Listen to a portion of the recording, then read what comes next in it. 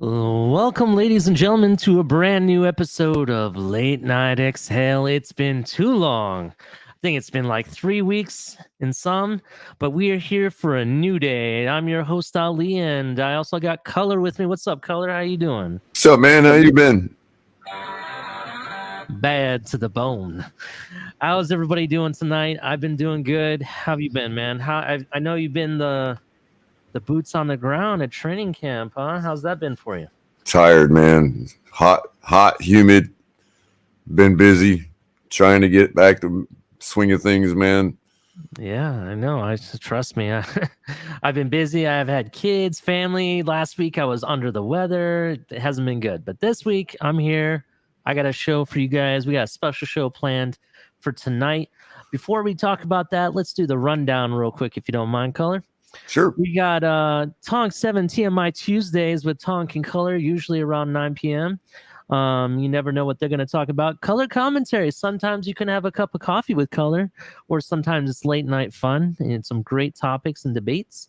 And then every Saturday night, usually you have me, Late Night Exhale and Culler. And then every other day of the week, you got El Capitan and the TFTG show. So check him out. You never know who's going to be interviewing and what he's going to be talking about. Shout out to our partners with Fanatics. Get your awesome tailgating gear and any other Fanatic sports that you may be a fanatic of. Go get your gear there. Check out the link below in the description. And Backroom Collection. Use code TFTG at checkout for 10% off of your Backroom Collection purchases. They got some cool stuff that I'm thinking about putting in my man cave. So I cannot wait for that. And also check out the great merch that we have in the back. We got sandals, tank tops, sweatshirts, hoodies, hats. No, she doesn't come with it. We got beanie hats. The hats do come in different colors, so check that out. They even got yoga pants, and they got this awesome flag. Everybody should be getting this flag. Let me tell you, we get this flag at the tailgates. If you'd like to donate to the channel, we got Venmo, Cash App, everything. Colors all over the place. We just want to thank everybody. And also shout out to all of our members. You know, we got, if people don't know, you can become a member now. We have 3 different levels. We have the Familia, Amigos, and I believe MVP is the last one. But yeah, man, we got it all here, and we got a great show planned for tonight. So tonight we're going to be talking some Dolphins, but we're going to be talking fantasy. Spoiler alert, I made a big trade in fantasy, which I'll be breaking down for you guys. I actually made big trades, I should say. So, yeah, I've done some crazy stuff. I went out of mine, some people may say, but, you know, that'll be up to debate. We got some good information about some upcoming prospects for the draft and for fantasy to keep in mind for the future. Yeah. And well, at the end, you know, we'll be, you know, it's not going to be the longest show that we've had, but we're going to probably have a panel at the end. So, you know, watch out for the link. We'll be dropping that sometime later tonight. So, Culler, for a good old time's sake, let's get going. All right. I'm going to share my screen and let's actually talk about a few things. But before I do that, let me get what I want to bring up real quick, Culler. I'm sorry. Oh, no problem. Shout out to everybody in the chat. Canes 1989. We see you in California. Definitely. Shout out everybody. John Santos. Mm-hmm. Thomas Jensen. Appreciate y'all coming. Yeah, Thomas. Thank you. Thank you to everybody. Omar. First in the building. Drunk. Some guy named Drunk. Let's see what we got here. So big news today was Christian Wilkins was wearing the orange jersey. So shout out to Christian Wilkins. That was pretty cool. I don't know if anybody heard about that. Let's see. How you doing, Ronnie? How you doing, Scott? Yeah. Yeah, definitely shout out to everybody. So interesting news. Not really news, I would say, but something popped up on my Twitter feed. I guess we have like 3 or 4 people in the top 10 of the fastest people in the league. That's a lot of speed there. That was very interesting to me. All right. Especially if we can get him the ball. Definitely. All right. So let's share the screen. And all right. Do you see that color? Oh, yeah. I got you. No worries. All right, so we're gonna overlay. There we go. Yeah, so we're gonna be playing some media availability. There's an interview with Tyreek, so we're gonna listen to that at first. Greatest hero. Like, he didn't make it to the NFL or anything, but you know, he would have taught me the things that, you know, that I do every day, which is work hard. I mean, outwork anybody on the field. I believe he's talking about his grandfather here. And be better and be a better human being, you know, than the day before. So, I mean, my granddad, man, shout out to him. Sorry, one thing that I found kind of interesting is that you play everywhere on the field. Right. In Kansas City, you were used a lot in the slot. Right. Waddle, Cedric Wilson, both of those guys also used in the slot.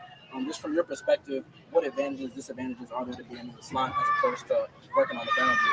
I mean, at the end of the day, man, everybody is in the NFL. You know, there are some weak spots on the field, you know, considering that the slot is typically, you know, the weakest. I feel like maybe not the weakest spot on the field, but, you know, considered like cornerback number 3. But, I mean, that's why you play for, like, great coaches. Like, they know how to use you. They know how to put you in positions to make plays, you know. So I feel like I didn't play slot that much. I feel like I'm an outside receiver, maybe not your traditional size, but, you know, I get the job done. I do what it do.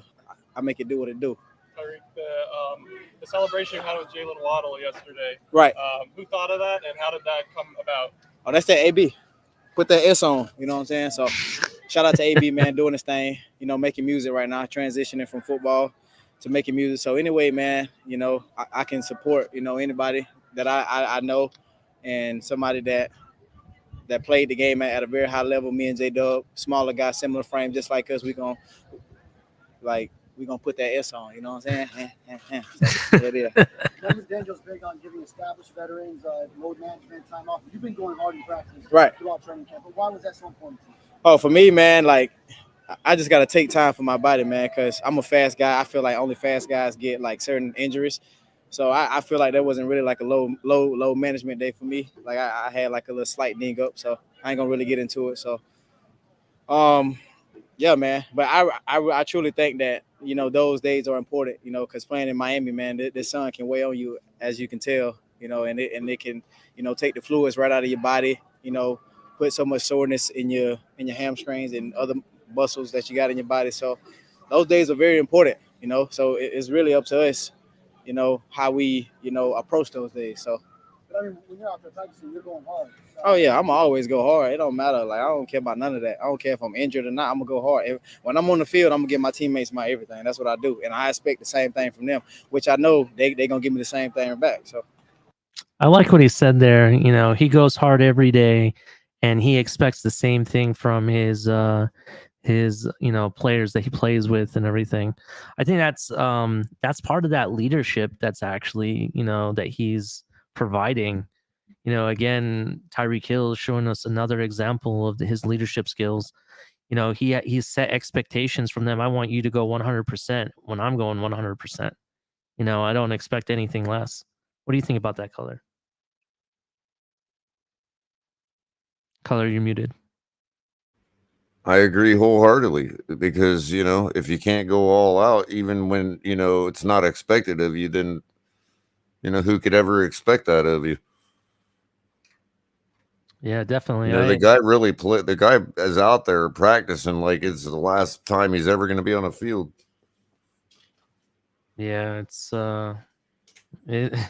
that's the way I think that's the way he lives it, to be honest. I truly believe like he tries to play every play like it's his last play. So definitely. Let's see what else he had to say. Because it could be in the NFL. Yeah, it could be. You never know. You never know. We're a couple of days removed from the joint practices in Tampa. Do you get the sense that guys are really itching to go up against somebody else on the field? as far as us or them? No, yeah. As far as you guys facing on their opponent, you get the guys since the guys are kind of getting antsy for that. Yeah, man. I'm really sick of going against X, man. He been locking me up in practice, man. So I'm really eager to go against somebody else. Somebody that I played twice, so I mean I really can't wait to get to Tampa, and I know the guys are very eager to get down there as well to play. So everybody's excited, man. You lack no confidence. What is it that powers that confidence? Family, just who I am as a person, man. I feel like I've always been this way. But for me, man, you just gotta know when to show it and know when to just be yourself, man. So I just feel like growing up my whole life, man, I've always been the fastest. I've always been a talker in track, basketball. So, I mean, once I made it to the league, man, it kind of carried on, and then I began to make plays. Then I began to talk a little bit more. So it's probably why they got rid of me in KC, because I started talking. Force you to live up to it? Oh, Color. Did you hear what he said? That's why they got rid of him at KC. That was a little dig there, if you ask me. So I don't know what your thoughts about that was. Color, you're muted again. I'm pretty sure that's not why they got rid of him. I'm pretty positive that's why they didn't get rid of him, but that's what he said. So we'll see what that really meant. Let's continue here. Me? Yeah. Oh yeah, man. I feel like if I don't talk, I don't perform, man, because I perform better under pressure. You know what I'm saying? So that's just my mentality. Like I feel like if I'm relaxed, if I'm just chilling and just vibing, then like I just go with the flow. But if somebody just engaging with me and talking trash, like say for instance I'm going against a DB and he don't say nothing to me the whole entire game, like to me I'm like, okay, we brother-in-law in it. But if he's sitting there talking trash to me, like doing what he got to do, like in my face every play, then I'm gonna challenge him back. You know what I'm saying? I'm gonna do what I got to do. So. How do you think your talking leads to confidence for your teammates as well? When they see you working, they want to follow you and have a standout play just like you. How do you think that rubs off on everybody? I feel like it rubs off. I mean, in the right way, and like you said, it rubs off on everyone. Tua has even been talking trash, so I think that's great. For his confidence. Moving forward, going into these big games that we're about to play. So, I mean, I'm I'm just like a match, man. I just get the thing started, and everybody else just finish it. You feel me? Can you give us an example of some trash talk? I mean, y'all seen it, man. You know, it's kind of subtle, but it's here and there. You know, I've seen the interviews y'all did with Tua. He kind of showed his confidence a little bit. You know what I'm saying? So That's a really good point. With him and his confidence, it has kind of showed a little bit in his interviews. It's kind of sounding like he's kind of standing up for himself a little bit. You know what I mean? Yeah, but you notice how he's like, even Tua is talking trash. Like why wouldn't he be? This is true. Why wouldn't you? That is true. I think I think it's more along the lines of, remember when he was talking about the weekend keyboarders or something? It was some reference to that Tua made regarding the media, and then more recently they've kind of like, well, it just shows you that he's aware of what people think about him. You know what I mean? mm-hmm. It's like he had to make sure even Tua is starting to talk some trash, like as if he didn't have that in him before. Well, you didn't really see it very much though. Well, that's what I'm saying. Now you see it, and that's kind of what what we all wanted. I wanted him to. He should have been doing this like the beginning of last year. Personally, that's the confidence that I want to see. You know what I mean? So and now we're starting to get that. Let's see what else he had to say. Inspired you to start your podcast, and what have you learned from the experience so far? The experience, man, has been great. Just being able to meet like different individuals, learning about their backgrounds, hearing their story, But the reason I really started it is, I just wanted to give like a player's perspective, and that's really it, man. I like truly when I do stuff, I do it from the heart. You know what I'm saying? Like I really want to hear about people, and I want people to understand who football, who we are as football players. You know what I'm saying? Because most people see us as individuals with helmets on our head.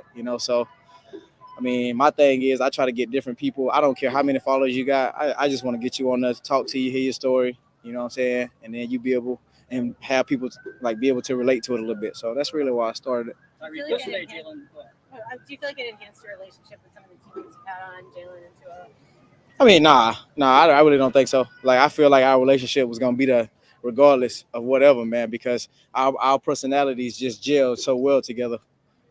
Final question. Yeah, Tyreek, yesterday Jalen had said He does have some massive guns there, John. I agree. I was curious what you can say about the way he approaches the game. It's the same way. I can kind of, put us in the same category. When I was at his age and at his time in his career, came into work every day. He worked hard, didn't make excuses, and he did what he was told. And when another guy got the ball, he played for that guy no matter what. So if I'm getting the ball, he blocking for me. You know what I'm saying? Or if Raheem or anybody else or Tua got the ball, he doing what he got to do to make plays for this team. So that's all I can ask for a young guy, man, trying to learn, trying to make it, trying to do what he can to support his family or whatever. So shout out to J-Dub for that. Yeah, some interesting insight there. I liked what he had to say. The one thing he said that I don't think, for whatever reason, the clip didn't show it for whatever reason. He goes on to talk about how he dislikes going up against X every day. He wants to go up against somebody new, and he can't wait. I wonder what that means. Does that mean that is X really that good and he doesn't like going up against him at all, or does it mean he's bored? You know what I mean? No, I think it just means X brings it every play, and he has to be at his height. Like he has to be in game mode every single time he's playing against him. I see what you mean there. It Yeah, gets tiresome. True. In practice. Yeah, so the big thing was about how he always goes hard. So that was definitely good to hear. He's always giving 100%. Let me see if there was any other thing I wanted to talk about. No, that was regarding that. So he had a good interview. Also, let's see here. This was a good interview from Austin Jackson.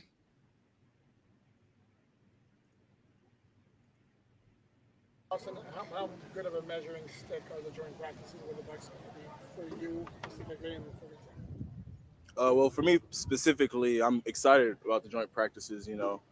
Definitely get another look at more of a game day type of practice, a little bit more intensity. Um, I think we have pretty intense practices as it is, but it'll definitely be fun to get out there and practice with some other teams. And I almost get the feeling you're trying to show people that you've improved in the last couple of years. Last time we talked to you, you talked about how good you felt your off season. You said you felt you had a great off season. Yeah, I wouldn't say I'm dying, but definitely something I want to prove to myself also. My own expectations of myself. I have pretty big dreams. I'm gonna live up to them. So definitely started with a great off season, better routine, and I'm excited. Any part of you want to shut the doubters up? No, I just play football. And everything else comes from that. Yesterday, you were able to get a Toronto onset in with offensive line 11-on-11. I like what he said. He got asked, do you want to say anything to shut the doubters up? No, I just want to play football, and I'm just going to leave it at that. I like that. I like that answer, to be honest. Let his play speak for him. Definitely. What did that feel like when you had him on the inside? It was good. It was good. I feel like, he brings a great level of intensity and focus to the team. We all work very well together, very like-minded. I think he brings a veteran type of leadership too. Definitely brings a lot of experience and decisiveness.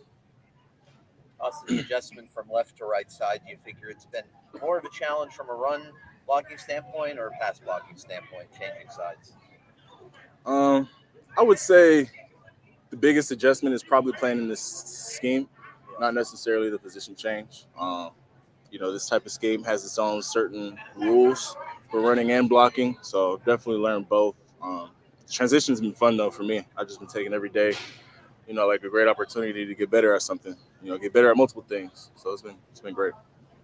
You mentioned dropping some weight last time we talked to you. How have you felt that kind of tangible impact out here so far in practice? Yeah, so I was able to maintain a lot of my lean mass and add more, but also slim down, and I think that's helped me be a lot more quicker, a lot more in shape, even stronger at that. How much of a handful in practice? Oh, he's a beast. He's a monster. He's fast, strong, smart, great player. There you go, Culler. What's that? What? Hold on. He just said Jalen Phillips is strong, fast. He's a beast. Oh yeah. And I got to put my hands up on his throat and his face mask to get him to the ground, so it looks like I pancaked him. Oh, you're trying to give excuses now. Excuses. Look at the play, man. All right. Well, I see what you mean. That's trying to get his comeuppance on my boy, man. Yeah, right. I like how he really put the work in. He slimmed down. I know somebody said that, you want to see it translate on the field. He definitely did what he had to do body-wise to, get better shape and, stronger, faster, as he said. So we'll see what he can do with that. Let's see what else he had to say. Yeah, he'll definitely make a leap. He's always been the type of player he is that's progressing. So definitely he'll make his leap. He's definitely faster and stronger, all the things. Did you ever go up against him when he was at UCLA? No, he didn't play that game. He was hurt that game. And then he ended up going to Miami 2 years later after that. So I actually did play against him in the Army All-American game when we were in high school. We were on the West team. Great dude. Rob Hunt was telling us a couple of days ago that he loves the outside zone scheme. He says, I'd like to play the rest of my career in this scheme. Do you yet have a feel? I mean, we're still in early August. Do you have enough feel for it yet to know if you like it as much as Rob Hunt does? Oh, yeah, I love it. I could tell he loves it. This is a scheme he's played in college. He's really adept at it. And so I'm lucky to be next to him, someone who's been able to play in it and do well in it, because I love it too. It's definitely a great system, a little bit of an adjustment, but the adjustment is bright. When you go to the other side of the line, opposite side of the line, how much flipping everything? Is that a big deal, big challenge, or is that able to just entrench yourself into flipping things? Oh no, it's not. I mean, it's my competitive nature makes it easy to stand up and say I'll be the right tackle easily. But there's a lot of work that comes with it. There's not just you don't just show up. There's a lot of work that goes into it, training my body and my mind to operate at the other side. Two Chase have some big runs out here in training camp. What have you noticed about his game? Always stands out. It's fast. It's very fast, and he's great runner. Picks the right holes. Pretty great. What do you think about doing Big Ten? Oh, I'm excited about that. SC definitely is going to get a lot of. I thought that was really interesting, Culler. He talks about how he really likes the scheme. Rob Hunt supposedly loves it. So that's really good to hear that the offensive line is really buying into it. In addition, I liked what he said earlier about how there's rules to it. That's very interesting. I wish he'd go a little bit more in depth about the rules, but I guess maybe he can't really speak a lot about it. All right. So that'd be really interesting.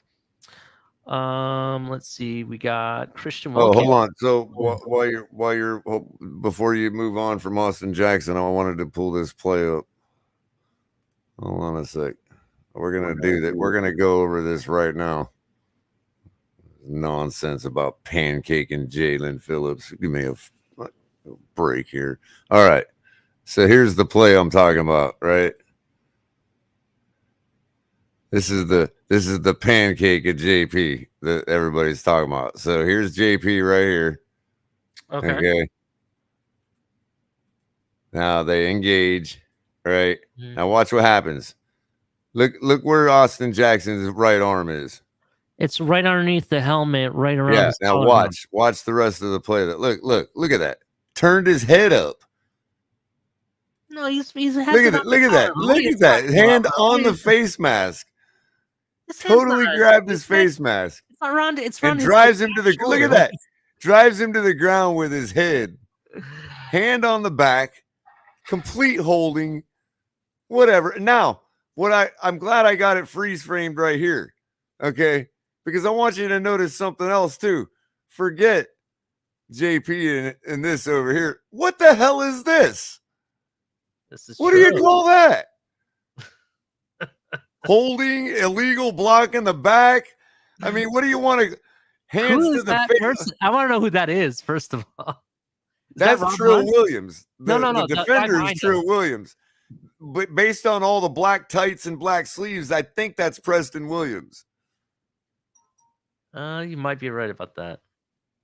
I mean, what do you call that? I don't know, Culler. I really don't know. I mean, that's just like really, people. Look. Let's go back. Who's running the ball there? Who's that right there? Is that that's Mohamed Sanu, isn't it? Yeah, I think it is. And it's Chase Edmonds, I think, running the ball. And the referee, so first of all, look, the referee's back here twiddling his thumbs too. Look at that. What do you call that? I don't know. I would say it would be multiple yellow flags. That's what you would call it. Now, our defender got a little illegal hands to the face there. That's true. That was Xavier Howard. Yeah. Let's move on to Christian Wilkins, see what he got to say. So, yeah, now that we've corrected the record on that pancaking of Jalen Phillips. Did you make any alterations to your playlist now that you had? Oh, come on, Omar. Ask a better question. I got range. I got depth. No. Come on. I heard a lot of the repeats. No, there wasn't. There was just two. There was just two repeats. Ain't my type of hype. That's a banger. Got to do that every time. And Bobby Brown's my guy. I got a little Bobby in me, so that's a banger every time. So I had two repeats. Other than that, it was switched up a little bit, and I got to show my range. How much pressure do players, not just you, because I know you take it seriously. Mm-hmm. How much pressure do players put on themselves when they are the playlist guys? I think it's a lot of pressure because you got to set the tone for the day. But you also got to show yourself. You got to be yourself a little bit too. So I think because guys are always hitting up other guys like, oh, what should I do? Is this a good one? Is that a good one? So I think guys take it a little more serious. So this conversation. I think that there's a little bit of that, but But yeah, and everybody listens to something different. So, but you got to kind of be yourself with it. But also, I'm a man of the people, so I like to, give people what they want. I didn't hear anything for Sela today. Yeah, Zach got it last time. So yeah. He got a little old school in there with Luke. Yeah. It was important to you to start with public service announcement. Yeah, that was good. That was good. And that was actually, I can't take the credit for that. That was Big Jank. He sent that to me. I feel like he's been having a heck of a camp.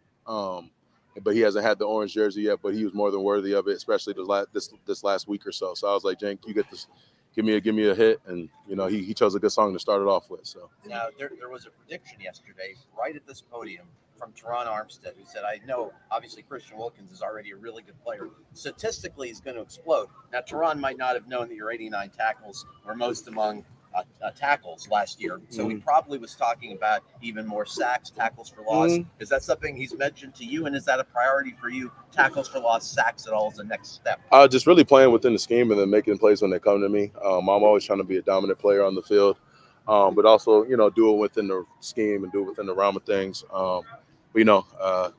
Means a lot from Big T, because he's a heck of a player, done it for so long in this league, and I got a lot of respect for him. And he's a great vet to have on the team. I got, like I said, I got a lot of respect, and he's helping those offensive linemen get better, and then he's helping us get better too, because he brings it as well when he practices, and just talking to him, like, what do you see here, or how, just different things, just chopping it up, talking a little bit. So it's good to have him around. Yeah, I don't know if you've heard, Culler. Teron Armstead has started practicing, so that's good news. Good to hear that he's starting to put the work in. I like what people are saying about him, that he's helping the offensive line get better. I do think Chris Wilkins has already kind of broken out. He could take it to another level. I think that's what Teron Armstead was trying to say about Christian Wilkins. He was he was one of the highest when it came to tackles among tackles made at his position. So that is true. And I think that's where some people are saying that he could, end up being a top 5, tackle in this league. Or do you find? I want to see if it's gonna make me throw up. Culler, I knew you were waiting. You're just like, I gotta see. I want to do it. I don't care if it makes sense or not. You asked me what I expected to see out of Teron Armstead. You don't?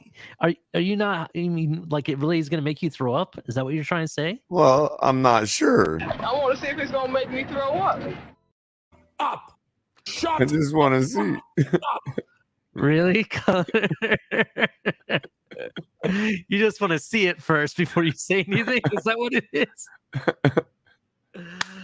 All right, that's some news right there. Culler is not confident about Teron Armstead. No, I'm kidding. No, Teron, he actually, I had a chance to interact with him Friday when he was signing autographs, and the guy is really a man. He felt like I don't know, he felt like a big brother or something, man. I was trying to get it. I was like I tried to take a selfie and it malfunctioned at first, and he's like, man, I don't think you got it, and he's all looking at looking at it, making sure I got it, So let me ask you this, Culler. Is he as big, is he big in person? Because I'm not gonna lie, on screen, sometimes he doesn't look like the biggest guy. Yeah, I mean, he's tall.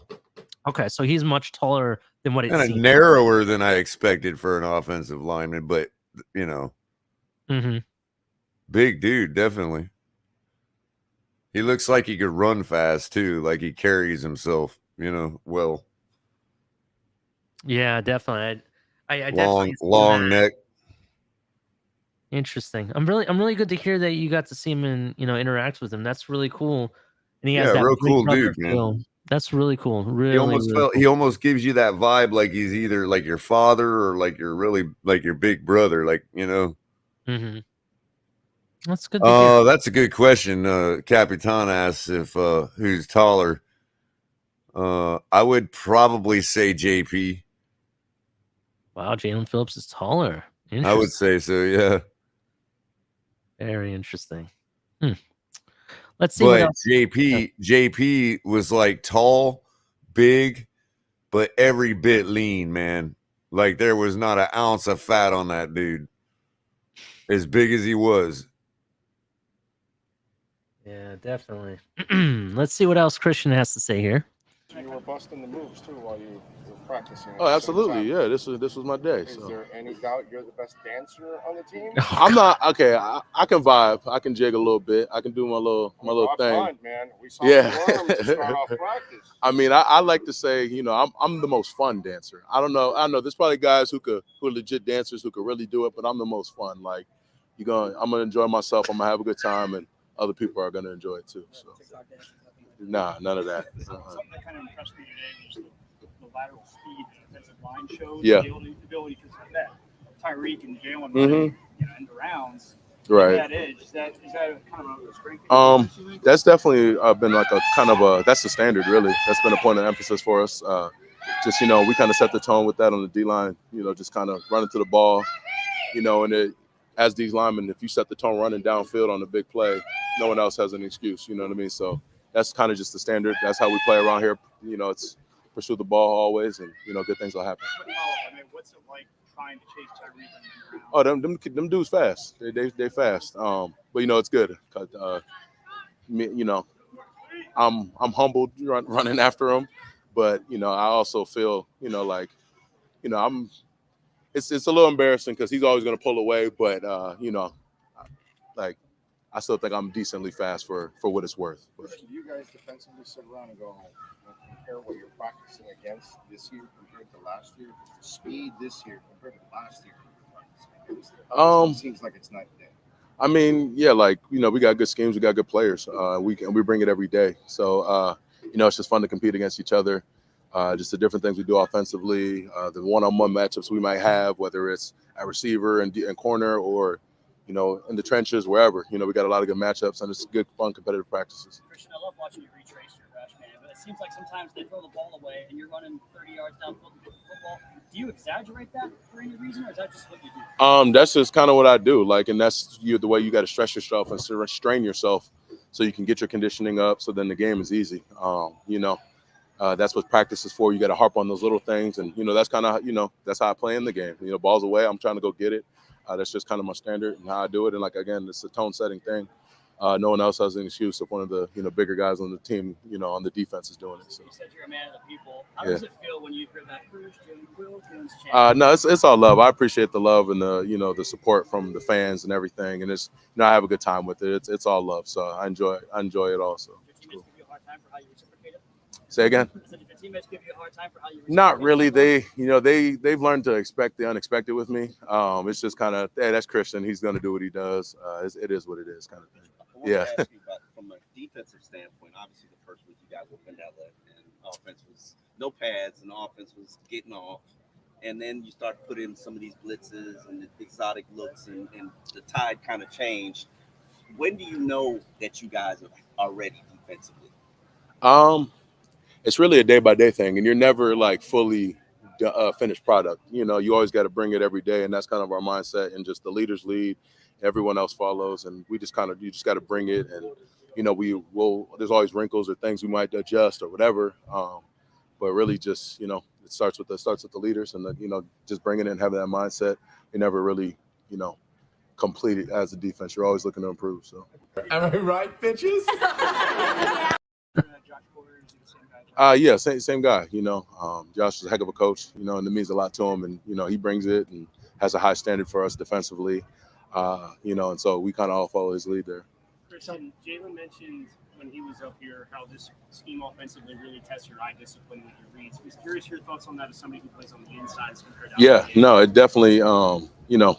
They do a lot of good stuff on offense. And you gotta.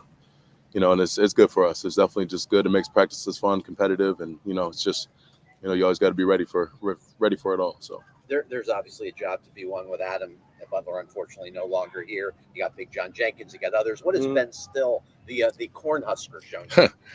No, Ben's he's a good young talent. He has a good mindset. He loves the game. He brings it, and he's smart. He really understands what we're trying to do. Still, he's still young. He's still trying to figure it out, but he does. He's been pretty solid, definitely so far as a young guy. I've been hearing a lot about a lot of the younger players, like a lot of the undrafted rookies and people they've brought in have been actually showing up this camp. I mean, we've talked about players like Sanders, Culler, You know, and some of the other guys, even, you know, Skylar's been rocking it lately. I mean, does that surprise you? I mean, are you impressed with the youth and the undrafted rookies this Yeah, ranking compared to others?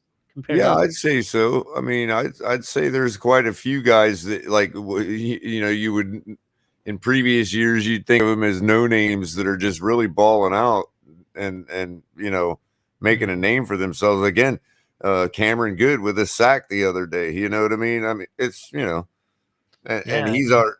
I mean, he's the least talked about draft prospect. Yeah, So definitely. I mean, it's very interesting. I mean, there's a lot of people that are on this roster that I've seen in camp and seen like little videos, like grainy videos that everyone's posting that I'm kind of like, man, I wish that guy would make the roster, or I wonder if he can make it. You know, we can only keep what 53 people, so I mean, we're gonna have to say goodbye to some of these people, but I really don't want to. You know what I mean? I'm having that kind of vibe going. You know what I'm yeah, saying? it's been a while since it's been like that, but in years past, yeah, it does suck when there's certain guys where you just like, dang, I know we're gonna get rid of that guy, but who would? You know what I mean? Like, Oh yeah. I and mean, there's also that guy that you just know is better than this other guy, but this other guy has such a name for himself that it's an inevitability. You know what I mean? So you're like, you just already know. It's like, but I know this guy's better. It oh sucks yeah. sometimes. Like here's an example, and I've been I'm not like trying to hype up Skylar. He's just doing it for me, to be honest. But watch this Well, video. my guy is Craycraft, obviously, Oh in yeah. that regard. Oh, But look at this pass by Tua. Beautiful pass. I'm not gonna lie. It was very impressive from him, and he knew it. Here's Teddy B's. His isn't bad. I think at the end it kind of does wobbles have a little bit. bit of wobble on it, but not bad. Look at Skylar's though. Skylar's is almost perfect. Even they knew it. Even Teddy B is like, dude, this guy can throw. You know what I mean? That's what I'm seeing, like, not just at the quarterback standpoint. We're seeing that from other, youth talent as well. I can make that throw. Where's that meme, dude? Where's that meme? I know you got that meme lined up. Which one's that? Oh, I can see that mountain over there. I can throw that. That'd been perfect timing for it. I can definitely make that throw. Probably not anymore, but all right, so let's talk about some of the things that happened in camp today. So after 2 practices that went to the defense, the offense found explosive plays in the running game through its playmakers on outside and a handful of dazzling throws from Tua. That's what we want to hear. Today we'll cover day 9 of the from Miami Gardens, according to this article. Let's see what they got. And if people haven't seen this, this is one of the guys that Christian was just talking about, actually. I believe this is that picture or video. Let's see what it is. And yeah, level 2. We'll probably have a panel, but Ali likes to keep it chill on Saturday nights. That's the whole vibe of late night exhale. Who's asking? Is it level 2? Yeah. Level 2, we will have we'll have one tonight. It's not going to be the longest one, to be honest. But we'll have it later tonight, I promise. So that's some interesting moves there from Style, the guy that he was just talking about. I think that's how you say his last name, right? Or is it Still? I think it's Still. Who's that? Wilkins was talking about another defensive tackle, I believe he's one of the undrafted guys we have, or younger folks that we have. Still is his last name. I think that was some rookie hazing going on there. They were dancing or something. I don't know what he was doing. Let's see here. So number 1 today, early on in practice, they featured a significant portion of 11 on 11. The offense found its success in the ground game. More that in a moment, Tua had a handful of completions sandwiched between a rare miss and an interception. Just his second of camp, but the Miami quarterback got cooking after a fun drill that riveted the fans. Tagovailoa, Teddy Bridgewater, and Skylar Thompson all hit a throwing net from 50 yards before a boisterous crowd of cheers and chants. That was 50 yards. That was impressive. Wow. That video that we just showed, that was from 50-yard line. They were all great throws. I mean, even Teddy's, even though Teddy's out of the three was my least favorite, it was still impressive regardless. If you want to watch that one more time. Nothing but net. It's them gloves. It puts that little wobble on it, man. That's why I don't wear Yeah. gloves when I throw. That's right. This also is shout out to all those people that thought that Tua couldn't throw more than 20 yards. Just saying. All right. Let's see here. So Tagovailoa had a few of his most impressive throws at camp. First, he found Chase Edmonds on a quick throw against a blitz from Miami defense. The pass allowed Edmonds to accelerate through the catch and into the third level for a would-be showdown with Javon Holland to decide if the play was a 20-yard gain or a 60-yard touchdown. Very interesting. So Tua finished practice with a low red zone touchdown strike to Waddle, but it was the longer scoring play that got the fans fired up with Noah Igbenogany on Waddle's back and Javon Holland lurking over the top. Tagovailoa thread the needle with a precision pass that allowed Waddle to open up his 4.2 speed and score from 65 yards. Very interesting.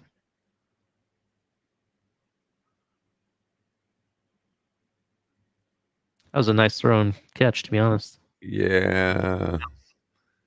I definitely wasn't behind him, but that's what I was about to ask. Was it behind him? No, it wasn't. And I'm saying it, and it just got by the defender. But man, that was close. That just another foot out there, bro, and it'd be perfect. It'd be absolutely perfect. But you can't. I mean, that's as good as it's gonna get sometimes, man. You know what I mean? That's a good throw. That's a great throw, no doubt. Yeah.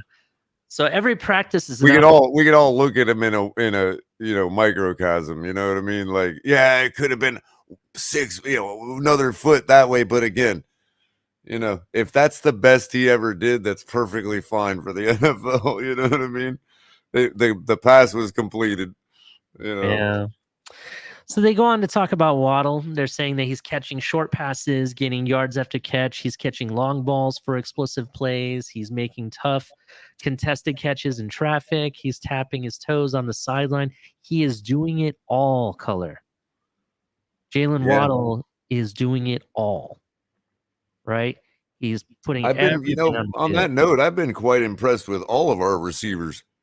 You don't really see a guy out there dropping everything or, not having a chance, like, except maybe, who. Yeah, that's true. That's true. And for all you fantasy seekers, we'll be talking fantasy tonight. Jalen Waddle is almost a must, at least according to McDaniel. McDaniel says that he's going to be a fantasy machine. So, some of us might want to take that to the bank, to be honest. Let's see here. So this talks about the run game. Early, it was the running game that produced the chunk plays for the Miami offense. Chase Edmonds' patience and vision continue to play dividends. He's finding small creases and hitting big plays each practice. That kid just gets better and better, it sounds like. The second play of the practice was jammed up in the middle before number 2 bounced out around the edge and used his speed to win the corner. That's impressive. According to Jackson, he's fast, very fast. He's a great runner, picks the right holes, pretty great, according to Austin Jackson. Raheem Mostert had a long run up the sideline in the same period. Savon Ahmed and Jared Dokes hit chunk plays just a few plays later. Tyreek Hill got in the action of the running game. This is what some people, have been kind of waiting for to see if he does, with a rush that drew out his patented deuces celebration en route to the end zone. Deuces. That's pretty impressive. Don't you think, Color? Sure. Let's see what this one is. Oh, this is they were talking about the whole AB thing. By the way, that's what that was doing. Let's see. That's why I'm not like so. I mean, I get the concern about the offensive line, but I don't think it's going to be 32nd. And I think for any of its deficiencies, you're making up for that with just raw speed at the playmaker positions. You know what I mean? Mm-hmm. Definitely. All right, so that's pretty much the Dolphin news for today. Tomorrow I'm going to camp for the first time, so I'll be boots on the ground. I'm gonna try to get some video for people. I'm new to this, so I'm not really sure, if I'm gonna be able to do that successfully, but I will do my best. And What's that? I'm sorry, I missed what you just said. What? So I'm gonna be the first time going to training camp, Right? And I'm gonna try to video. You know what I mean? But I know it's a big no, so. Just go bold or go home. That's all I got. Yeah, definitely. I'm gonna try to do something. We'll see what's up. And middle of the row is helpful. And maybe I can get this guy to sign my jersey. And remember, the less rows you have behind you, the less people you have behind you to watch it. That's true. I guess that's why TD sits all the way up top, huh? I can't speak for him, but yeah. But I will say, middle of the row is nice because Mm-hmm. you're not sitting on the aisle. Definitely. Things are a little more obvious on the aisle. Mm-hmm. Understood. All right, so let's talk about some news outside of the Miami Dolphins. So the Dolphins were rumored at the beginning of the summer. There was a slight rumor that kind of got confirmed that there might be an interest in Kareem Hunt, and Kareem Hunt has hit the news recently. Browns running back Kareem Hunt skipping team drills looking for contract extension. This is according to NFL Trades. Justina Anderson is reporting that Browns running back Kareem Hunt is looking for a contract extension from Cleveland and has sat out 2 straight practices. Anderson explains that Hunt has told the Browns multiple times that his plan is to participate in individual drills only. The belief, according to Anderson's sources, is that Hunt's partial hold in isn't related to health. Hunt's agent was reportedly at the Browns facility earlier in the week, and Anderson has been told that he has periodically told members of the team informally that he wants to get paid or traded. That's interesting. Now, we've had El Capitan on other shows has mentioned that he believes that we may carry 4 running backs, but the 4th one may not be on this team yet. And well, Ali, looks like you're going to have to give up your 3rd quarterback after all, aren't you? I don't know. That is yet to be seen. We'll get to that, Color. You're shooting the horn too soon there. The question is, we do know next year we need running backs. We don't have anybody except for, I think Chase Edmonds has a 2-year contract, but Chase Edmonds is really 1 year guaranteed, right? So we do need. I can tell you this: for that short time that Kareem Hunt and Tyreek Hill were in Kansas City, they didn't need anything else. They didn't need any other running back. They just needed Kareem. I mean, they literally didn't need anything else. It was Tyreek, Hunt, and Kelsey show. That's all. And I'm not gonna lie, since Kareem has left, their running game hasn't been like it was with Kareem. It's been good, just not as good as when Kareem was there. You know what I mean? Right. And he does a lot of things well. He hits the holes. He can bounce it outside. He catches the ball very well. And don't forget, level 2, they also gave the 2 to 4 million that what's his name commanded their rookie guy. Mm-hmm. The money that he commanded, they had to pay him too. I think they ended up paying him 3 point something million, Ali. That is true. That is correct. I think it ended up being like $3 million. Who's the guy I'm thinking of? Dearness Johnson. The Ernest Johnson, yeah. So it was either to me, it was either going to be Hunt or Johnson, and they already gave the rookie his money. Here's another thing to play out, Color. So as I mentioned backstage, the NFL is looking to appeal the 6-game suspension of Deshaun Watson. They want a year. They want more than 6 games.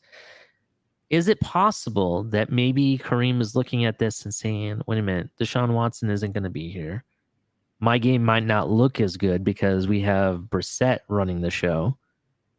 I want to get paid, or at least get my extension and get paid, or trade me to a team that I can perform and then get paid in free agency. You know what I'm saying? Is that possibly, what might be going on here maybe? What do you think about that? Sure. That's something to think about. What would you give up to get Kareem Hunt, though? Would you give up a 3rd-round draft pick? I mean, I want to see if it's gonna make me throw up. I mean, he's only 26 years old, has a lot of tread left on him. He's been splitting carries, so he has a lot of mileage left on that. And he was really good when he was running the show in Kansas City. You know what I mean? What do you think? Well, I think, I would say I wouldn't mind giving up a 3rd or 4th rounder and maybe send Gaskins that way. Would you trade Gaskins? Yeah, well, at this point, I mean, our picks are just evaporating in the ether anyway. So what the heck does it matter if we make a wrong move with one of them? We do have 2 3rd-round picks this year. It's the 2024 3rd round that we don't have. Right. So, I mean, it's up to you. What do you think is fair? What is your opinion? Well, what kind of money was he wanting to command from Cleveland?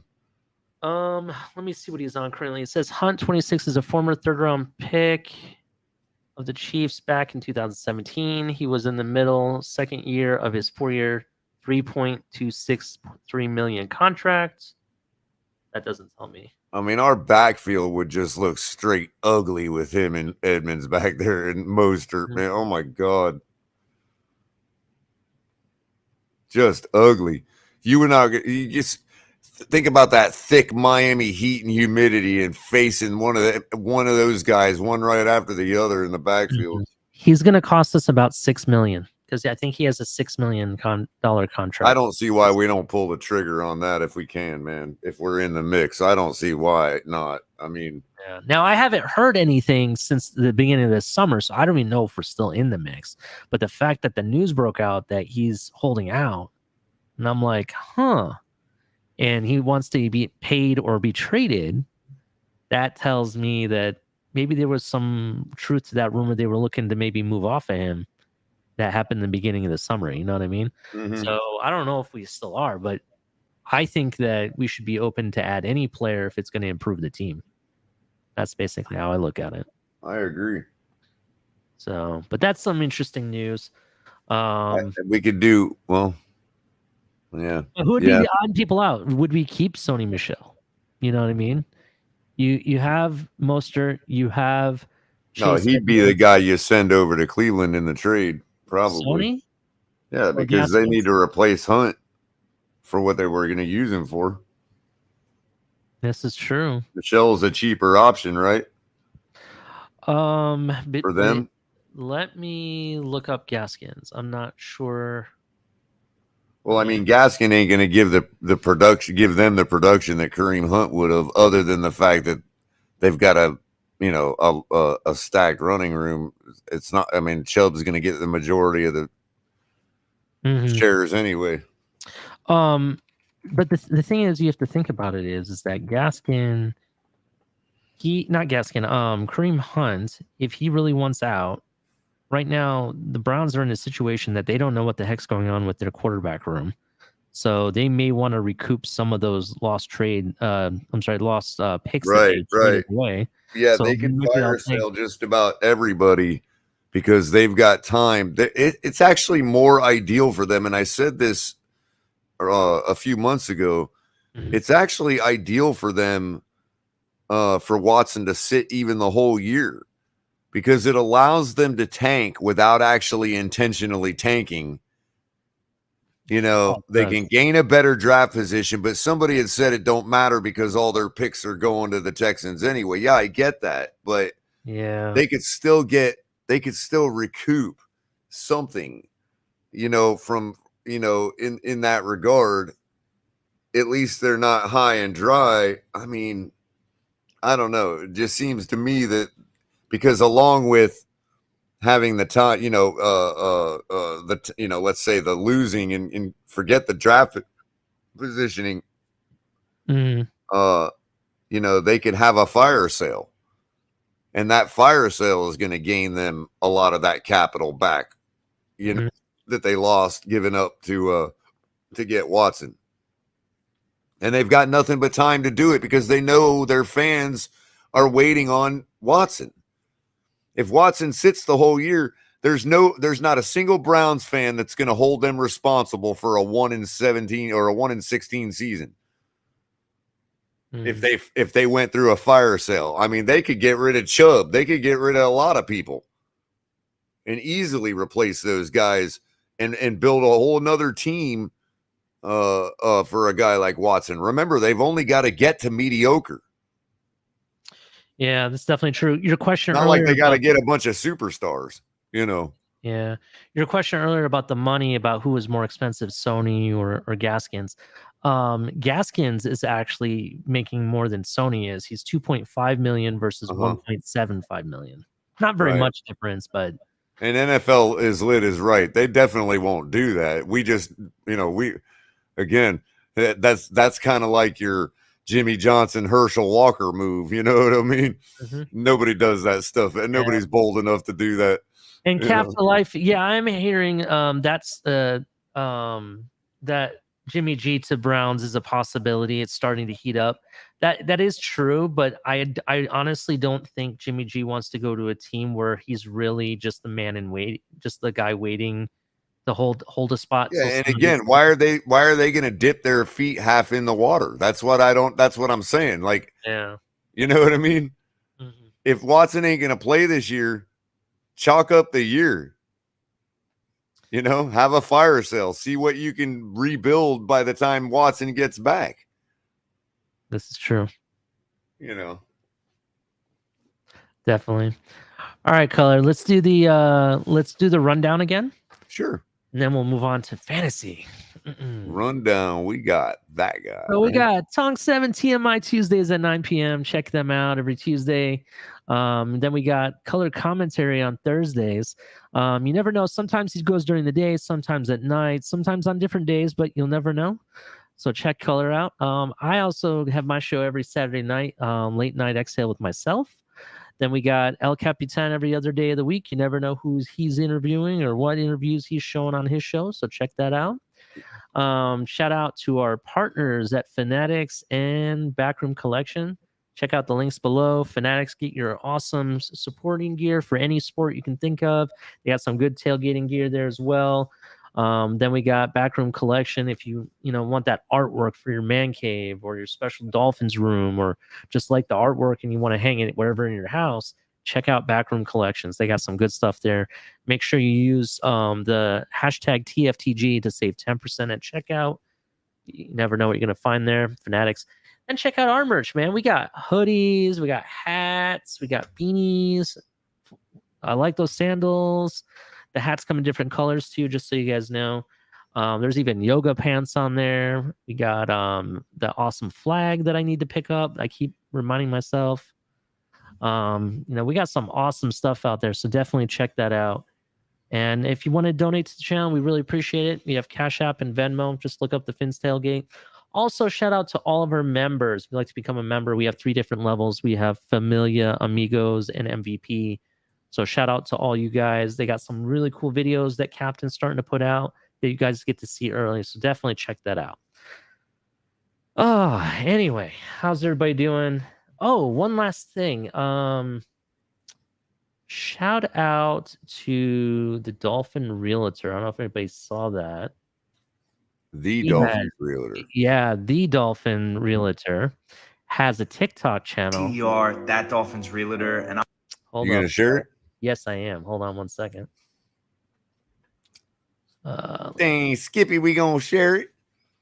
Yes, we are. Shout out to Chad Marcione too, talking up the Fins tailgate on the Miami Dolphins channel the other day on the Mike McDaniel's presser. Man, Yeah, appreciate you telling people. What's going on, everybody? TDR, that Dolphins realtor, and I wanted to shout out a couple of guys that I've been watching that are doing exceptional work at practice. Oh wait, hold on, What we Ali. do wrong and Start it back over because I didn't have it shared. Oh, sorry. You ready? Is it shared now? Yep. What's up, Ron? What's going on, everybody? TDR, that Dolphins realtor, and I wanted to shout out a couple of guys that I've been watching that are doing exceptional work at practice.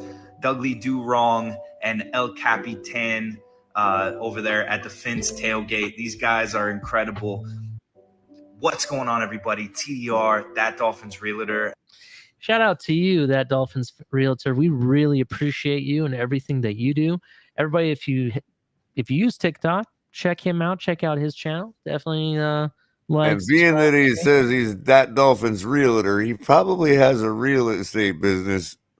Try to look him up. Put your info in the chat there, Dolphin realtor.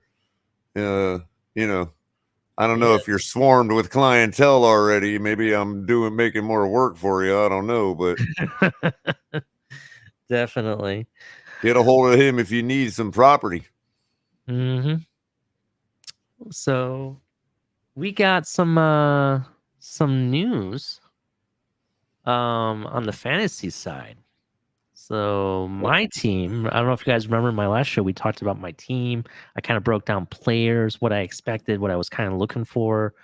I also talked about, should I keep certain players because of the salary cap? I play in a dynasty league, just a reminder for people.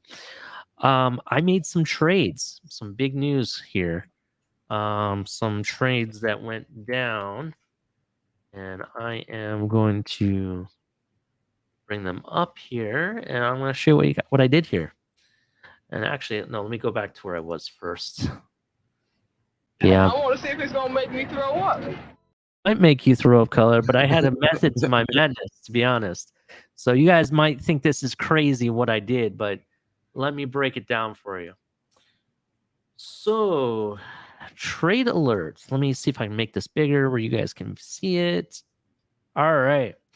So I made a trade. I made a couple trades. The first thing I did is I traded my first round rookie pick. So in my league, just a reminder, everybody, I play in a dynasty league. So we run the team like a real general manager does. I make trades and, there's a salary cap and I have to sign them to extensions and whatnot. I traded my for rookies though. For rookies, there's like a 2-round draft that you can draft them. I traded my first round rookie pick, which was 3rd overall. I didn't have the best of season last year, so I traded that. In exchange, and we also swapped picks in the college pick, which I'll get to later. In exchange, I got Keenan Allen and first round college draft pick, which I'll explain here. So the first round college draft pick, what it is with our league, you get a quarterback and you get a skill player. It'll be a running back, wide receiver, or tight end out of college, and you get partial points from them. And then when they go to the NFL, they get moved to your team, and you can sign them to a 2-year contract, essentially. So I got the first overall college pick. So that's going to be interesting. I do need a quarterback. I'm kind of leaning CJ Stroud, but I'm actually going to have a show where we delve in and actually evaluate all of them before I actually make this pick. So you guys are... Look what I can do! But I picked up Keenan Allen. That's Herbert's like #1 guy. He had over 100 catches last season, so that's going to be really big for me. I already have Mike Williams, so I got the receivers handcuffed already from the Chargers. So I think on a fantasy perspective on what they both put out, that should be over 200 fantasy points. Now for the other trade, and this is where I might upset certain people, but we'll see what happens here. If you guys notice, Mahomes is no longer on my team. Mahomes had a really high salary, very similar to Ezekiel Elliott. Ezekiel Elliott's salary is $47. Yeah, that's a lot. I'm not going to pay $47 for Ezekiel Elliott. Oh, Jesus. Oh, you kill me. You really.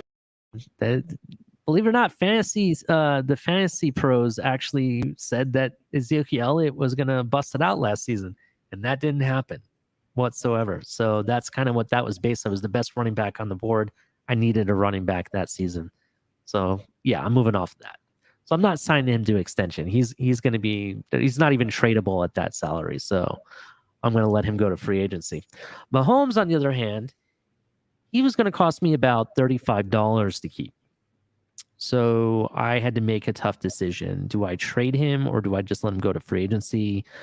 If I'm going to let him go to free agency, I get nothing because then I'd have to rebid on him and hope to God I can get him for a lesser amount. I didn't think it was going to happen. There's also the thought process that both you and I agree, Culler, even though he's going to put up good numbers, and it could very well be top 10 numbers for sure, there's going to be a slight regression, the fact that Tyreek's not there anymore. You know what I mean? There might be a learning curve for when Mercall Hardman, or who's the other receiver they got? Gage, I think is his last name. There might be a learning curve for them to fill in for Juju. They do have Juju, but Juju hasn't been Juju for the last 2 seasons, to be honest. If you go back and look, he hasn't really performed like he did his rookie and sophomore year. Just my opinion. So what I did, and this might upset people, I traded Mahomes for Stephon Diggs. Oh, good for you. I knew you were going to say that. But look at it this way. So Stephon Diggs, he's projected to get 246 fantasy points. Keenan Allen is at 221. And then I got Mike Williams at 202. So my wide receiver room is pretty much solidified with this trade. And his salary is pretty manageable, $22. That's not too bad. And I get Keenan Allen at least for the next 2 seasons. Yeah, I'm getting Stephon Diggs for 1 year, but like I said, this is pretty manageable, and he's going to put up numbers. In camp, I've been hearing a lot about Stephon Diggs. I've been hearing he's been really, look really solid, and they're expecting big things from him. We'll see how that turns out. But now I can just in the auction and draft perspective, I can just focus on the running back room. All I got is Najee Harris. That's all I got, to be honest. So when it comes to running backs, my tight end room's pretty solid. I mean, we got Dalton Schultz and Zach Ertz. Both of those are arguably top 10 tight ends in the league. So I still need a quarterback. So quarterback and running backs are going to be my focus when it comes to fantasy. So that's big news regarding my fantasy team. So Ron's asking, who are your receivers for the Chargers bye week? I do have to add a couple more receivers. You're going to look in the waiver wire around that time, or? Well, there's a lot of free agents which are available still, which I'll show you, but I can't pick them up until we actually have our auction or draft for rookies, for example. But if you look, I do have Rashawn Bateman here. He could fill in. His bye week is week 10, so he can fill in for one of them, and maybe whatever extra running backs I can put in that position as the flex person. But let's go to free agents, see who's there available. Bad news, Ali. What? What's the bad news? Paul says, sorry to say, Ali, but this team ain't cutting it. It's not even complete yet, bro. I'm just explaining. I still feel that the wide receiver room is solidified. I really do. So look who's on the board free agent wise. Do you understand? Cuts have not even been made yet. Those unchecked marked people that are on my team at midnight tonight, in about 40 minutes, something like that, 25 minutes. They're gonna be gone, right? And they're gonna be added to this free agent pool. But let's look who's in it already. Mike Evans, that's not a bad receiver. Chris Godwin. Garbage. Michael Pittman, he's okay. Garbage. Juju's a free agent. Garbage. Gabriel Davis, everyone talks about him. Garbage. You just think that you're just going garbage for all of them. You know, I mean, there's some notable names. Running back room. Let's see who they got here. Austin Eckler. He's going to be my number one target, I think. 318 projected points. Yeah. Dalvin Cook. Y'all are just ruining all these night, man. It's like, man, I got this great team and everybody's just crapping on it. I don't know necessarily have a great team. I just said I solidified my wide receiver room. That's all I said. Who else said something? Oh no, they're just funning with you, man. All right. Well, I mean, Adam says Paul is right. See, here's a guy. If he would have stayed healthy, would have been a great pickup. Christian McCaffrey. He's a free agent now. Garbage. He is garbage because he constantly gets injured. So I agree. Joe Mixon, Aaron Jones, Leonard Fournette. Actually, I'm kind of suspect on Leonard Fournette only because of the fact that he showed up to camp like 280 some pounds. And he's like 900 years old now. Is he really? I don't know how I don't old he know, is. but he's got to be losing it in the tank, man. J.K. Dobbins is I can't believe this one. J.K. Dobbins is a free agent. That's kind of, if he comes back healthy the way I think he can, that might be a pickup. Ron says pick up Henry Ruggs. Yeah. Lamar Jackson is a free agent, so I might be picking up Lamar Jackson. Hey, That but might see, be you out. know how I feel about that, Ali, because you're going to get the running stuff too, man. Mm-hmm. You know, if he puts up like 10 rushing touchdowns, dude, along with his 30-something passing touchdowns. Yeah, and he built that arm, dude. I don't know if you've seen those guns. Those guns are bigger. That means he can throw faster, harder. So we'll Which see. means he's going to be doing a lot less ankle breaking and a lot more head cracking in his running. The guy below him, Jalen Hurts, is a free agent, and That might not is be a bad pickup. Good, stable running quarterback. that right there is right where I was going with this color. I might be able to pick up some of those missed opportunities with the running game with the quarterbacks. I bet he's way underpriced too compared to the rest of them, huh? That's true. And See, in that's his where you addition- could save and get another playmaker somewhere. Yes, and he is also one of my sleepers for this year. You know, Jalen it's exactly the same move I made with Ryan Tannehill years ago in one of my fantasy leagues, man. It was just like, stick with him. Even though he's Ryan Tannehill, he's still going to get the numbers. He's still going to get the junk time. Yeah. And sure enough, he carried me the whole season because it allowed me to get other guys in other places, you know. And then I just slid in for the playoffs. I slid in a combination of Drew Brees and Nick Foles, and that won me the championship. There you go. Another guy that they have here is Dak Prescott. Dak, I don't know if I think this is kind of preemptive. They've rated him higher than Aaron Rodgers, but it's based on the projected totals. I don't know if he's going to have projected total of about 318 fantasy points. The reason I say that is because they just had another injury for wide receiver. They did not bring in any new receivers at all. So they have CeeDee Lamb, and they traded away Amari Cooper. So he's gone. And I don't really know who else do they have. What other receivers do they have over at Dallas? I think they're in need of receivers. Gallup. Michael Gallup. Okay. I don't know. Just between them two, you think they're gonna perform? And his I don't know what his status is. He was coming off injury. I don't know if he's going to be ready right out of the gate. Yeah, they do have Dalton Schultz. That's my other tight end, and I think he's pretty solid. So he can, he's consistent 10, 12-yard catches usually. But ultimately, Gallup's going to end up being, their number one pretty much. I mean, they don't have Amari Cooper. They don't have Cedric Wilson. I hear CeeDee Lamb has been having a piss poor training camp. Yeah, I haven't heard good things either. So that'll be very interesting to see what they do. Aaron Rodgers is in here, but then again, he's in one of those positions just like Dak. I don't think they have weapons around him. I tell you, I bet you Dallas's wide receiver room is much like our offensive line room. And I bet you Dallas is waiting for cuts. and they'll probably pick us clean, dude, with our For wide receivers? receiver room, man. Yeah. I You'll would not see be a couple of surprised. our cuts. I bet you see a couple of our cuts over in Dallas, bro, before the season starts. That is absolutely true. I would not be Hey, surprised. one of them might be Cedric Wilson. That's true. Well, I don't know, bro. I still think Cedric makes this team. I mean, I do too, but I mean, I'm just saying that, like, the quality of our receiver room, you literally could just close your eyes and pick them. I know the Cowboy faithful would love to have Cedric Wilson back. I know that for a fact. So, well, Appreciate we'll you, see. 72. Yeah, I'm trying to get back there, man. Yesterday, I was just recovering from the whole week of being at camp, on and off. It's been hot out there, man. But I'll be getting back, especially as the season ramps up. There's so much to do and talk about.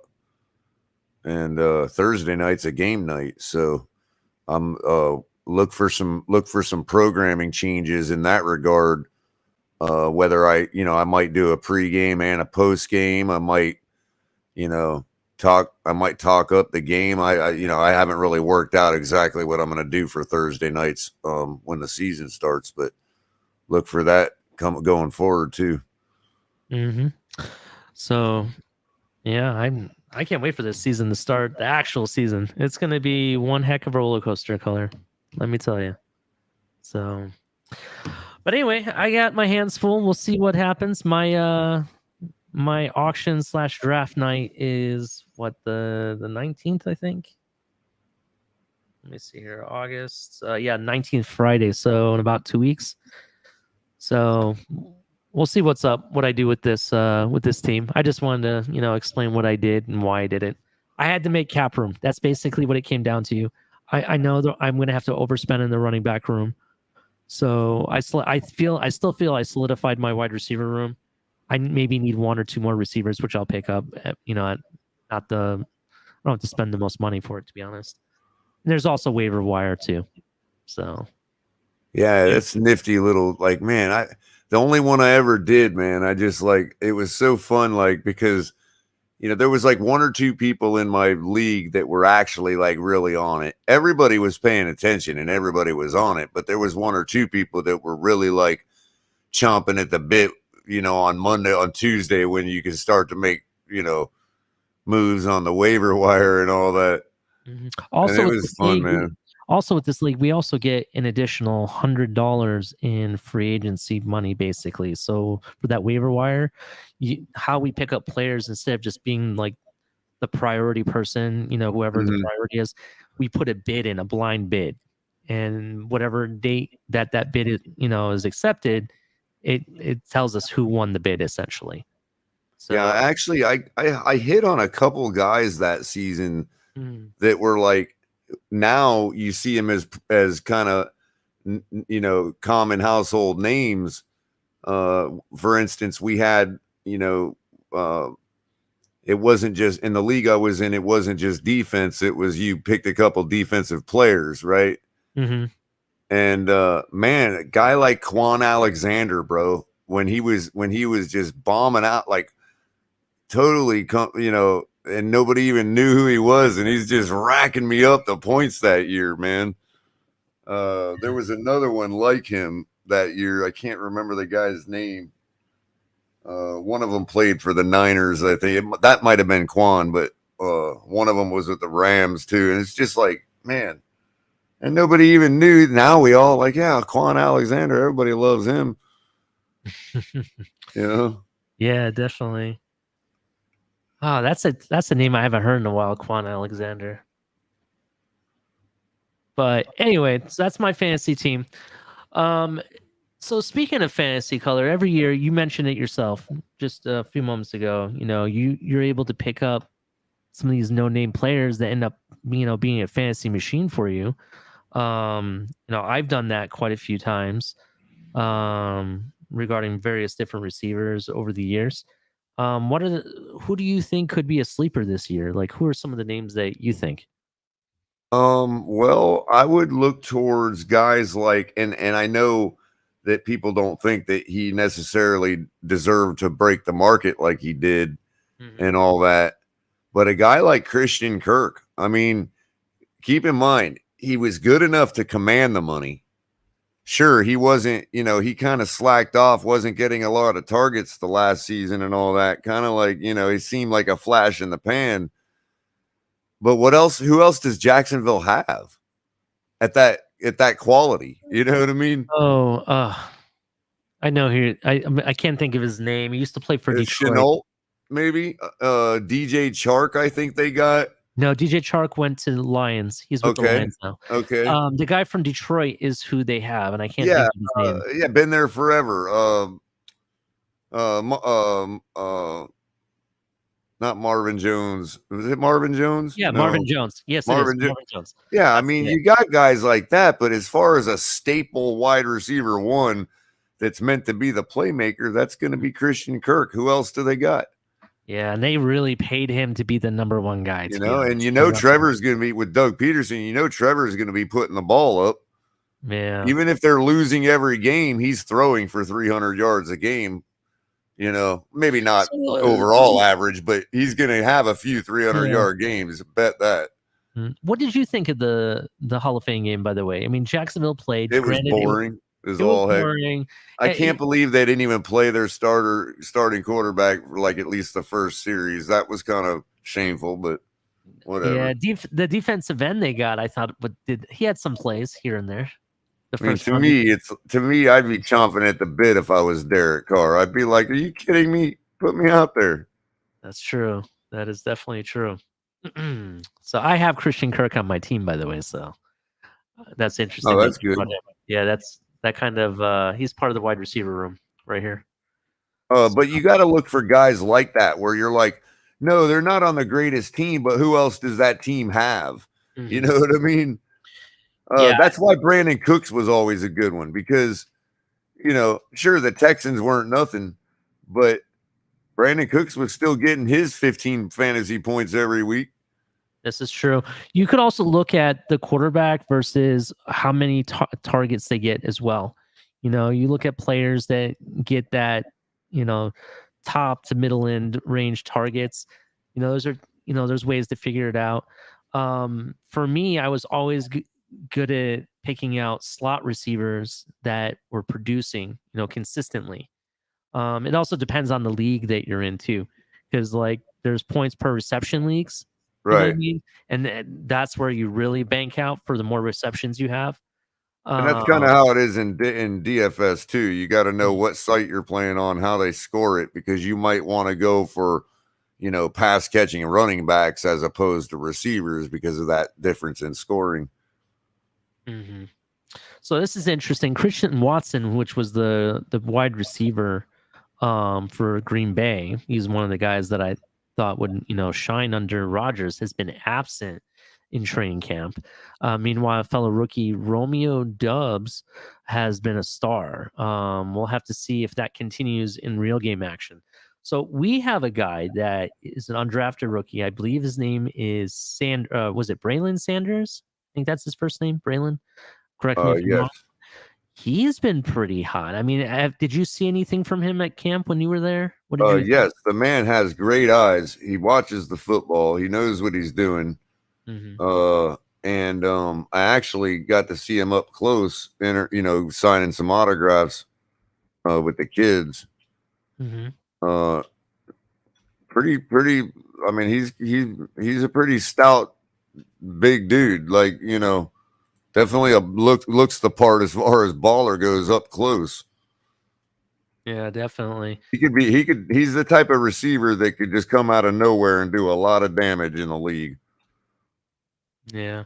So this is just so you guys know, this is actually walterfootball.com. They have some great info. If you want to look at mock drafts, you want to look at prospect evaluations, upcoming players for different draft years and whatnot, check this site out. I definitely recommend it. I like their info they provide. So this is a list of sleepers that they have. I'm just using it as a point of reference. Christian Kirk is number 8 on this list. He's a guy that we just talked about. There's some good names in here. Sky Moore. He's another good one. These are just some names that they think is possible sleepers. But there's a lot of a lot of players out there, so we'll see every year. If you guys think of a good sleeper that you predict is going to have a breakout year, put it in the chat for me. Let me see who you guys think. I think that Christian Kirk, who had a good year last season, I think he's going to really break out this season. Just my opinion. And again, it's quite possible, even if their team has a bad year. Yeah, it is very possible. I mean, the Cardinals were not that great last season, so technically he did perform under not a great situation. So let's see. Just curious. So it's letting me see my trophies from that year, but it's not letting me see like my roster and all that week over week. Raheem Mostert's on this list too as a sleeper. How do you feel about that? He was somebody I was gonna target for a low cost running back. Really? Do you think it's worth it? Do you think I should take advantage of it or no? I mean, sure. Interesting. So there's some interesting scenarios here. Kadarius Toney, that's interesting. He was a a decent receiver. I'm not sure why they shopped him around though. They were looking to move off of him. Makes me wonder why. Speaking of receivers that were supposed to maybe explode this year, Marquise Brown had some off the field issues. Did you see that? Yeah, I saw that. He got arrested for illegally something to do with speeding. Like it was some really bad speeding of some kind. I didn't catch exactly why. But already, brand new in Arizona and already, some stuff go down. That's not a good look, to be honest. No, it's not. I don't know. I don't see Arizona is not the team to be messing with this year if you're talking about expecting anything out of them. Mm-hmm. To be honest with you. Because you got that, you got I don't know. I just don't see how Arizona doesn't take a serious step back this year. They lost Chase Edmonds.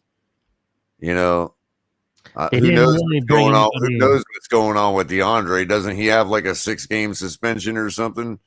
Yeah, because 4 of games something or something. I think it's 6 games. And then you got this stuff going on off the field with Brown. Mm-hmm. Kyler Murray, getting all in his feels about being told to do homework. This is true. Here's an interesting thing about not like their defense is anything to write home about. Maybe good, but Yeah, I mean they didn't really add anybody in the running back room at all to really supplement the running game. They stuck with Connor, which kind of surprised me. They brought in Marquise Brown. So yeah, they have receivers galore, don't get me wrong, but they're gonna start the season without that's the thing.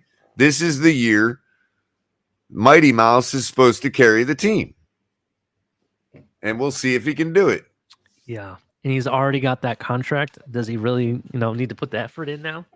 Yep. I mean, how else did everybody think they were going to amass those funds to pay him? Well, I tell you, part of that salary Kyler's getting right now, compliments of yours truly, Miami Dolphins. Interesting. I mean, did they not gain by trading us Edmonds? That's true. In their cap space and all that, wasn't there a point to all that? He was a free agent, so he was on the cap space anyway. Okay, right, but they didn't but they could choose to pay him or put more in the pot for Kyler. Yeah. I wonder if it kind of makes me wonder like where they're going with their team. I mean, doesn't it? That's exactly what I'm saying. Like they're literally have no direction right now. They've never really had direction. I mean, you look at it, they drafted a quarterback, Josh Rosen. Then next season, automatically ready to trade him only to draft another quarterback. You know what I mean? It doesn't make sense. That's what I'm trying to say. And they're expecting this man to be that guy. Yeah. They're expecting him to make up for the deficiencies of losing a Chase Edmonds, losing a Christian Kirk.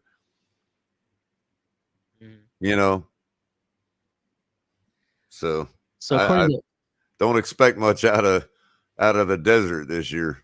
Yeah, so talking about my wide receiver room, according to Walter Football, I have 2 top 10 receivers. I have number 5, which is Stephon Diggs, but I also have number 9, Mike Williams, on my team. And he's not even projected to have as many fantasy points as Keenan Allen, who's not even on here. Might be because of age or whatever, but that's kind of interesting though. So, but anyway, and that's a good point. That's a good point, Scott. That's the point I was trying to make, saying he ain't all that much better than Gaskin, because at least Gaskin scores touchdowns. Chase Edmonds, you're talking about? Yeah.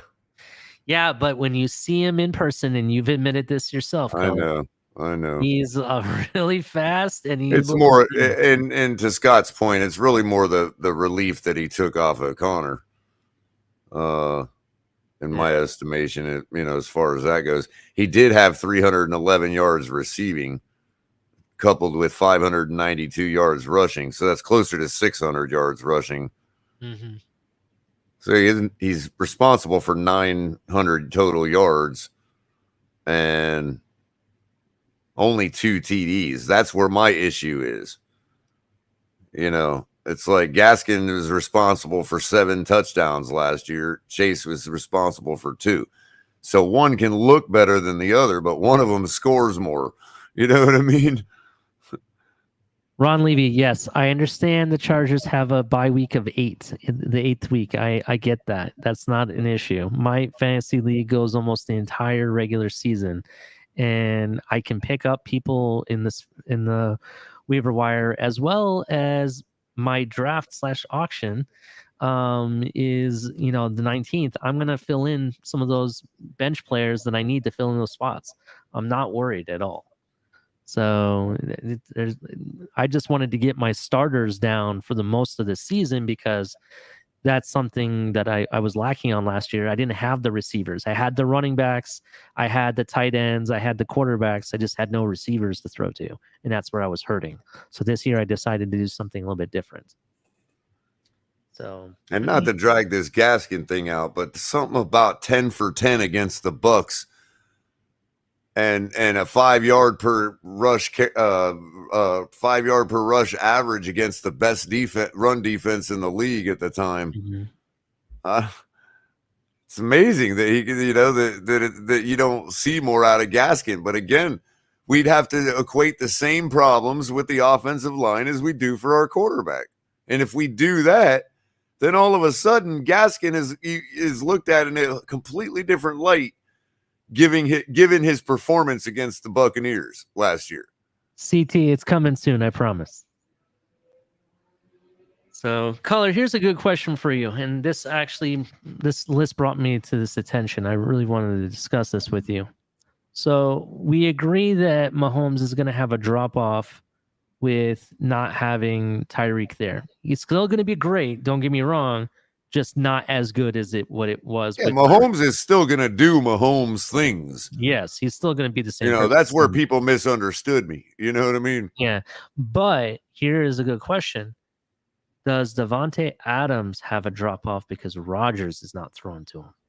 And it's there. I don't necessarily think so. Because Davante Adams, despite Aaron Rodgers not needing him to elevate him, still elevated him. It's kind of like when somebody would say, "Oh, well, you don't think a Tyreek Hill could help Aaron Rodgers?" Well, yeah, of course he'd love to have a Tyreek Hill. Does he need him? No, but that doesn't negate the fact that he would love him and benefit from him. So I mean, Derek Carr, again, without Davante Adams, finished in the 5th ranked spot performance-wise last year overall. So if you needed a receiver and he's Aaron Rodgers finished 10th with Davante Adams. So there's the answer to your question. I gotcha. So my question to you would be, let's say your running back that you wanted to get, because usually with fantasy, I tend to draft my running backs early because there's not very many of them that are definitely, the workhorse. You know what I'm talking about? let's say your running backs that you would have chosen in the first round are all gone, and your first option is receiver. Devontae Adams is there. Do you pick him up knowing the fact that Derek Carr is going to be thrown to him, or do you let him go by and maybe you pick Is him up? Tyreek Hill there? Let's say Tyreek is. Who do you pick first? Oh, see, that's tough because you know that one quarterback is going to rely on Tyreek heavier than another quarterback would rely on Devontae Adams. But Devontae Adams is so good that he may just be so open so much that Carr doesn't have any other choice but to throw to him. You know what I mean? This is true. This is definitely true. Another thing that we have to think about regarding this is play calling. Does play calling help some of those receivers get open? Is it all on the receiver to get open, or do you think some of the schemes help them? Because Well, in our case, it's going to be. I mean, it's going to be a trade-off between Waddle and Hill. This is true. I mean, but, who do you double? Who do you bracket? We are looking at. Here's the other flip side of it. You're looking at McDaniels as the play caller over there because he went from New England there. So, oh yeah, maybe you're going to get a lot of Hunter Renfrow. That's kind of what I'm thinking. I only think Devontae Adams is just to blow the top off. You know what I mean? Yep. That's what I'm worried. But you could be looking at a Tom Brady, Randy Moss type season. This is true. Josh McDaniels ain't afraid to use the guy over the top. This is absolutely true. The reason I'm asking these questions is because some of these receivers are going to be available for me to bid on, such as Mike Evans or Devontae Adams. I would not even. I mean, Evans produces, but man, I don't trust him. I've never have, bro. I understand, but Devontae Adams, he's owned right now, but it's a very high salary cost. So the guy's already trying to shop him to see if anybody will trade. Doesn't look like it's going to happen, so he may actually become a free agent. So that'd allow me to bid on him. Should I bid on Adams? Do you think that would be a safe pick, and that would solidify the receiver room even that much more?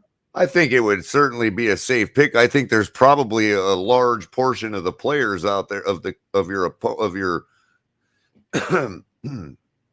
of your contestants out there that would not even think twice to answer your question in the affirmative. You know what I mean? Like, there's people out there would be like, "What are you even debating?" Look at 72 Fins. Like, yes, Ollie. You're not even thinking about it. You know what I mean? Simple yes. The reason I'm debating it is because it's not Aaron Rodgers throwing to him. Do you understand what I'm saying? Again, you're going from the 10th ranked quarterback to the 5th ranked quarterback, and a younger guy, and a guy with bravado and heart. What's up, MCJB? And a guy that's going to want to force the ball to Adams. Yeah. I definitely, that's my point. That's what makes me wonder. Like, remember, Derek Carr stands every bit as much to gain from taking the top off the defense as Devontae Adams does. Mm-hmm. He's going to try to get the ball to him, again, and it's also money. A lot of people think it's about bravado and all that, but no. You're supposed to try to get the ball first and foremost to the guy making $1 bajillion. Mm-hmm. That's why we know that Tyreek's going to get the lion's share of targets over Waddle, no matter what anybody says. That's what we're paying $30 million for. We can get that out of Waddle next year. We got to get it out of Tyreek now. That's what we're paying $30 million for. Once we're paying Waddle $30 million, we're going to need to get it out of him, This is absolutely true. Now, if you're talking strategy and at the point, of course, we're going to see a lot of that, but game over game throughout the season, it's going to be Tyreek Hill getting the lion's share of the targets. Now, that doesn't mean that it's going to create a situation where Waddle may get fewer targets than he got last year, but they're going to be for more yardage and more touchdowns. So he's going to probably produce more with less receptions. Mm-hmm. And Tyreek will get most of the receptions. I see what you're saying. So you think Waddle's going to produce more, but Tyreek's going to Waddle will produce more than he did last year, on Okay. less receptions. Tyreek will produce more overall and get more targets. I see what you're saying. Okay. Interesting. I tried getting Waddle. That Think was of my it like final a choice, but think of it like a like Waddle is like a Mecole Hardman, but 10 times better. yeah. He's going to be in that role, but 10 times better. It's almost like having another Tyreek in that role. Yeah, I definitely hear what you're saying about that. So, all you really have to do is imagine what type of season Mecole Hardman would have had last year if he was Jalen Waddle. Yeah, that's, You know. I mean, the other options I had before I made my trade for Stephon Diggs, just so you know, I was trying to pick up Waddle. He was my main target. The person wouldn't pull the trigger on it, to be honest. He would have had the top 2 quarterbacks in all of NFL, and he would have had Mahomes and Allen, and he said no. He said no to it, which surprised me actually, because he still needs quarterbacks. He doesn't have any quarterback. I have Christian Kirk, but not Christian Kirk. I have what's his name? Cousins. I have Cousins, but I'm looking to pick up Lamar or what's his name, the guy from Philly. So we'll see. Well, Cousins will Jalen Hurts. get your numbers, but I mean, Yeah, he was my leftover from last season. He actually had okay numbers and they were consistent, and his salary was only like $7 to me. So I'm keeping right. And that's the thing with a guy like him. It's the same strategy that I implemented with Tannehill. Yeah. You know. So if you're talking on a pure football perspective, he's never going to get you all the way there. But if you're talking fantasy, he is going to consistently get you the numbers you need at that position. The good news is, as I said before, there's going to be a ton of receivers available, not even just the ones I just showed you. After midnight, they're going to start dropping, and you'll start seeing a lot more on that free agent list. Names such as Tyreek Hill. Yes, I still am in play for Tyreek Hill. Devontae Adams could be there. You know, there's going to be some prize drops. Some people move off of somebody and you don't expect them to. You know, so those are targets that I'm going to have. So I understand people are hating on my wide receiver room. Some of it I think is biased rather than the numbers. But at the same time, but a guy like McLaren, man, going to have Wentz throwing to him. Yes, the guy above him is what I wanted to talk about to you, Culler. So you've been to Denver, right? You've been to Colorado in the Denver area.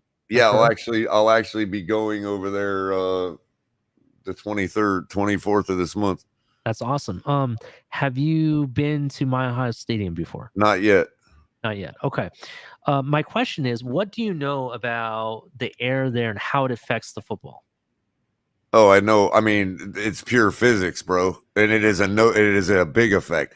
If you all thought Russell Wilson was bombing stuff to Lockett before, wait till he's got one of the fastest receivers in the league in Tim Patrick and Jerry Jeudy at his disposal, because Russell Wilson could probably throw the ball 80 yards in that stadium. Yeah. There was some news that one of the receivers went down, I think, right? One of his receivers went down, I think. I don't know if anybody in the chat can confirm that.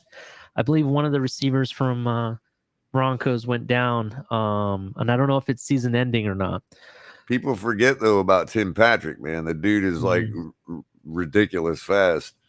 Let's see here, Denver. Let me see if I can pull up any info on it. Yeah, find out who got hurt. But Cortland Sutton is somebody I was thinking about. He's on the free agent list. They're saying he's. I forgot about Sutton.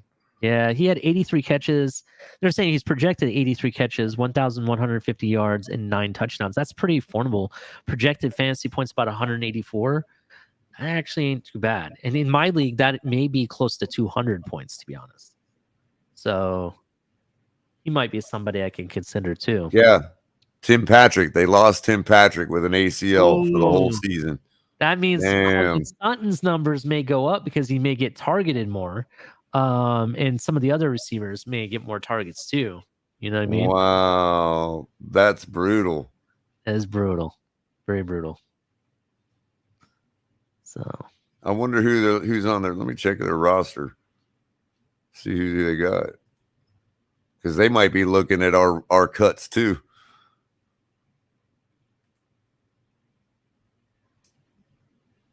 Let's see. It's a PCL sprain according to CT. Yeah, I was just reading the article, whatever they called it. I'm sure CT is going to be much more jargon. Yeah, we'll be dropping that link soon, CT, and then you can talk to us more about it. Because I do have some questions regarding that. Let's see. So they still got it according to I'm this. looking right now. So they got Seth Williams, not a bad receiver. Montrell Washington, Jalen Virgil, Cortland Sutton, Darius Shepard, Trey Quinn, Brandon Johnson, Jerry Jeudy, Kendall Hinton, KJ Harrier, Travis Fulgham. Jay Jeudy. Didn't we have Travis Fulgham for a minute? I think we did. He's the guy from Philly, right? The kid from Philly that we He had. played with Old Dominion as his college. Yeah, I think we had him for like we picked him off waivers and then we ended up letting him go. Caden Davis and Tyree Cleveland. So they literally have nobody but Jerry Jeudy. Jeudy and was Cortland the Sutton. Jeudy was the guy that got arrested too, didn't he? Or he had something going on. I'm not sure. I think there was something going on there too. They got some weird stuff going on with Denver, man, and their receivers. Let me tell you. So I brought up the running backs here just real quick. We were talking about sleepers. Another thing to look at, don't just look at the position that the player is at. If the player is a receiver, don't just look at the receiving yards. Look at their rushing yards or their overall yards, because that can make a difference. Austin Eckler is their number 7 running back here. But look, he has 900 yards rushing, but he also has 70 catches for 620 yards and 15 total touchdowns between both. That's a lot. That's some fancy points there. You know what I mean? So, you may want to look at players that have a well balanced. That's why Kareem Hunt, for example, even though he splits carries with Nick Chubbs, I recommend him as a fantasy pickup because of the fact that he does catch the ball very well and he does pick up receiving yards. But at the same time, he runs the ball very well too. So you get best of both worlds. He can also fill that flex spot, if you will. That you can get both ends of it. That's kind of funny. They still have McCaffrey as their number 1 fantasy running back, but I don't agree with that. He's always injured. The guy's just one injury away from ending his season every time.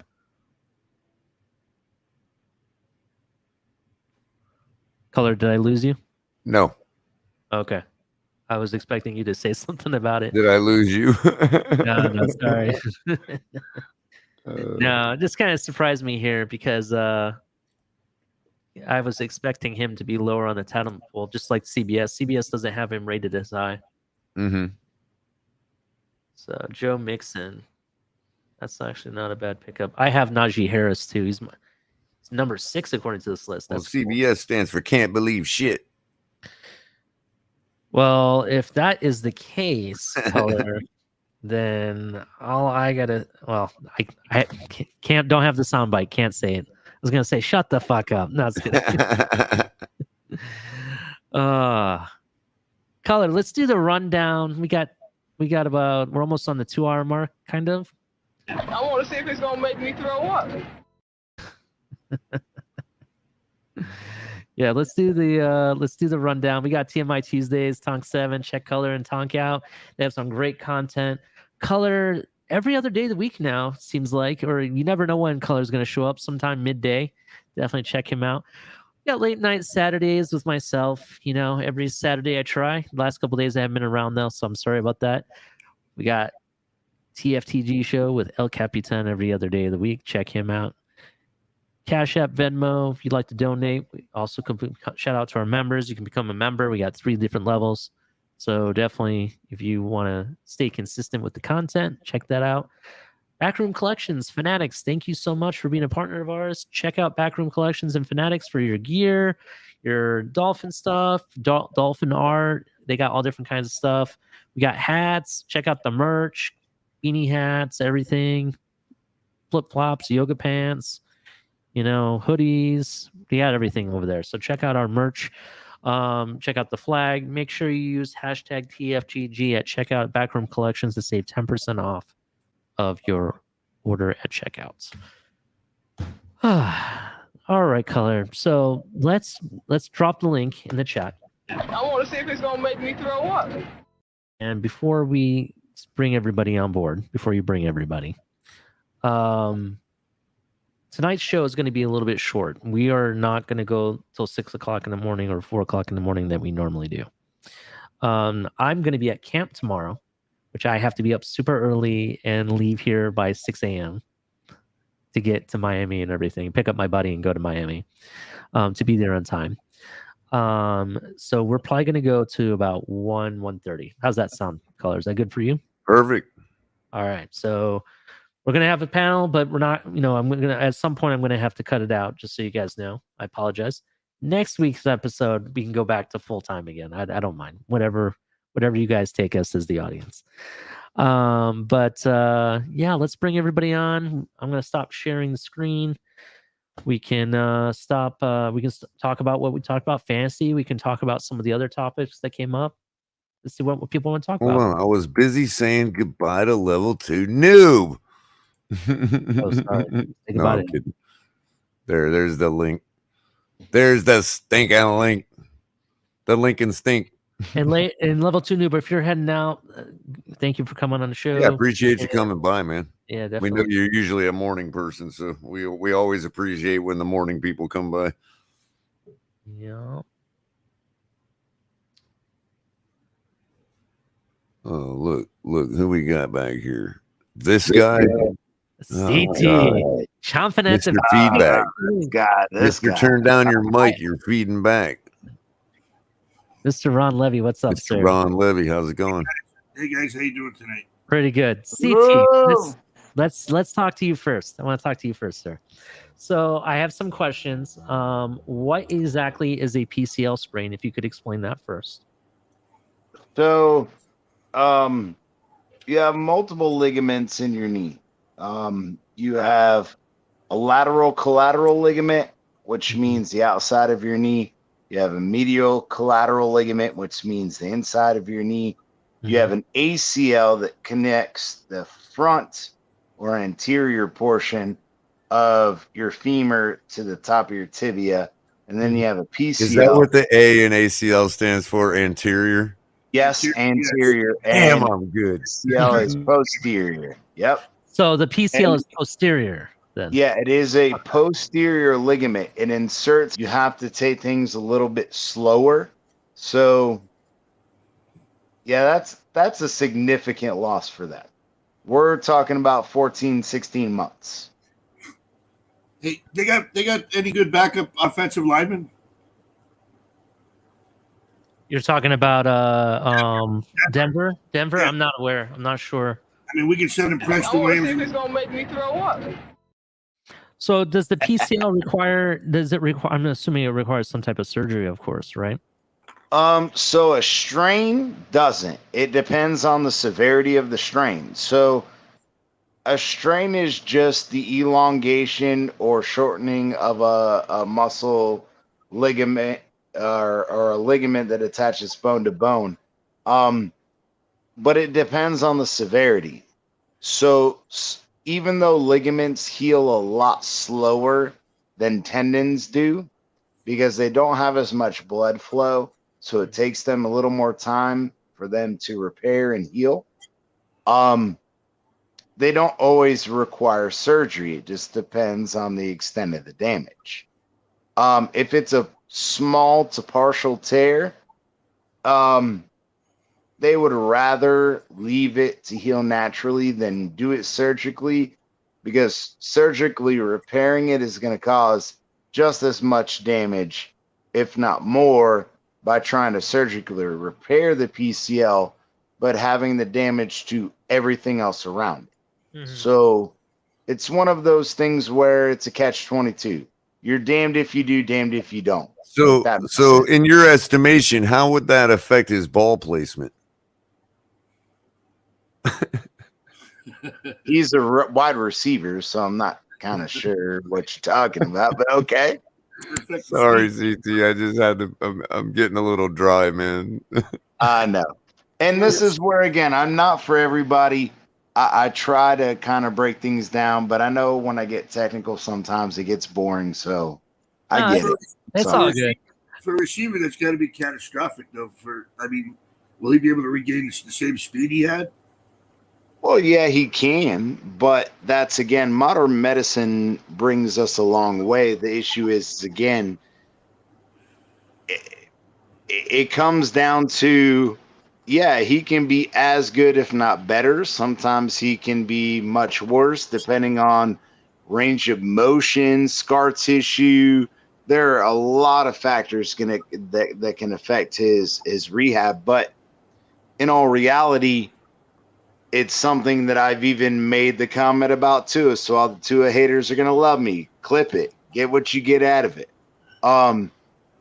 Injuries are injuries, and so is it on Ali, or is it like all of a sudden the CB83 is coming around after that streaker came through? Oh shit.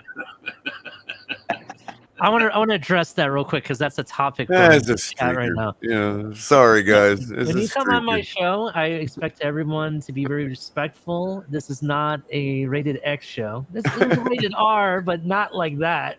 I'm sorry, but I apologize if that offended anybody. Any of the nice ladies who come. That and was follow my show, I exclusive really footage of a PCL tendon. I'm sorry I'm boring you. It's not. No, CT, you're all right. Very informative. We just didn't expect the streaker. We didn't expect the sausage guy to come through.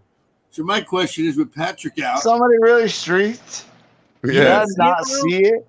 You didn't catch Did I it? not see it? Are they're gonna be able to remove that, right? They'll scrub the shoe. HB can scrub that out. Sure. Okay, thank you. So now with Tim Patrick out, does Denver have any backup offensive line we can trade Preston Williams and Lynn Bowden for? I don't know. I don't know enough about them. So, Ron, here's something I don't know if you caught earlier in this week. McDaniel talked about the offensive line. He's not under the belief that we absolutely have to bring in another player. They asked him about bringing another veteran center or bringing another veteran right tackle, and he says what he's asking what he's seen from the offensive line and what he's asking of them may be different than your traditional sense. And he seems like he's happy with it. I don't know if we do address the offensive line any more than we already have. I honestly don't think we do. That scares me. I know, but that also, you have to think about it though, and just kind of like what Austin Jackson was talking about. This running scheme and offensive line scheme that we're running has certain rules to it, and you do different things. And Rob Hunt says he's having a lot of fun. You know what I mean? Yeah, they all love it. They all do. So it's not just Austin Jackson or Rob Hunt. Well, because offensive linemen love the run game. They love to be aggressive. They hate sitting back and pass protection all the fucking time. They love attacking their fucking man. The issue that I have is it's, and again, and I brought about this consistency. There are times where they say, oh yeah, they're looking good.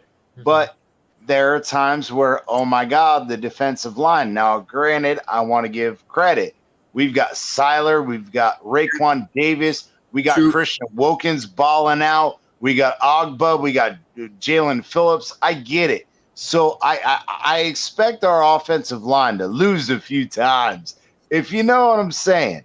But for me, seeing all of, the high stats with Connor Williams, nothing's gone over the head, so it's not overly concerning, but it's the overall depth. It's the overall depth for me, I guess. But also those high snaps, they throw. If you got a timing offense like McDaniel has, it throws off the whole timing of the offense. I mean, the handoff gets late to the running back, or the quick slant gets thrown off timing because he bobbles. He's got to jump up for the ball. I mean, listen. You're talking about the high snaps, right? Yeah. Is that Yeah, but something? this Is is that where I brought up to something? Batman. If you guys have been to it, tell me the percentage, because everybody on Twitter or you know, whatever the fuck, MySpace, whatever the fuck they're on now.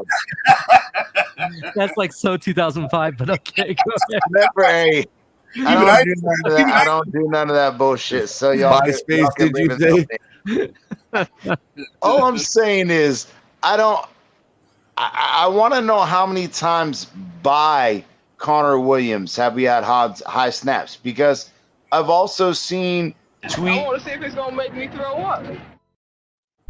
But I've also seen tweets from Momer Kelly that said we were bringing in Panky and he was getting reps too, but he was throwing high snaps and whatever. So how much of them are really Connor Williams? Well, how often are we talking about? Because Connor Williams throws up a fucking high snap 2 out of 100 times when he's only been snapping the ball for us 2.5 weeks. Yeah. True. Come on. At what that's point true. are we going to give him deference and say, hey, I get it. You played guard. You played fucking center in high school.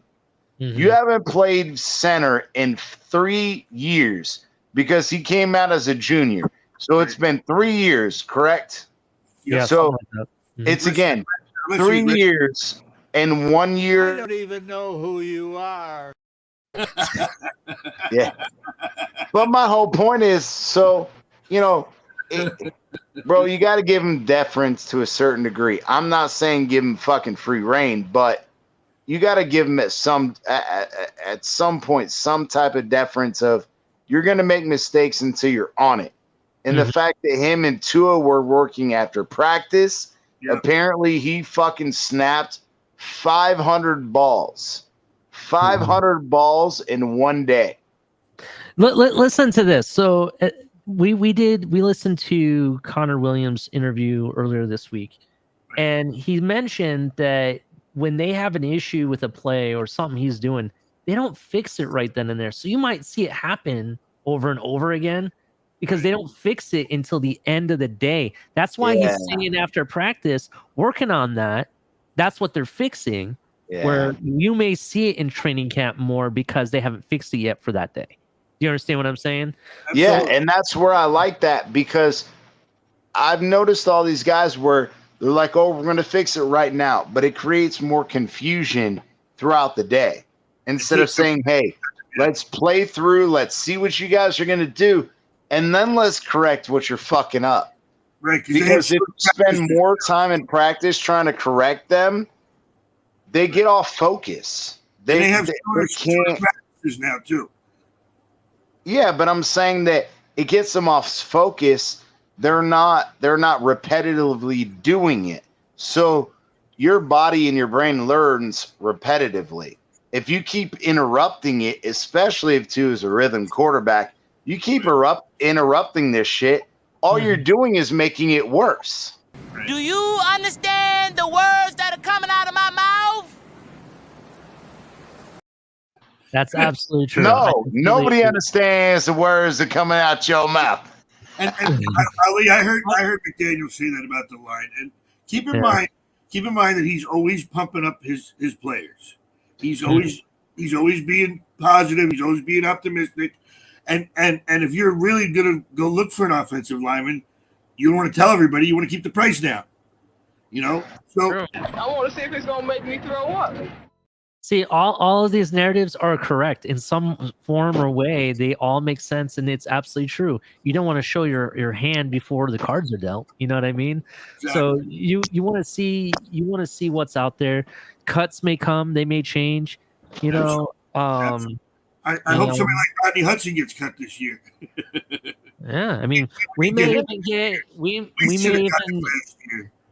even add a running back, you know, to this locker room that's not even on this team yet. You know what I mean? Or, you know, What do you guys? I want to ask what you guys think about, and I thought it was funny because we brought up Batman should too. With Adam Butler failing his physical, we're adding $6.4 million. Do you really think he failed his physical? They're bringing him back for $2 million. I do, but here's what I want to finish real quick. Sure. I do believe he did fail his physical. Now, it brings into every coaching regime has a strength and conditioning coach that goes around and literally tells every individual player, this is your program, this is the weight we want you at, this is what we expect from you. If he can't get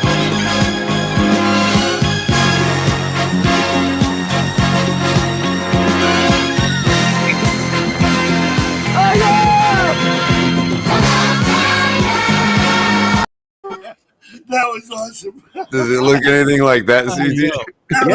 Yes, because it comes into, apparently they did that shit for Austin Jackson. They did it for Solomon McKinley. They even did it for guys on defense saying, hey, go get some tinted fucking contacts so you can see fucking better.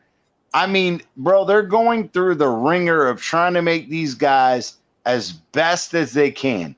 And I can appreciate that as a professional.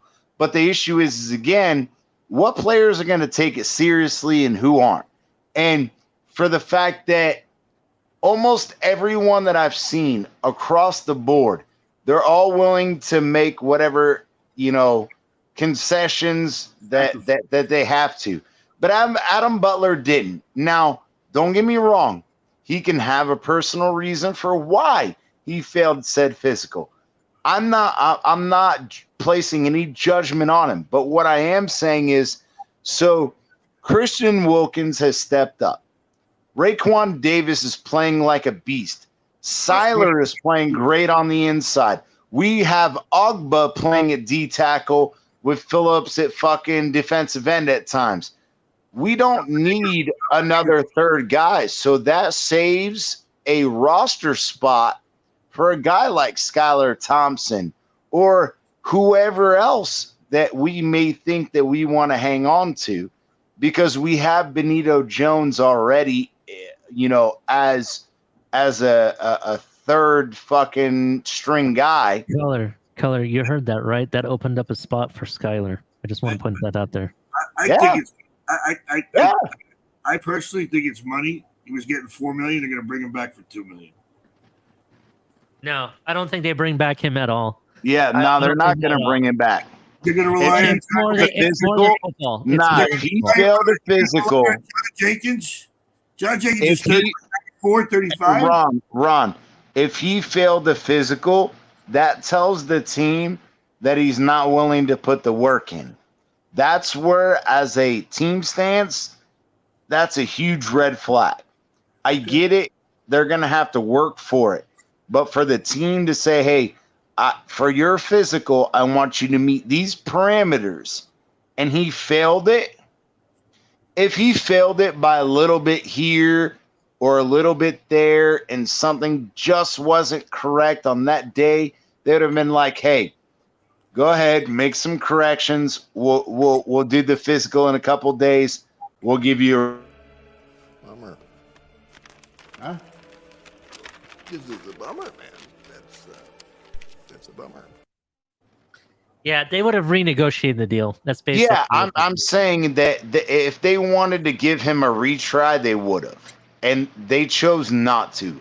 And I think that's because we've had the emergence of Raekwon and Christian Wilkins playing the way they have, and I feel like they said, "Hey, bro, it's not worth it. Let's keep a roster spot somewhere else." All right, maybe the kid Ben Still looks good too.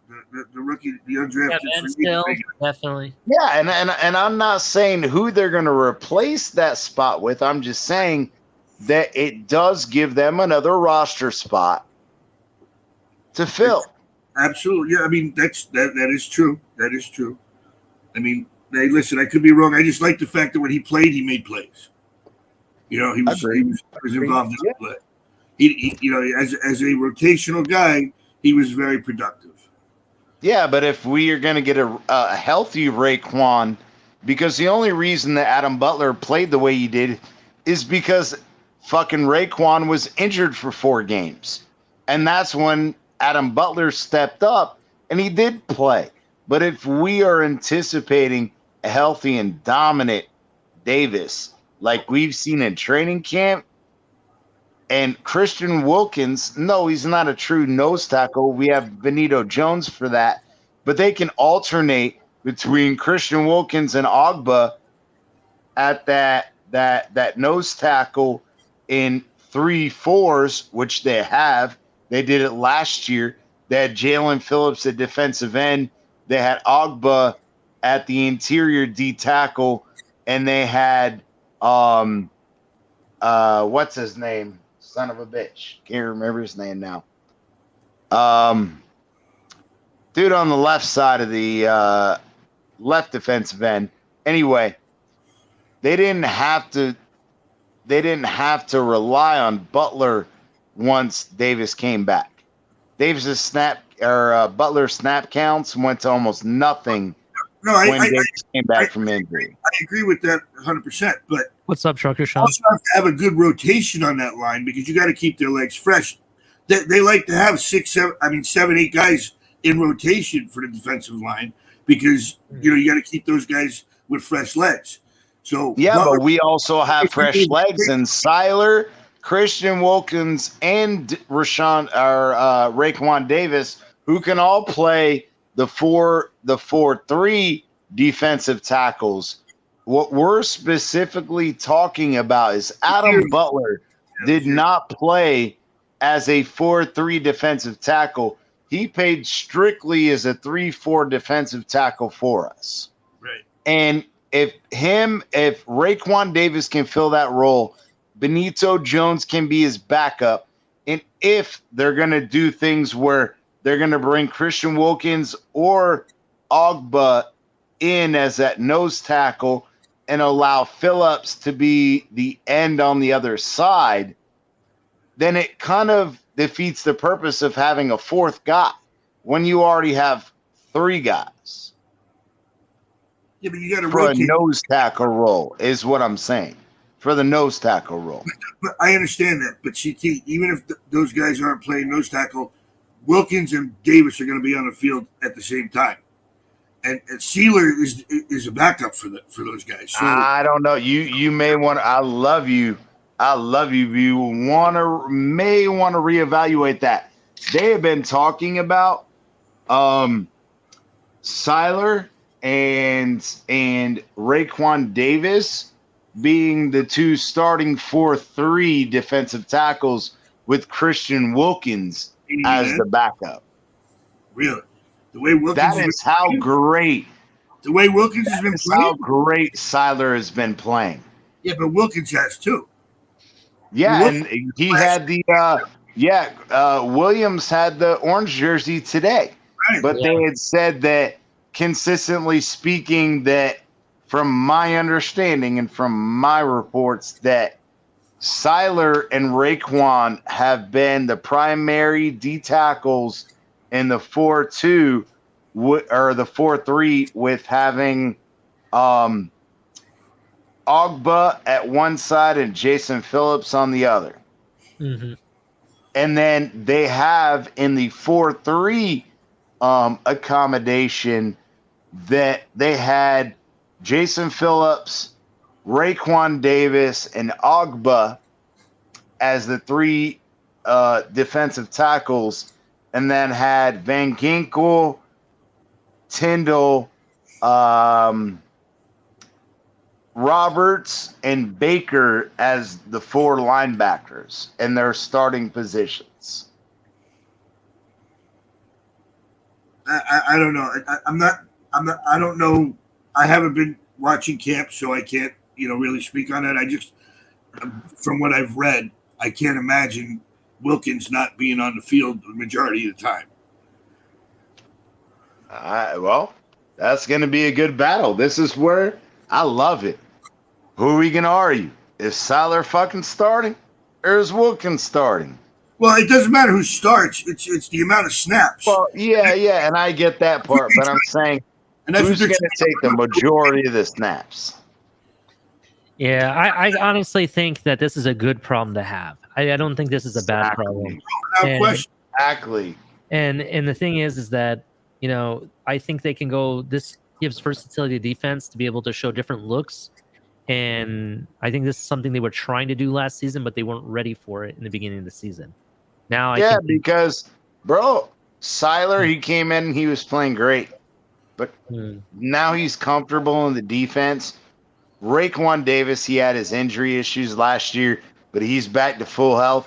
And he Bro, lost 20 pounds too. this this defensive interior, bro, it is fucking insane. and the fact that he says he can move faster, I want to know what that looks like. So This is where I just brought up. Y'all fucking no. Batman brought no wait. Can I ask you guys this? No. This blew my fucking mind.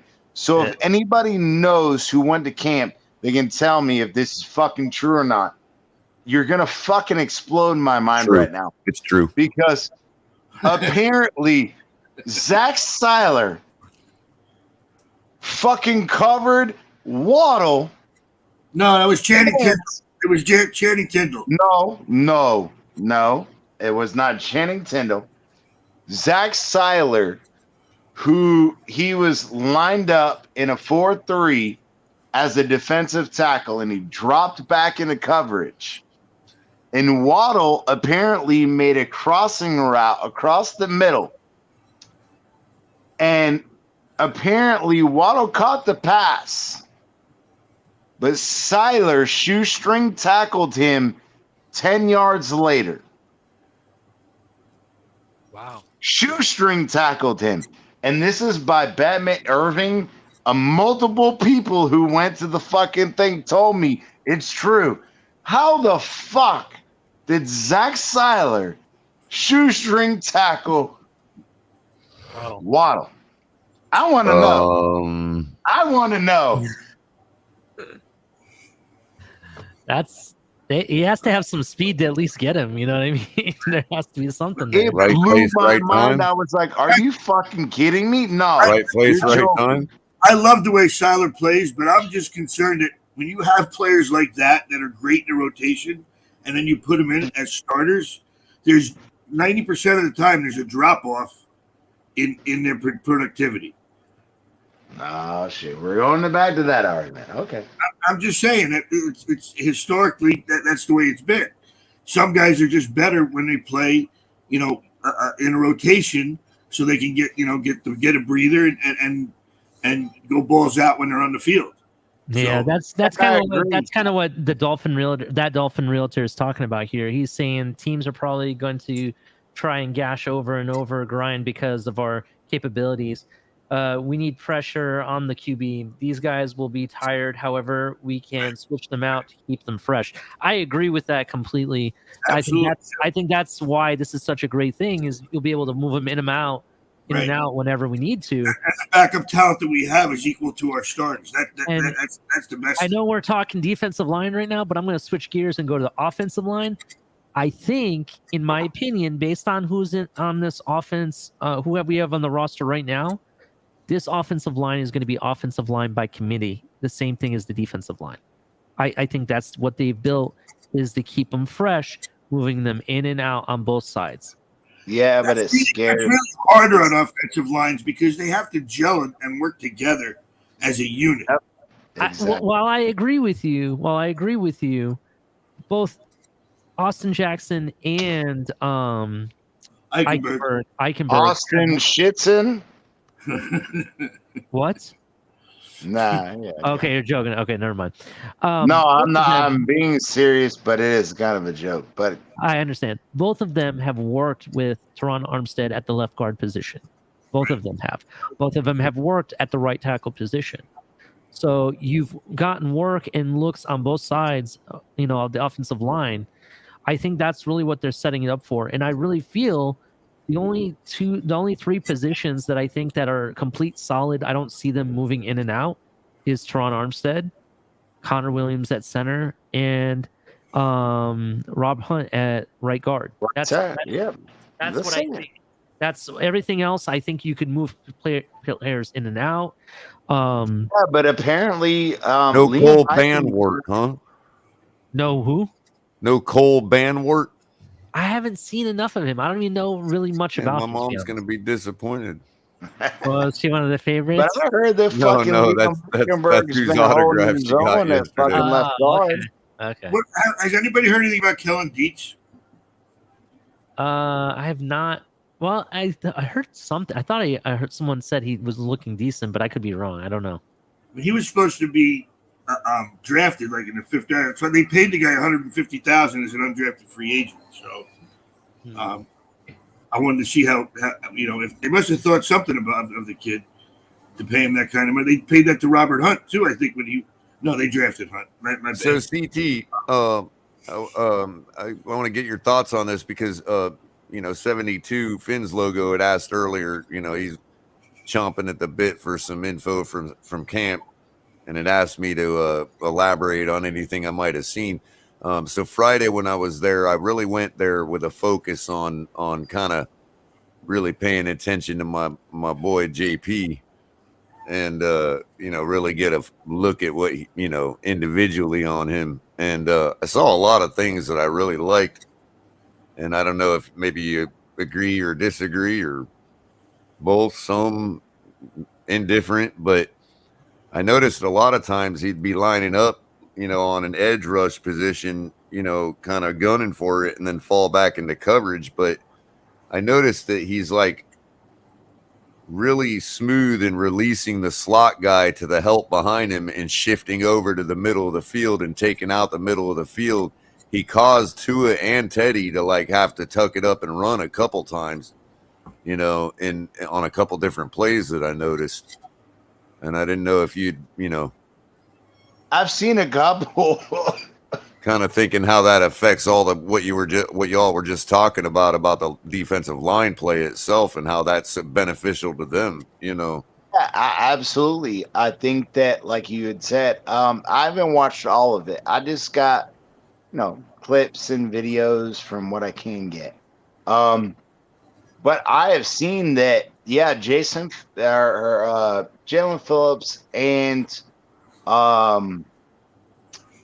Zach Seiler have started dropping out into coverage on 4-man zones. Mm-hmm. So in those 4-man zones, they're instead of bringing letting the cornerback take the 5 to 10 yard zone, they're bringing the either defensive end or defensive lineman into the middle or the outside of the field with Jason Phillips and Seiler in that same instance, to try to either free up a linebacker or a cornerback in coverage to play that low zone so that we can have more guys drop back deep.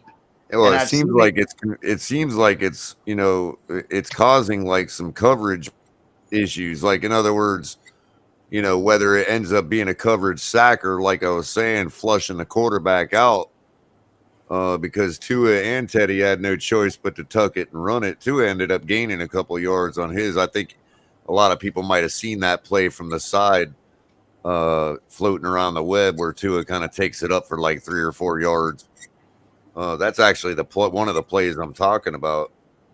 I was watching it from the end zone position. So I got a good look at what Phillips was doing on that play. That's what I was saying. These young guys. No, 72 Fins logo. I think we are going to use a combination. We are going to use the zero blitz, but I think we're also going to show other looks too. I think it's just really going to be what's going on in the game that deciphers what we do. And depending on the quarterback we're playing. Yeah, you think about it. But I also think that a lot of that. Go ahead.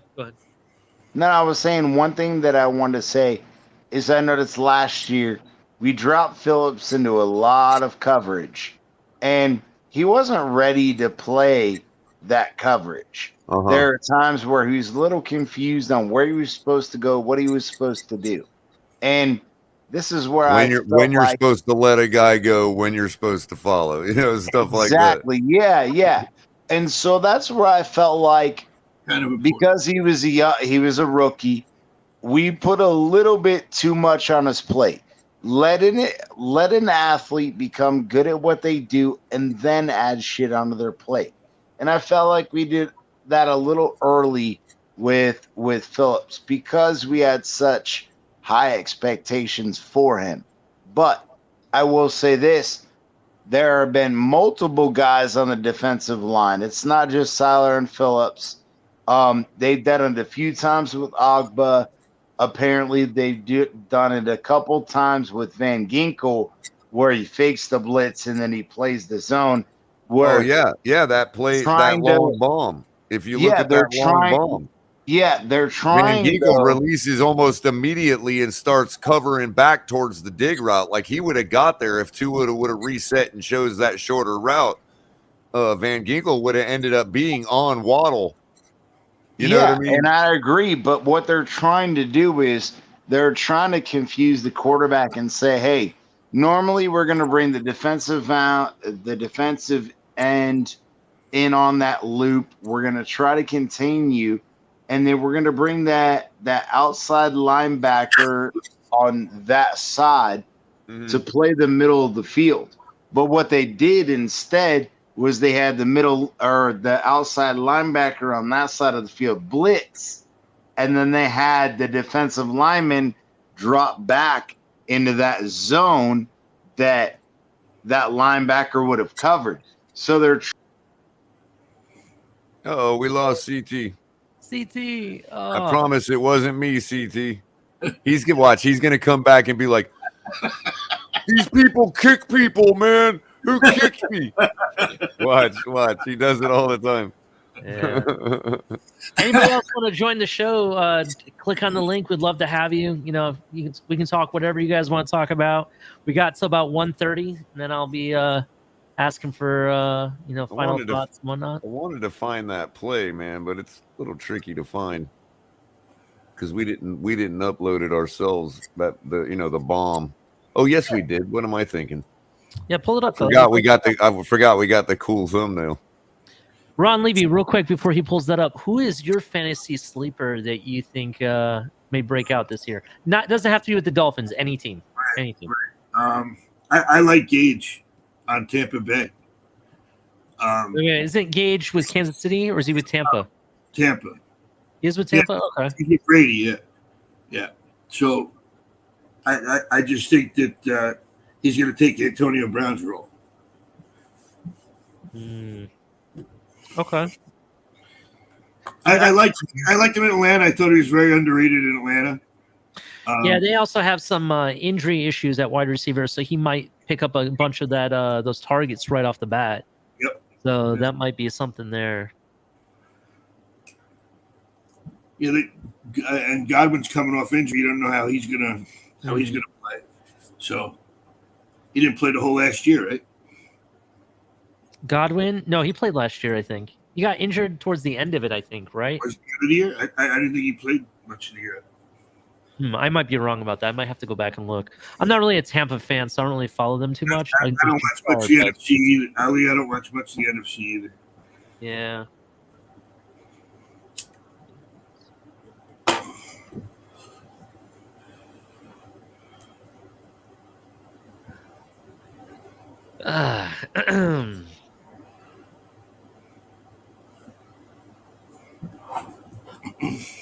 Culler, you pull up that.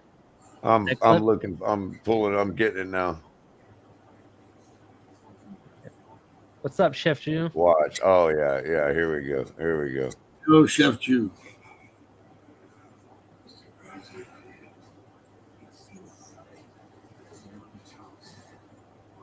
So I heard. Let's see here. Nobody's heard about Edmonds and Mostert, but nobody's heard anything about Sony Michel, huh? No, I mentioned that earlier. We haven't seen too much from him. And you know what? I think he's going to be a sleeper. I mean, he gained 800 yards with the Rams in half a season. You know? All right, guys. So check this out. So this is the play, right? Now watch what happens. Here's Van Ginkel right here, right? Ball snapped. He engages, immediately throws off the guy, okay, and starts kicking back. Now, meanwhile, Okay, the whole thing with Holland is happening. He's about to bite on the dig. Okay. Here's the dig right here. Look what Van Ginkel's doing. He's immediately drawing back to the secondary. Okay. Here comes the dig. Okay. Holland's already bit. He's going to get in the lane. Now, Tua's already throwing the ball. Okay. If he decides, no, I'm not going to throw this, or if he had decided he wasn't going to throw it, he would have to reset his focus and throw a lighter touch pass, which will take longer to get there to this dig route right here, which means Van Ginkel would have met Waddle right there at the pass. Van Ginkel has this covered. There's no reason Holland needed to back it up. Holland needed to stay with Tyreek and back up Noah. Bottom line, because Van Ginkel has this right here. Even if he catches it, even if Tua resets, throws it, Van Ginkel meets him about right here, and the pass is perfect to Waddle, and Waddle gets this yardage. That's still not a touchdown. You know what I mean? Mm-hmm. Holland needed to follow Tyreek back. So going back to real time, you can watch it develop. Watch Van Ginkel. He's got the dig route covered.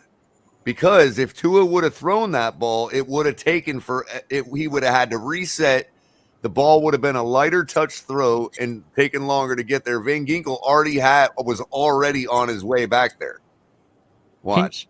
I'll pause it when it gets close, so you can see that he's already well on his way back. Pause it right here. Pause it right here. Go. If you look, I just want to point something out real quick. Who is the blitzing person that came in to get Tua? This guy? Yeah, who's that guy? Is that Phillips? That's Phillips. Yep. Yeah. That was off the No, because it looked like he came as a linebacker. Go back all the way back to the beginning. This guy right here? Yeah, it's that guy right Phillips. there. Yep. That's Phillips. I can tell. That's I can tell by his Phillips, yeah. shorts and no long nylons on. Yeah, play it again. Play it again. Play again. No, that not wasn't Phillips. him. That It's wasn't not him. him. Hold on. Let me go back. Oh, that was the defensive back. Yeah, that that's a corner? DB. That's a Yeah, safety that's that blitz. nickel that's right behind the pole. Right behind the pole. That's Okay, the so safety right blitz. behind the the right pole. tackle. The right Oh, tackle. no, Play it it's the again. corner. Play it Look, again. it's the corner. No, Watch. Oh, It's the it corner. is the corner. Okay. No, safety. It is the safety coming in. Yeah, it's the safety right That's behind Brandon the pole. So the right tackle did his So job. that's Holland. That should be Holland. No, No, that's Holland was the free safety. That was probably Trill Williams, maybe. or Brandon Jones. No, they didn't have Trill playing as safety. He's lined up as safety right there. Because the other linebacker was on the line of scrimmage. What I was just trying to make sure is the right tackle covered the person he was supposed to, and the running back or fullback in that situation pulled, stayed back for the block, which I think he did.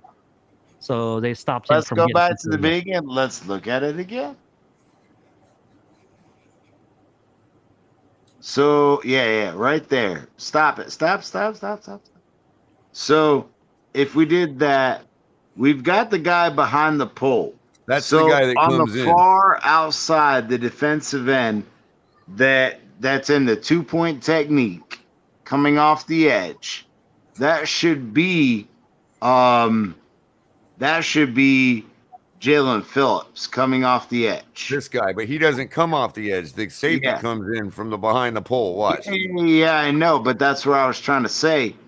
So if that first guy is supposed to be Jalen Phillips, then the guy behind that should either be Javon Holland or not Rashad Jones, Brandon Jones. Could it be Melvin Ingram?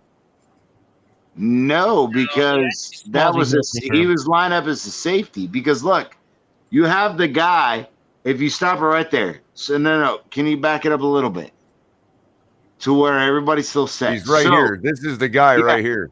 You got all the way at the far right, all the way at the far right. That should be the third linebacker, and you've got the two linebackers in the middle. Yep, right there. No. In front of the pole are the two linebackers. Right. But that third guy behind the pole should be a safety. Yeah, and this is So is Javon that Holland right here. Javon Holland or is that Javon Brandon Holland is in the red jersey right here. Nah, the red jersey is way back there. Yeah. He's right here. That's Javon Holland. Yeah, all the way in the back. I'm talking about the guy that's right there behind the pole. I got you, forward. CT. Who What is I'm that? saying Which is the one guy is that? behind the pole is not Yeah. Javon Holland. Javon That's Holland's what I in the was red getting shirt. at. I want to know who it is because he can't be a linebacker. Who would be playing the traditional strong safety in that role? That's what I was saying. It's either Brandon. It's probably Brandon Jones because they have Javon Holland playing the free safety. Well, the only other, I mean, they did blitz Brandon Jones just about as much as they did Javon Holland last year. So. Well, then that's maybe Brandon Jones because if you look in front, you've got the two linebackers right in front of the pole.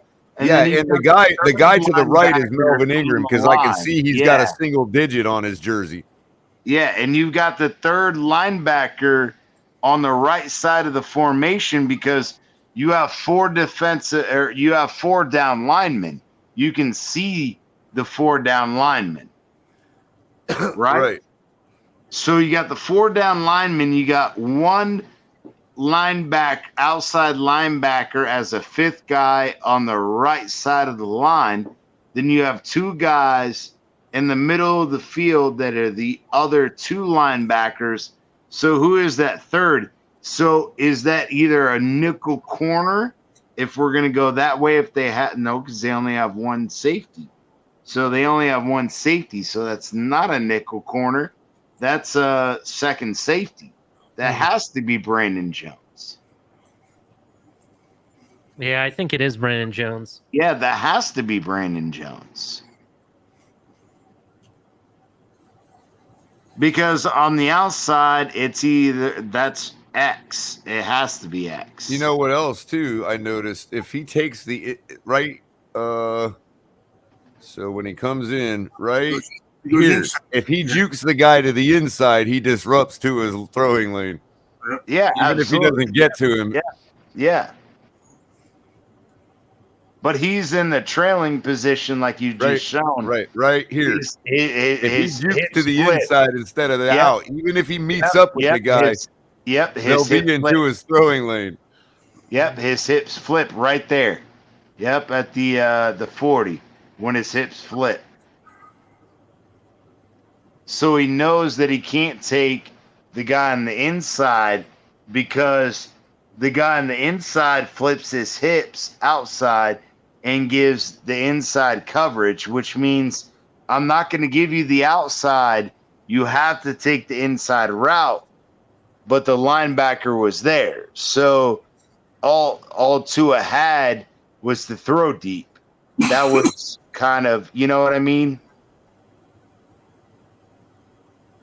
They took away the intermediate route and the underneath route, so Tua only had the option to go deep on that.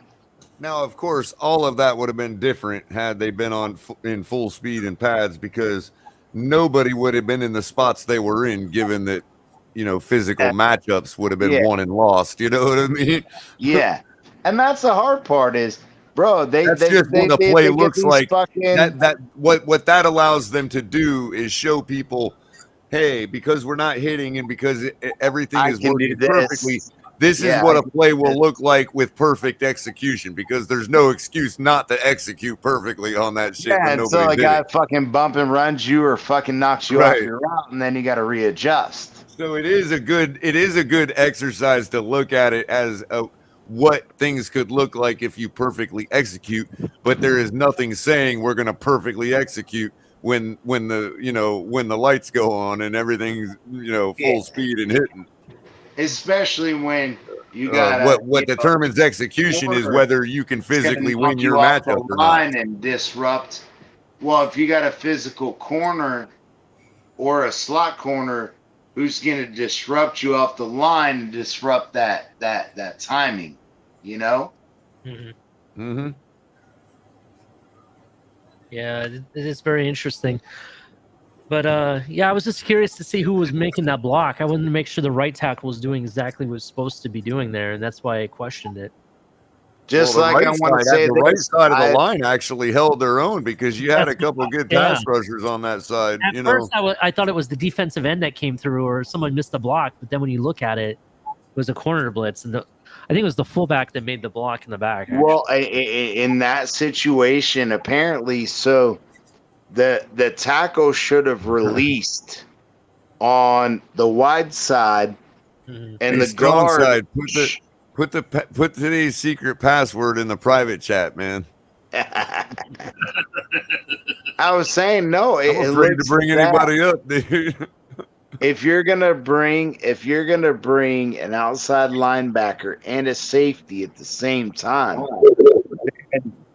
the tackle should take the outside linebacker blitzing, and the guard should take the safety blitzing on the inside. Am I correct? If I'm looking at that play correctly? I was a fullback to pick them up, though. Yeah. Yeah, but if you have a fullback, that's one thing, but that doesn't change the fact that the widest guy, which should have been the outside linebacker looping around, which was Jalen Phillips, but the guy that ended up blitzing inside of Jalen Phillips was the safety, whether it's Brandon he Jones or blitzed whoever it outside. was. No, Yeah, he blitzed outside. Phillips was wrapped up on two offensive linemen, and the safety came in on the outside. Ah, okay. See, that's when the guard and the tackle should have communicated then. So and say, hey, Phillips literally literally took up two offensive linemen, basically, like wasted two offensive linemen. Yeah, and that's where the guard and the tackle should have said, I got two. And that's where the tackle would chip block on the guy coming on the outside. Right. Guard, and then played out wider. Because if we don't have that fullback or that back there, Tua takes another rib injury right there. Exactly. Yeah, and that's where I was getting at. Is they got to get better at communication, and that's where, bro, it takes time. People think that this shit just happens automatically. No, they got to get used to communicating. Hey, I got two. As soon as the guard says, I got two, that tells to the tackle, I got to chip inside, but play my outside responsibility. And they've got to get better at that. I'd like to welcome Strong Side to the panel. Weak side. What's up, Strong Side? I love it. Strong side. I am the strong side. I knew it was crypto. I knew it was. So that Dolphin Realtor, another great I question. am the strong side incarnate. I'm the strong side incarnate. Yeah, Dolphins. Austin will be pancaking everyone this year, and he'll be doing all the referees' laundry too. That Realtor brought up something, and I want to talk about this. Have we seen the last days of Mike Gesicki? We haven't seen Gesicki really show up in this training camp at all. I think they're going to trade him. That might be a possibility. Yep. So I mean, I like Gesicki too. I really and I think he's got good chemistry with Tua, but Austin Jackson will be washing them referees' flags, them yellow flags so good Pittsburgh will hire him to wash their terrible towels. They're gonna turn that yellow shit white. He's gonna turn that yellow shit white. Hey, Culler, did you hear my prediction? No, Culler, I did not. My bold prediction. Listen, you heard it here first on the Finn's tailgate. Listen. Oh wait, Austin, hold on. Don't say it yet. Hold on. Gotta get to the memes. Oh, damn it. Hold on. I got to switch brands. Color slacking. The heck is all this? All right.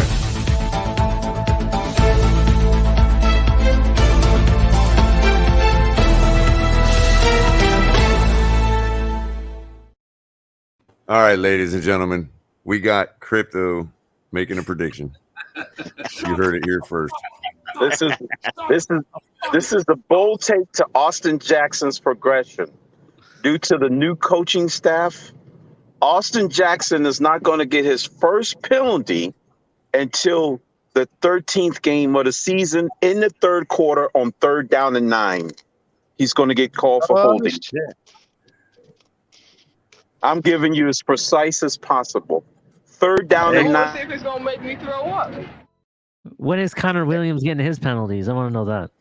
Connor Williams, I'm going to give him to week 4. Week 4. Connor Williams going to get called for illegal man downfield in the second quarter.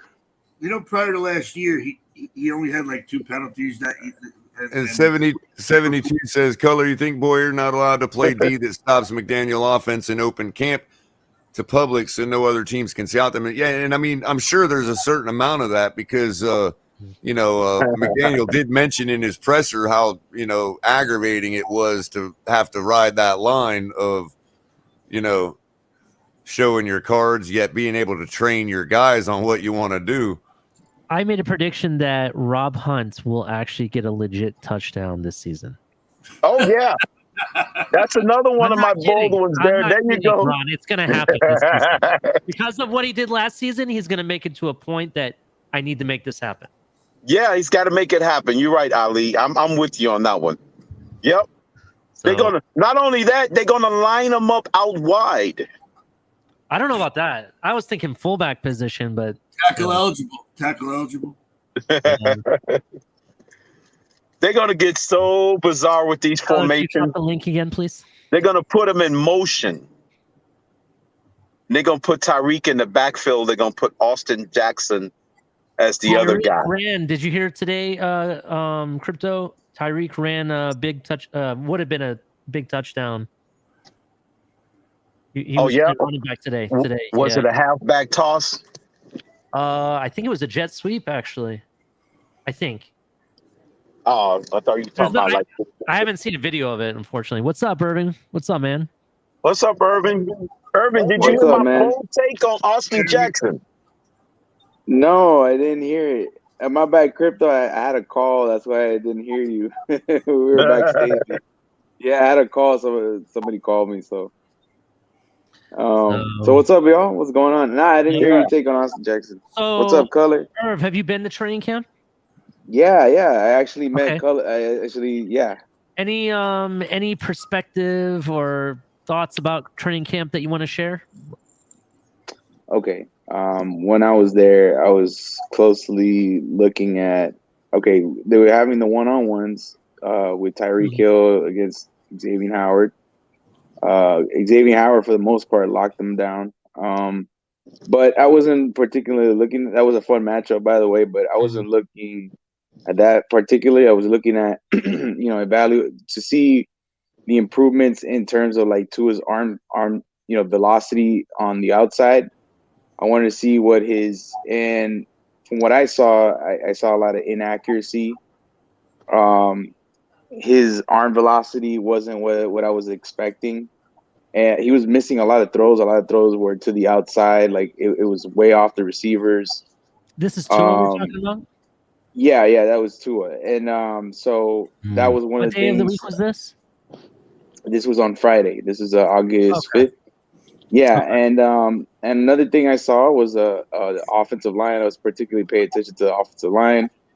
Connor Williams' issues has to do with snapping the football. There was a lot of high snaps, which Tua had to basically like jump up for, and it kind of like disrupted the timing of his throws, like of the offense in general, just the flow of the plays and stuff.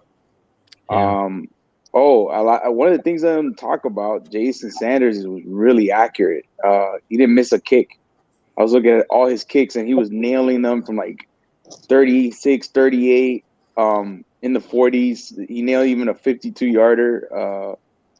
The defense, in terms of the defensive line, the defensive line was like they were getting to the quarterback at will. Have you seen a lot of Raekwon Davis? Was Raekwon Davis playing? Oh yeah, Raekwon Davis Does he look like he's moving faster? Because he said in his interview that he can move faster. I'm like, Raekwon Davis moving faster. He was doing like the individual drills, with the dummies and stuff. Oh yeah. And bro, he was. I have never seen him move so quickly. He's in shape. You can tell he's lean. He's moving like he's getting when he gets off his stance. He's so lightning quick. He's very quick on his feet. He's explosive. Christian Wilkins was all over the place, man. He was getting to the quarterback. Like Melvin Ingram got a chance at Tua. I even think Noah Benogany got a sack on Tua too. Like they were blitzing Noah as well. Austin Jackson looked good. Noah? Hold on. Did you just say Noah had a sack on Tua? Yeah, he had a Oh, sack I on heard Tua. about this. Yeah. What? Yeah, He wanted I How's was that it even would have been a would possible? be. So what you're saying is, as long as we put the basket down in the end zone during the game, we're gonna win games. probably. Yeah. Yeah, right. But nah, Wait a man. I minute. I mean, don't like that. No way a cornerback should be blitzing us with this kind of weaponry on the team. no, I I don't know, like right? that. Nah, but there was some throws like Tua's making. There was a nice throw that he made to Tyreek Hill on the outside. It was like a 25-yarder. It was nice. The ball got there a little bit late, but he still made the play.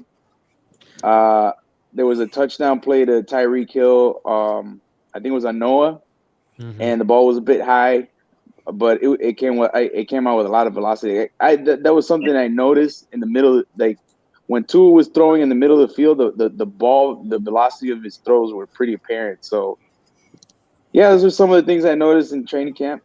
I heard that I heard a lot of good things about Sanders, the receiver. I've heard he's been showing up. Oh man, I've heard I that don't like them Easy- cornerback blitzes, man. That I- just shows no respect for the yeah. team.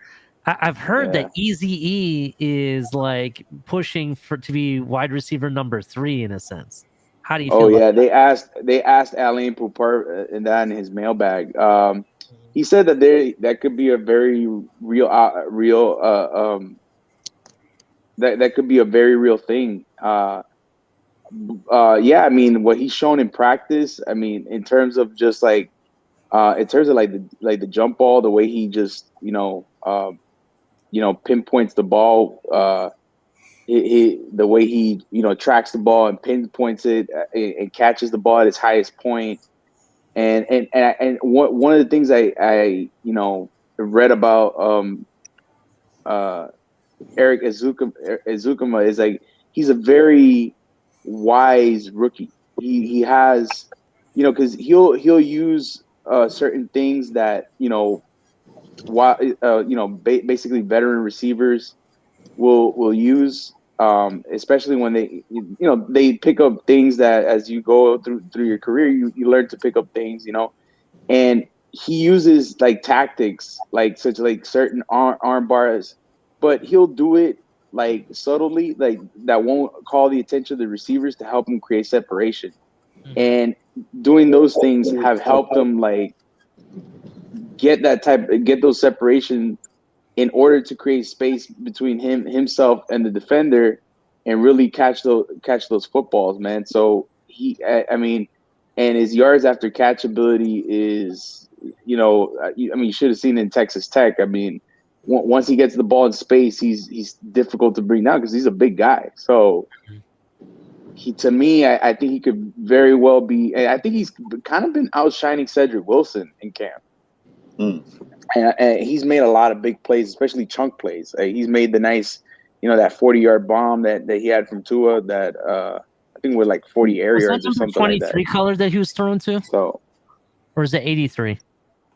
Not really sure. Sorry, I didn't mean to So, cut yeah, you man. off. I was listening. Sorry. No, you're good. 23. You're good. It's 23. So yeah, man, Who's I could. 23? Yeah, They gonna have to read that hot guy on the outside, man. Yeah. 23. Who's 23? I'm not Because sure. if a Isn't it corner is Dokes? saying he's going to blitz, it's up to the wide receiver to Maybe it communicate is. with the Maybe that was quarterback. Dokes. That it's, man, it's So my show's been about fantasy football essentially. Do you think, in my opinion, I don't think it's necessarily wise to pick up receivers from the Dolphins for your fantasy team unless it is Tyreek Hill or Jalen Waddle. Do you think anybody else would be a good fit in the fantasy team in the Dolphin wide receiver room, or is just the targets that those two players are going to get are too much that it has to be one or the other? That's a good question. I mean, if they adhere to my ratio, we'll be perfectly fine with picking up both of them on your fantasy. Well, no. I understand. I'm talking about like who else? Because we've been talking about sleepers. Sanders is was undrafted and he's making a name for himself in camp. Every day I hear something about it. Easy E, fourth round pick, pushing to be wide receiver number 3. I mean, are there any sleepers out of these guys or anybody that's worth, picking up in fantasy when it comes to wide receiver? I would say Chase Edmonds is as a possibility as a running back, because he catches the ball and runs, so you get both the best world, both best of both worlds. But my question is really like, who do you feel is going to be a good sleeper on this team at the wide receiver position? And who do you think might get the most red zone targets? Yeah, that's a good question. Well, I don't know if it would be Tyreek or Waddle, to be honest. It might be. I think it's going to be easy. I mean, that's why you drafted him, because I think I think at this point of his career, I think I think he has a more upside than Devontae Parker. He's healthier. I think the Dolphins just see him as a better jump ball receiver. I think they see him as just a more complete receiver than Devontae Parker. What was that? High catch radius. Yeah, high catch radius. Like, the guy knows how to use leverage to his advantage. Like, he knows how to stack the DBs, and he knows how to not let people. He knows how to not let corners, gain leverage on him and box him out. He'll fight for the football, and he has no problem tracking the football and coming down with it. And that's something that, like, even on film, like Devontae Parker, like, once the corner got inside on him and boxed him out, kind of like a defender in basketball, when he's posting up a defender, once they box him out, he doesn't fight for the football. He doesn't have that dog mentality. Whenever Tua, especially in the red zone, there were times that Tua, and I saw this in the Chargers game in Tua's rookie year. I saw this even in the Chiefs game. I saw this even against the Patriots when he was going up against J.C. Jackson. Tua would throw him a perfect jump ball, and J.C. Jackson will kind of use inside leverage on him, box him out, and that's it. He was out. He's canceled. So I think to this point, I think Eric Azukama just offers more as a jump ball receiver. I think he's just a more complete guy. He also especially that he also doesn't go down on the first hit. That guy, right. He catches an 8-yard. Yeah, he catches an 8-yard slant, and that's it. You just trip him up. And this guy, if he catches an 8-yard slant in stride, he can pick up 15, 20 yards. You know what I'm saying? So, and that's been a consistent theme in practice. Yeah, he bounces. He fights through tackles. I mean, he's a strong kid, and he's versatile. Like, you can use him. You could use him more in. You could use him in the backfield. You could use him in the slot. Like, he's had a lot of reps in the slot too.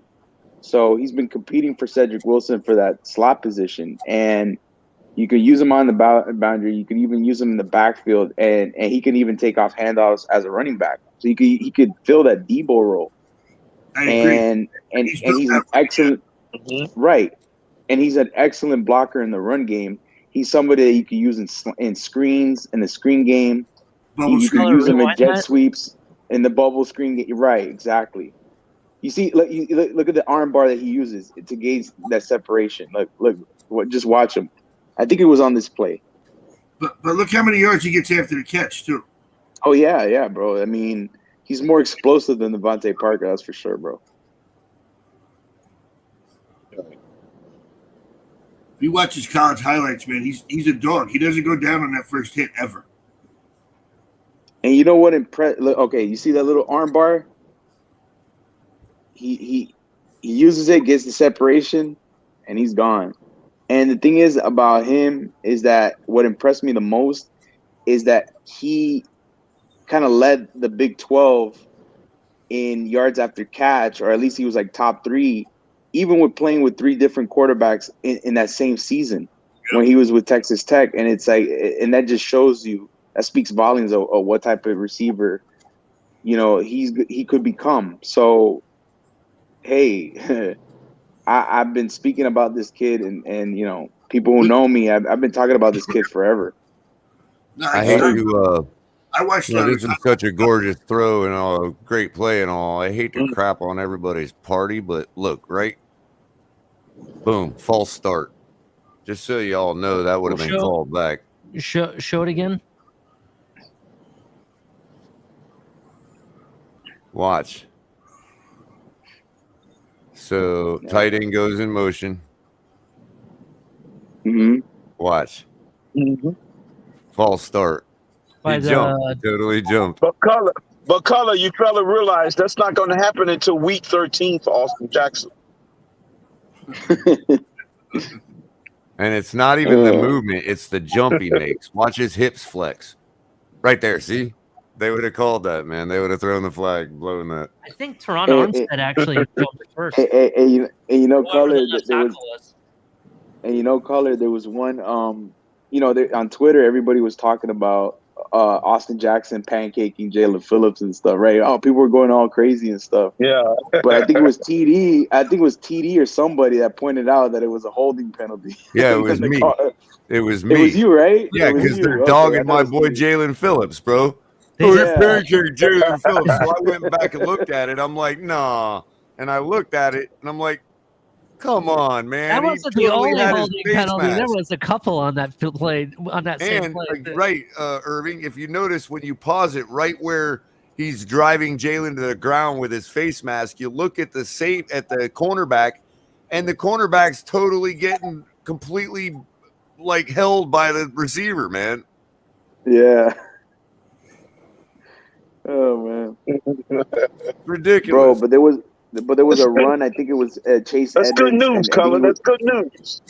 I think he broke a run to the outside, bro, and dude, Alec Ingle just completely destroyed. It was I forgot who it was. I think it was some linebacker, but bro, he completely destroyed him, and the way he came off the block was like explosive, bro. Like I cannot wait to see Alec Ingle in these I formation looks, bro, with Chase, you know, with any of the running backs coming out running to the outside, because that guy, as your lead blocker, bro, you'll be glad to have him as your lead blocker, you know, clearing out defenders and creating space for you, you know, and running lanes. So Do you guys think that Jalen Waddle is a body catcher? Hell no. No. Do you think It all depends he's, on the ball placement and where it's who at. do you think is better? I don't think he's solely a body catcher. No. Who do you think is better, He Devontae uses his Smith or hands. Jalen Waddle? Jalen What was Waddle. that? By far. Jalen Waddle. by far. Okay. And the Waddle's speed caught wise, enough passes with his hands. speed wise, Jalen Waddle, right? Yeah, absolutely. Okay. Someone in the chat, Yeah, I saw it too. Master Park or Maston Park. I'm sorry. He's a Buffalo fan. Ah, that makes sense. Those Buffalo fans. So check this out. So you got a good play here on both sides. I'm not sure if Phillips didn't just let him go here because it's camp. So Ingle, is that Ingle right there? I think it is 35. So he meets Jalen Phillips on the lead block, opens the hole. Phillips sheds the block. Look at that. Totally just nice, short work. nice. Bro. And Did then you what? See how he's beautiful. got him right there? He makes that tackle in a live game, but watch him just let up and let him go. See what I'm saying? That tackle's made there. That's the point that TD was bringing up, that a lot of people were like, you know, oohing and awing at Chase Edmonds' runs, but if it were a live game, he put out that if it were a live game, he only averaged like 3 or 4 yards on certain plays. Let's watch again. And you just showed an example right there. He's saying they're going up the line of scrimmage like that. Watch this, dude. This is just, oh God, man. This is a hurricane right here. This is textbook hurricane right here, ladies and gentlemen. Check this out. Just get off me. What? Yeah. Look at He's that. gonna Just do that. throws him He's gonna aside do that like to the he's Bills a offensive line. bag, man. Well, they were practicing that all week with the dummies, throwing them off to the I'm telling side. you. I'm telling you. Jalen Phillips, watch out. He's going to break the sack record this year. Another bold Urban, prediction. you're right And about he's got this. him They're not wrapped. See, even he's got him wrapped right there. they're not And then even he just wearing lets full him go. pads. So I think the beginning of this week they're going to start going more so than they have, in the past week. So we'll see. I think we're going to start seeing some more hits now. The only thing that I'm worried about is injuries. I don't want to risk injury, to certain players. Now, it's also possible that Engel didn't hit him as hard as he could have, to clear Maybe. him out. Yeah, I That's mean, always these guys are possible, going too. half speed. Yeah. The Tampa game's going to tell the story. Color. Tampa in the Tampa game. Color, I think that Hurricane is going to get 4 sacks on Josh Allen. 4 sacks. I'm 4 sacks telling in you, that man. first game. I see it. 4 sacks. Oh, I cannot wait to meet Buffalo, especially all the. Josh Allen hates Yeah. Melvin Ingram, but I think in the end he's going to hate Jalen Phillips. Oh, by the way, this is the wide view of that same play where there was multiple holding on the play, the pancake Oh, play. yeah. This is the wide view Oh, of yeah, it. yeah. This is the one I shot of the same play. Looks good from far away, but when you get up close and realize what's happening right there, it's like, Even this guy in front of us is saying, throw the flag, throw the flag. Did you see that? Yep. That's funny.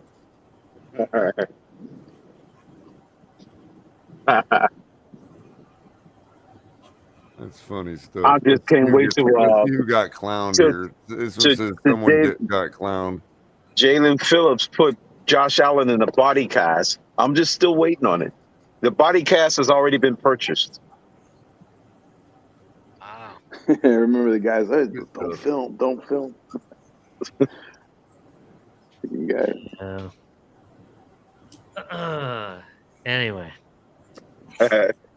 I do agree with you. See, Jalen Phillips is going to have a monster year, though. I really agree with that. Jalen Phillips is going to be, bro. I'm telling you, even Omar Kelly, he named 2 players. They asked him. Somebody asked him, who are 2 players that have shown the most improvement since last year, and he named 2 players: Christian Wilkins and Jalen Phillips.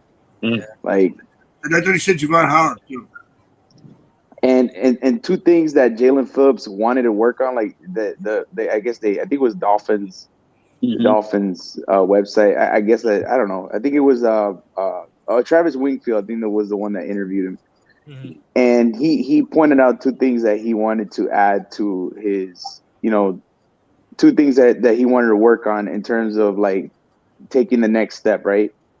And it was, one thing was adding more pass rushing moves to his repertoire, because he only all he did was like use a bull rush. Like he didn't use, because at UM he had different, he had the swim moves, he had the bull, he had different. He used a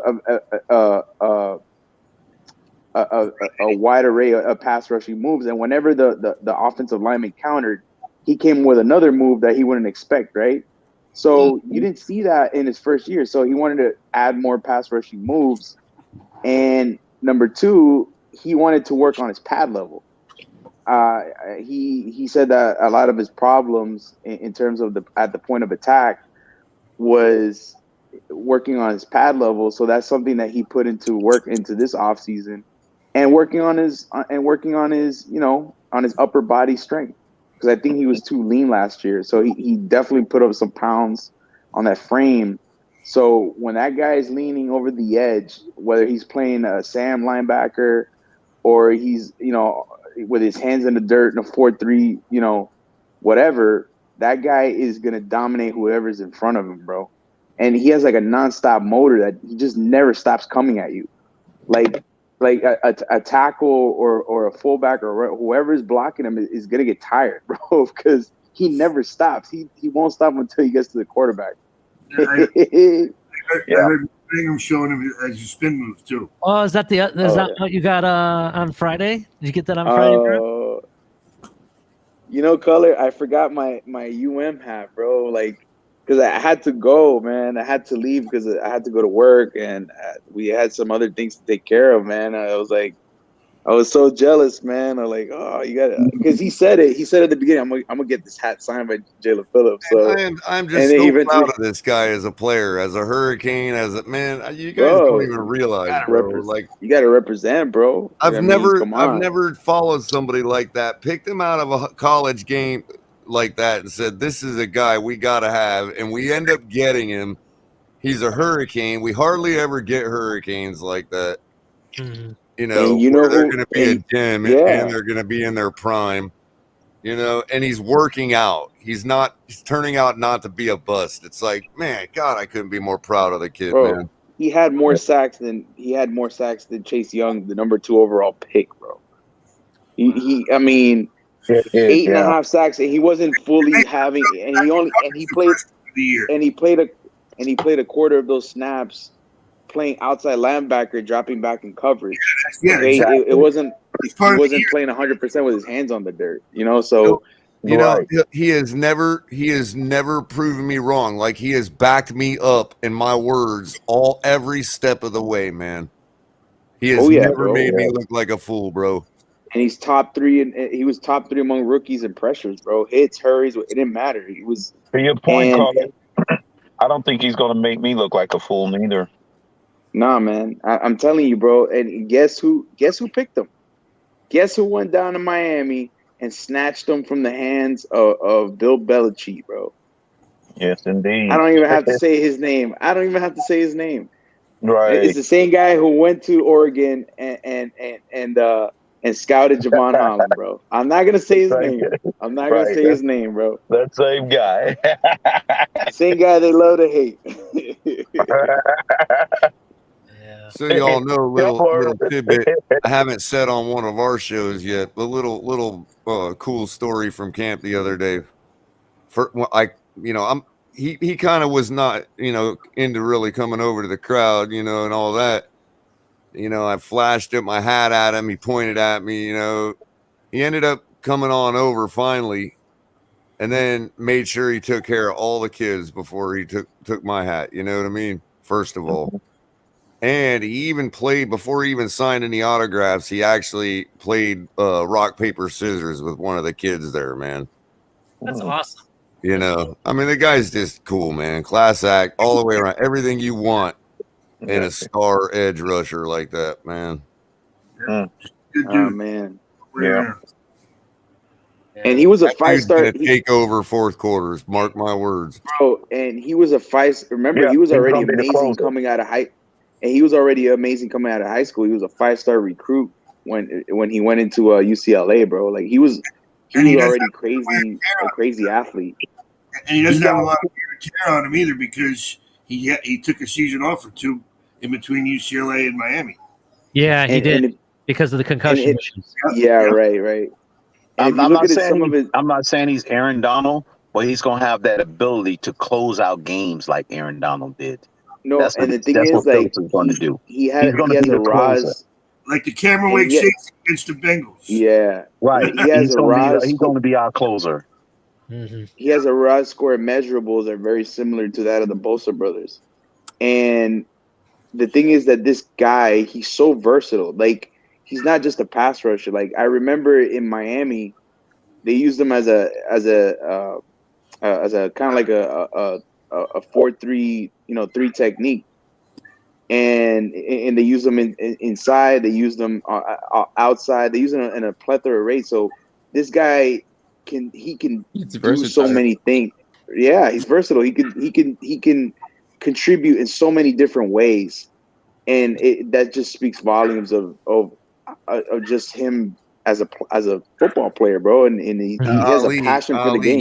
You got Lakers all day to come up, bro. You might be going till 6 in the morning, bro. We're gonna be closing it down soon. But Hey, yo, how you doing, Lakers? Lakers, what's up, man?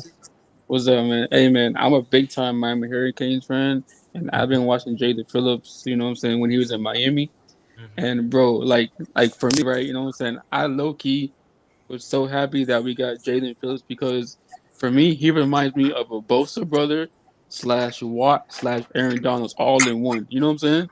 Yeah, don't forget pepper in a little JT, man.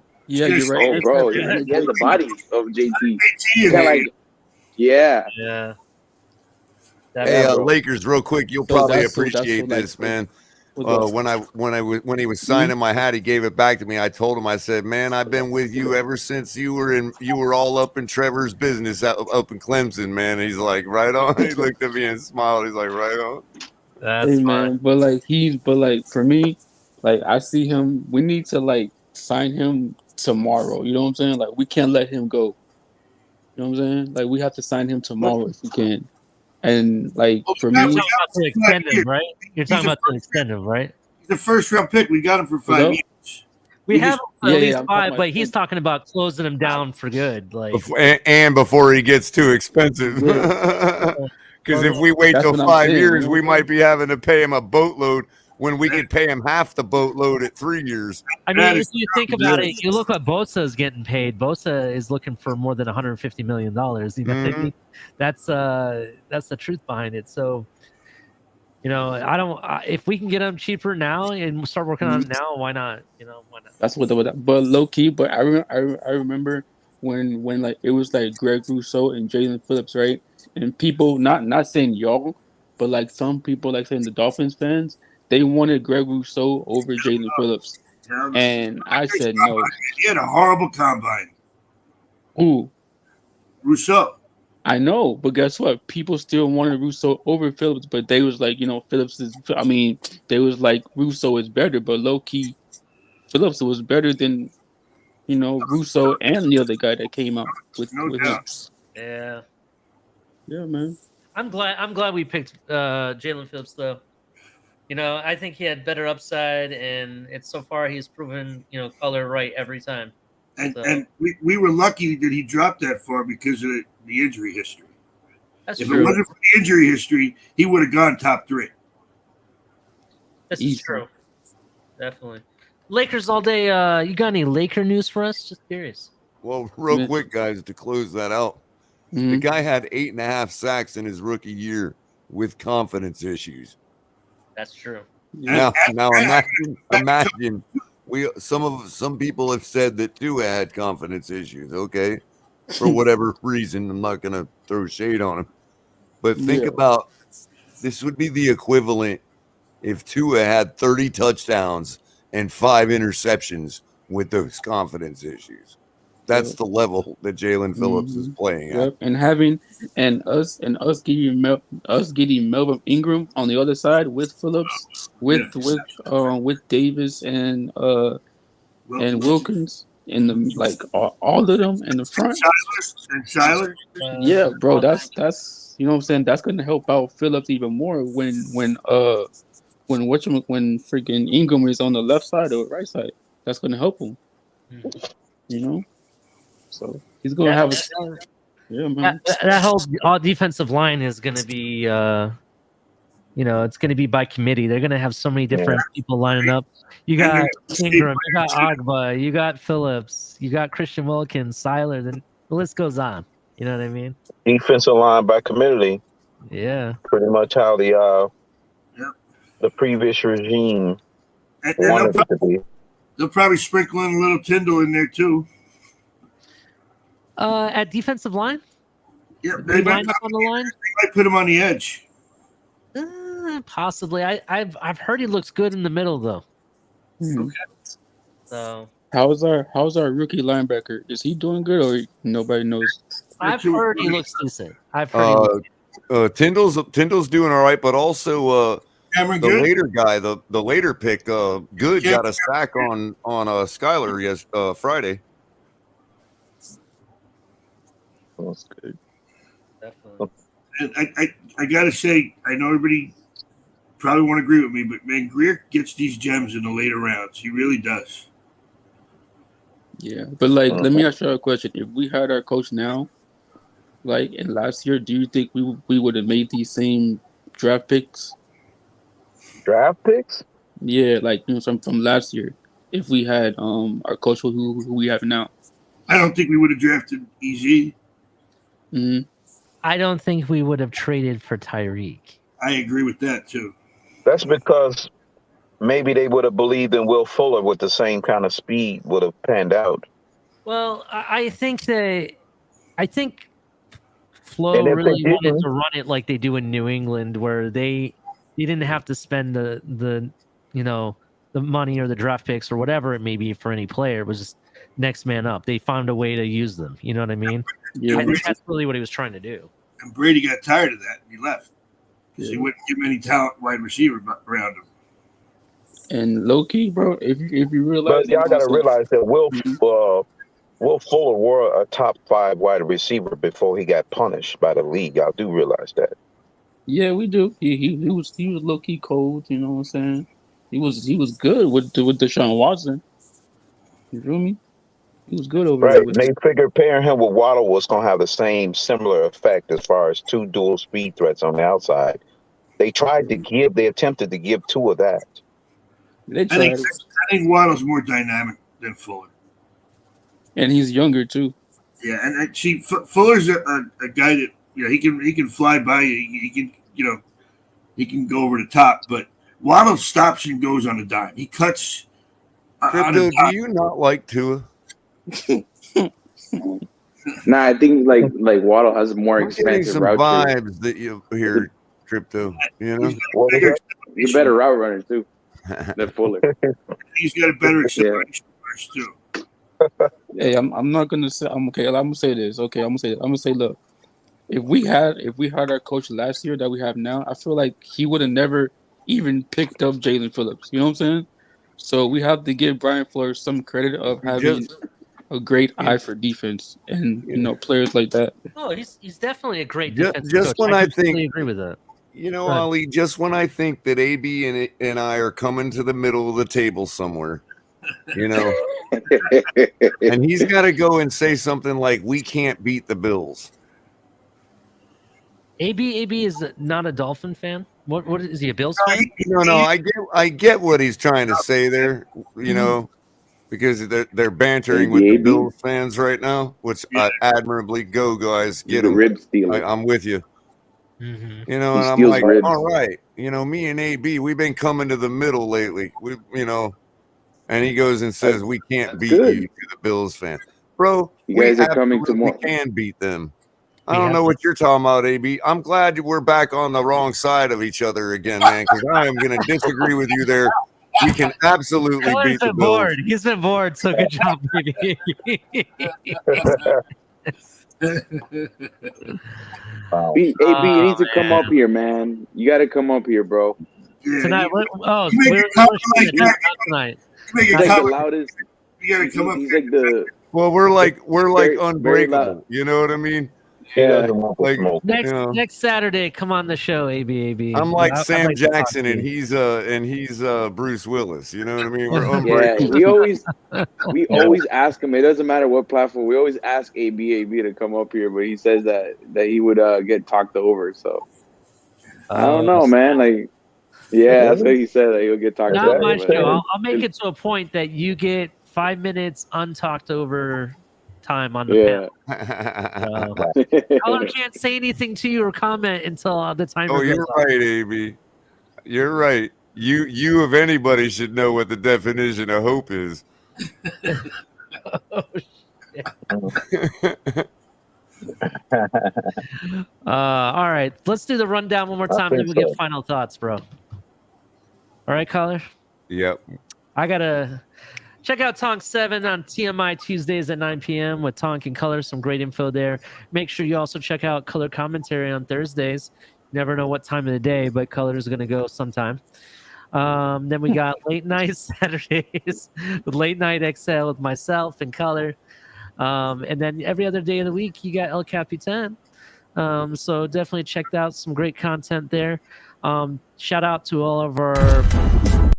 Just kidding. Whoa. Wasn't ready for that. Check out our partners, Backrooms Collections and Fanatics.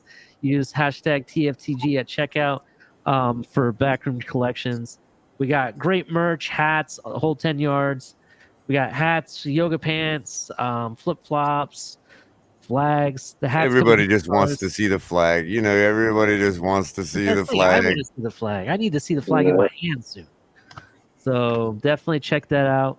Tailgate. we got Cash App, Venmo, all that stuff, and shout out to, all the donations we get. Insert cash or select payment type. So Color with the vomit, and I was waiting to use it. I was just waiting to use it. So thought it was funny. So yeah, thank you. Shout out to the members. I want to see if it's gonna make me throw up. Yeah, that's Color's favorite meme of the day. But shout out to the members. You guys definitely support the channel. We have 3 different levels if you're interested in becoming a member. Join, subscribe, get some special videos that Captain's been putting out. We definitely appreciate it. Definitely. Let's start with Mr. Lakers all day. I'm a fellow Laker fan, by the way. Just to put that out there. I'm a Kobe Bryant believer. I think he behind Jordan, he's number 2. I don't think LeBron comes close personally. Hey, me and you, we on the same we in the same headspace, man. Yeah. So just saying, that's an argument for next Saturday. We can talk about that next Saturday. I'd like to thank you for coming on my show. I haven't seen you on my show before, so thank you. I think I came a little bit before this. Maybe it's been a while. It's been a while. Yeah. But I really appreciate it. And what do you think? Do you think that there's a sleeper coming out of this team that you think could pop up for fantasy, or who do you think is going to have a breakout fantasy season? Doesn't have to be with the Dolphins. If it's not outside of our team, it's okay. I might go and say CJ. I'm gonna say CJ or Mostert. One of those 2. Nice. Mostert? Okay. Yeah. Or CJ.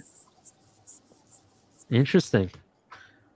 What else did we talk about? Anything else you want to shout out to before we move on to the next? Shout out to Jalen Phillips. He gonna be a stud for us, and we need to sign him. Like I said, we need to sign him tomorrow. You know what I'm saying? We gotta sign him because that's a Jason Taylor type, Watson type, Bosa type, Aaron Donald type of player, and Clowney. If he can, he's up there. Not up there, but you're gonna see him progress and get better during the years. And for the Lakers, we still trying to go get Kyrie Irving. I hope. Yeah, but you never know, man.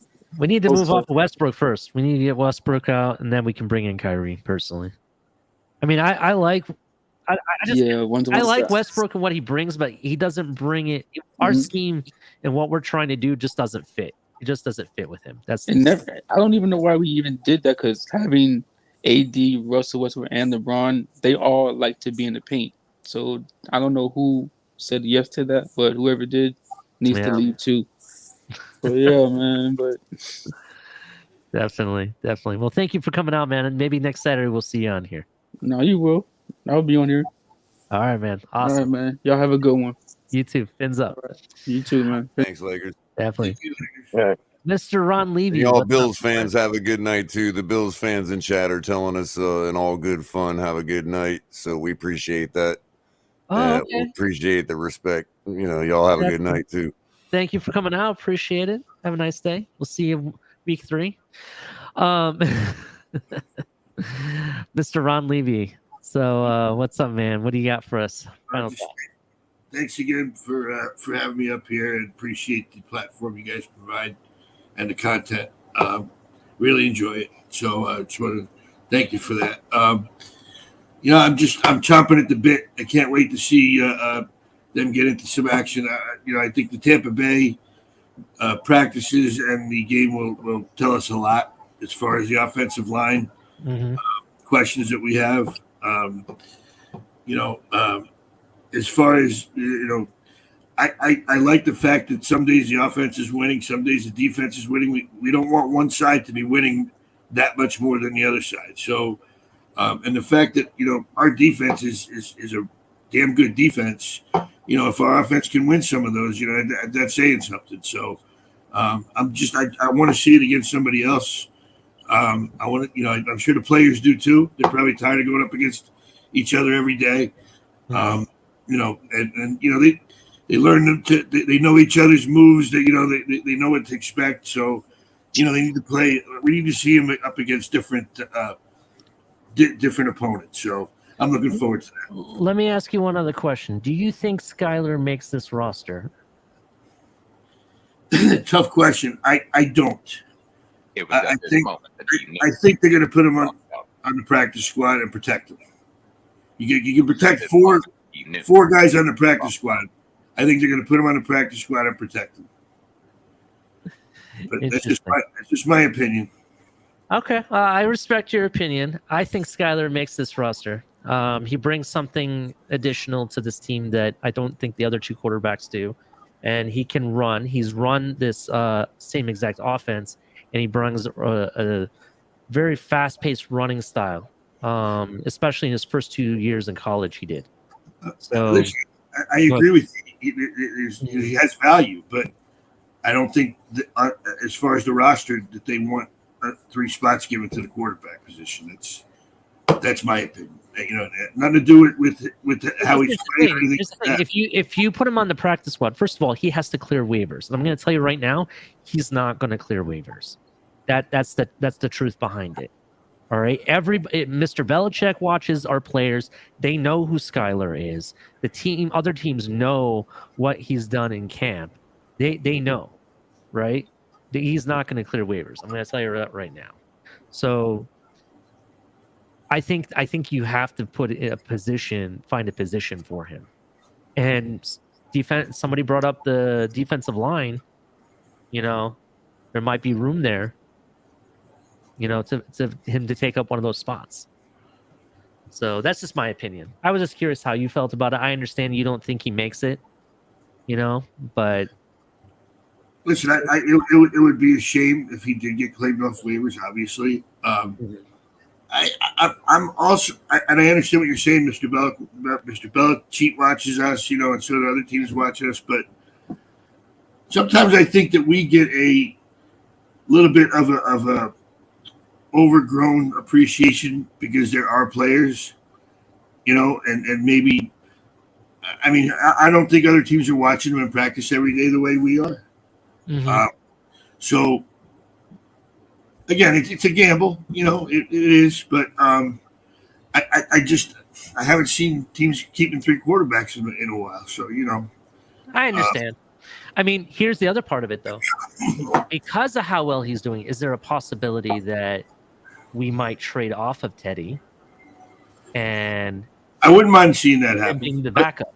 The thing is, I don't think they want to go with it and experience as the backup in a year that they're going. That they're all pretty much saying that they're going for broke when trading for Tyreek and the moves that they made. I would think that they would want some of the experience if Tua goes down for some reason. So, all right. Again, just my opinion. Fair enough.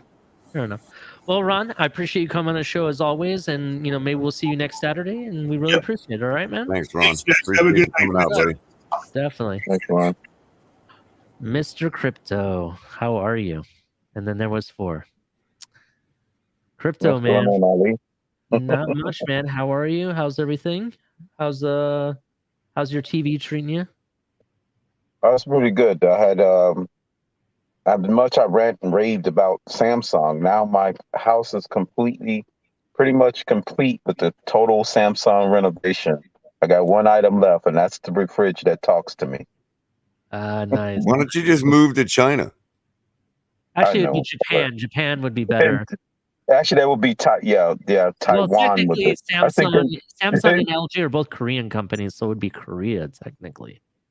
Well, is it South Korea that they moved to? I thought the No, parent I think company they're was in Taiwan.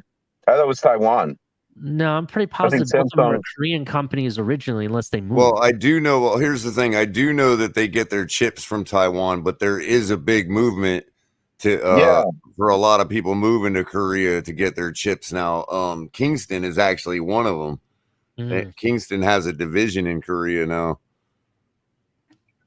and they're an American company. Yeah. Kingston, yeah. Because I think Samsung was the parent company was based in Taiwan or South Korea. Yeah, I thought they was home there. So my TV, I have an LG. I told you I went with the OLED TV, and I got to watch the Hall of Fame game on it and everything, and 4K. It looked beautiful. Yeah. Oh I've man. learned. The blacker blacks and the dark and what they got the crystal with each individual LED is like single. Has its Yeah, own light. yeah. To the screen. Yeah, I like It that. looks Yeah. it looks sick, dude. And I find out stuff about my TV every day. I learn something new. Like I have an Alexa in my room. I didn't even think about it. And I'm telling Alexa to do something, and then I noticed it popped up on my screen. I'm like, That's- Talking to your TV. I'm talking to Alexa, not the TV. It throws me off every time I learn something new about it. Like this is It's crazy. just crazy because now all these home integrations, the IoT, Mhm. where let's say if my washer machine is finished washing a load, the pop up comes on all my Samsung connected devices. Yep. It'll come on the TV, and Alexa even blurts out your washer is done, or your oven is done. Your range is finished cooking. It's crazy. That is pretty Tell you, really boy, is. these smart Yep. And homes, boy, tell you. some rich guy was like, "Oh, one of my assets just turned on their refrigerator." Yeah, it's time to order some more eggs. You're a little low. Oh man, I don't know what it would be like to know a world like let's fast forward 20 years in the future when everybody's connected with their every appliance is on the web. Well, And you're I'm like, just wondering why none of them hired Majel Barrett to be the voice. yeah. Alexa color, you can change it to a Yeah. voice of your I have preference. I have Samuel They L. got Jackson voice- actually downloaded. It's kind of funny. Yeah, can you imagine I wonder if they got Majel Barrett as an option somebody that somewhere, like passed to away? buy. Like, imagine if people are now using like to keep the memory alive. They have a pre-recorded of somebody, one of their loved ones that passed away, Oh, and they're that's now morbid, dude. That is they're morbid. using Alexa as the voice of that person now. That It's is coming out over your morbid, dude. loudspeaker. That is kind of morbid, but people do actually keep their voicemails, for certain people. Like Yeah, that. I guess. Yeah. Yeah, they But keep their what you're I have talking my about is mother's kind of like that's kind of like voicemail. really pushing it. Yeah. I archived my mother's voice, like her last voice. The message that you leave when you answer the voicemail. I archived it so I can have that. The I'm last, her actual voice. I didn't put Yeah, it I'm on my looking smart it up. device. If you were able to get Sam Jackson, you gotta be. I'm looking it up. You got to be able to get Majel Barrett. AB's wondering if we can get Deshaun Watson's voice. Let's see. God. Over the Alexa speakers. 1 year Yeah. from now, you'll be able to. 1 year from now. Yeah, you probably will, AB. You probably be able to get them. With that 1 year suspension that the NFL is appealing for now. So, yeah.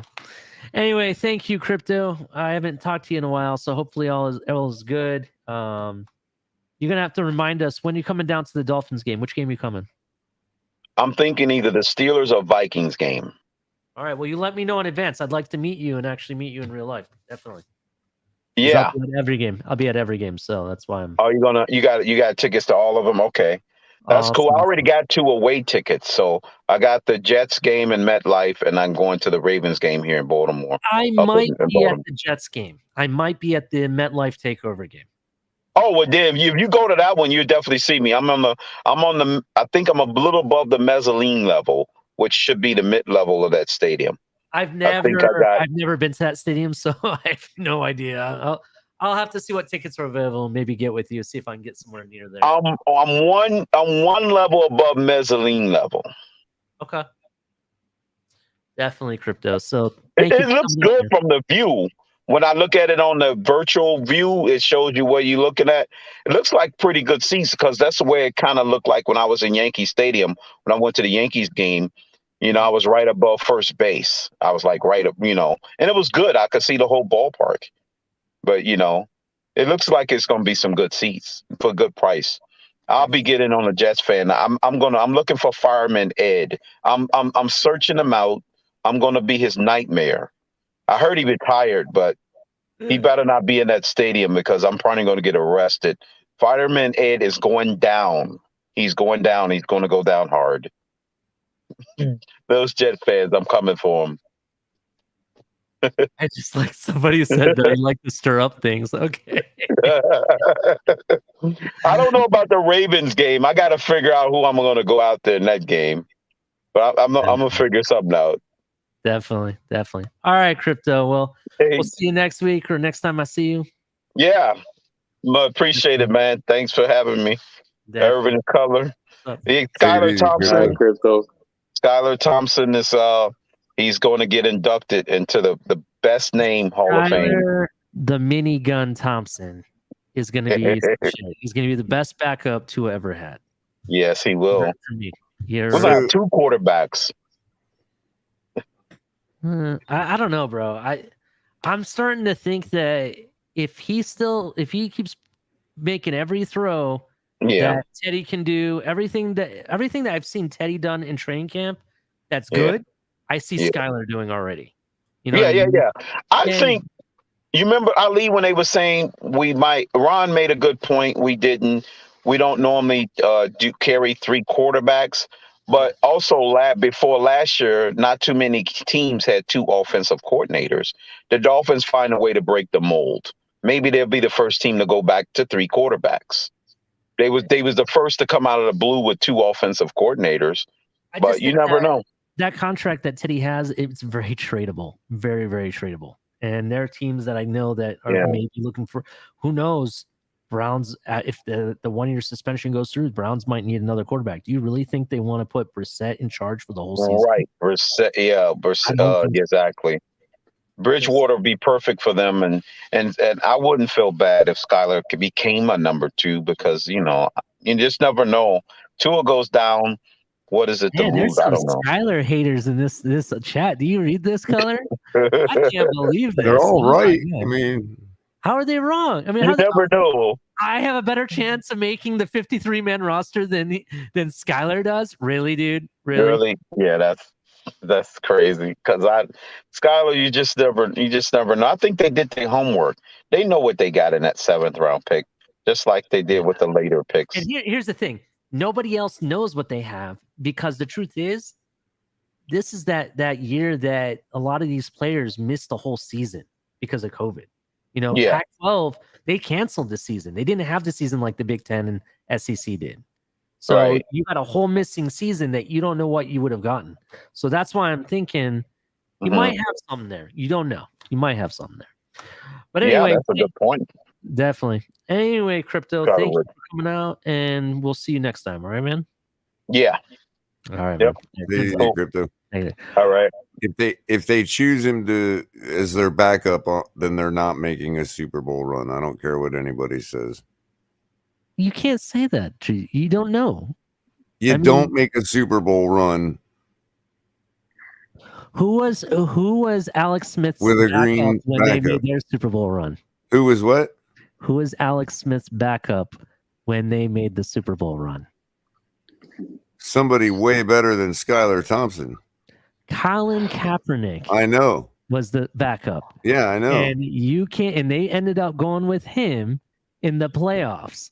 He made a run. And he made the run. Yeah, and what they do. And what experience? And what they do? And what experience? They lost. He had? How many times has Teddy Bridgewater been to the Super Bowl? None. Are we really going to go down this road? No, because the experience you're telling me, it doesn't really, to me, in my opinion, Culler, and I understand you have your opinion. In my opinion, I don't think you're gaining or losing anything. That's basically what I'm going with this.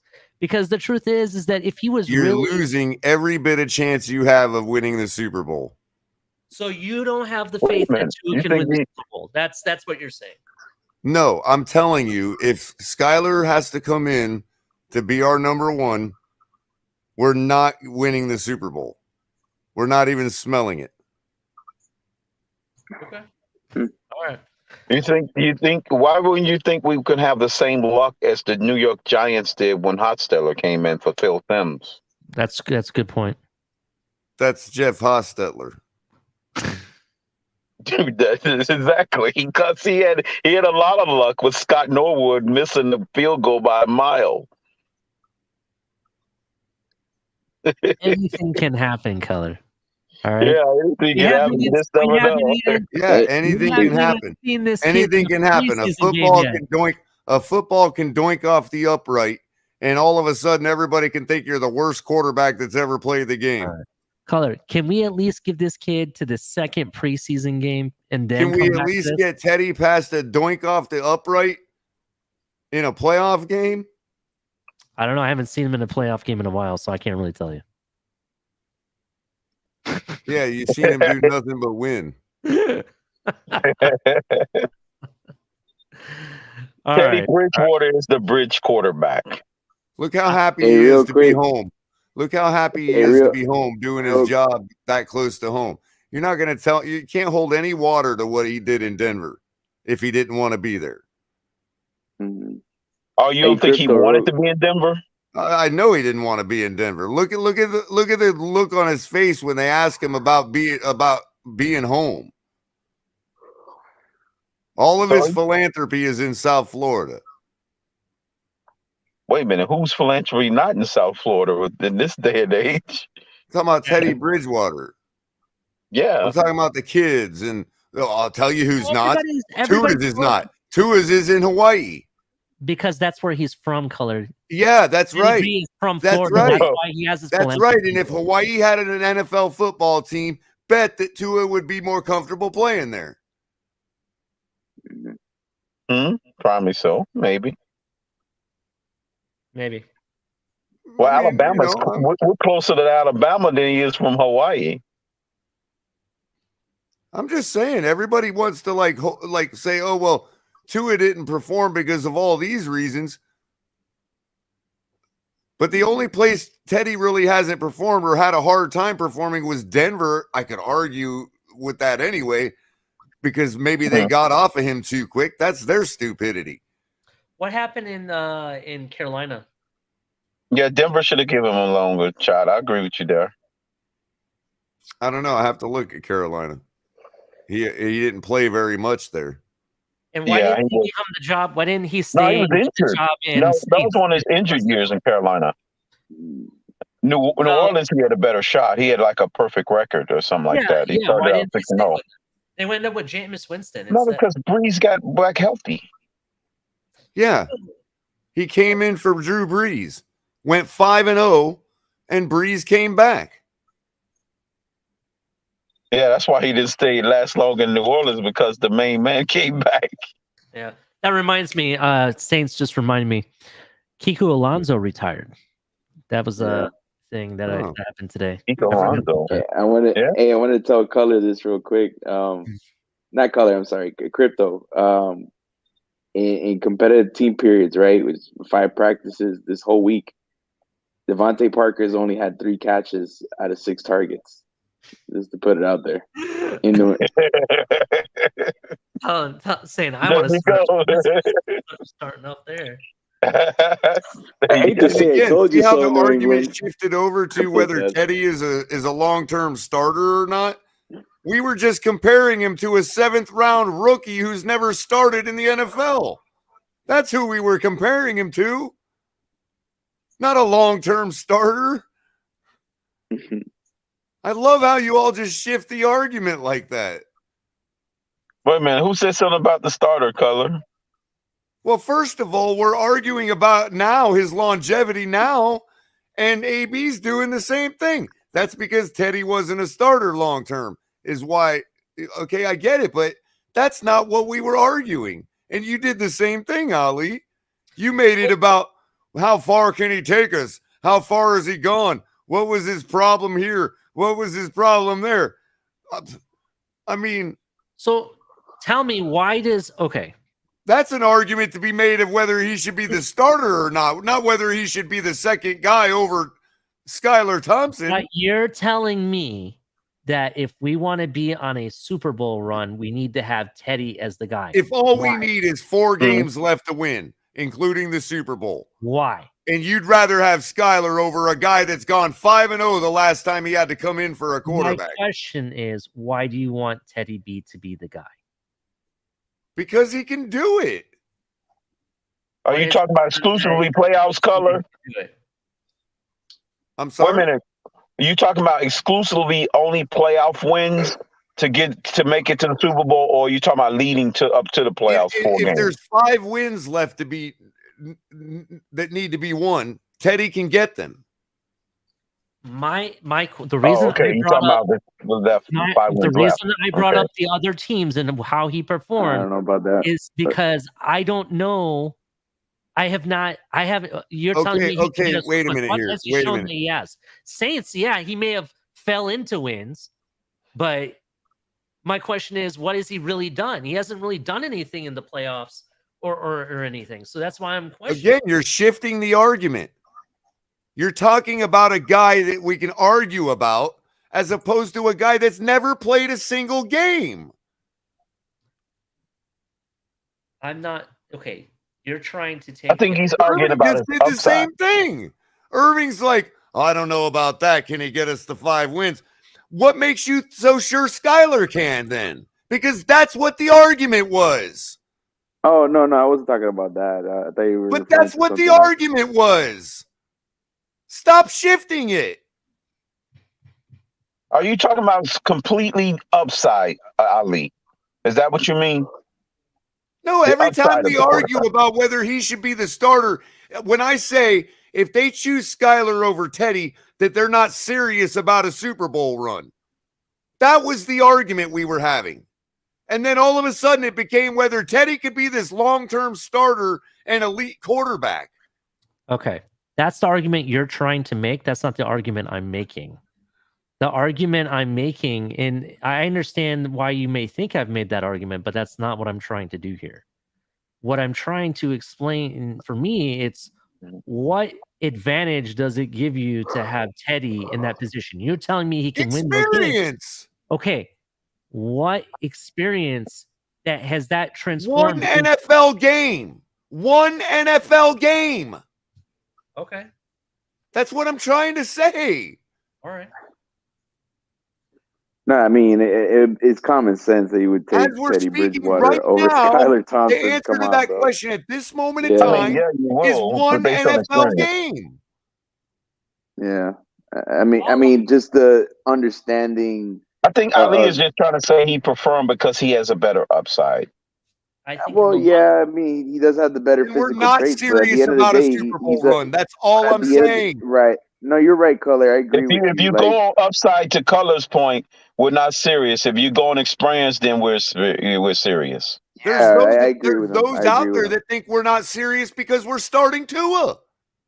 Well, yeah, there's that facet too. Yeah. You could also look at it. You could also look at it in the sense that we're not serious anyways because of who we're starting right now. Well, yeah, there's people making that argument too. Yeah.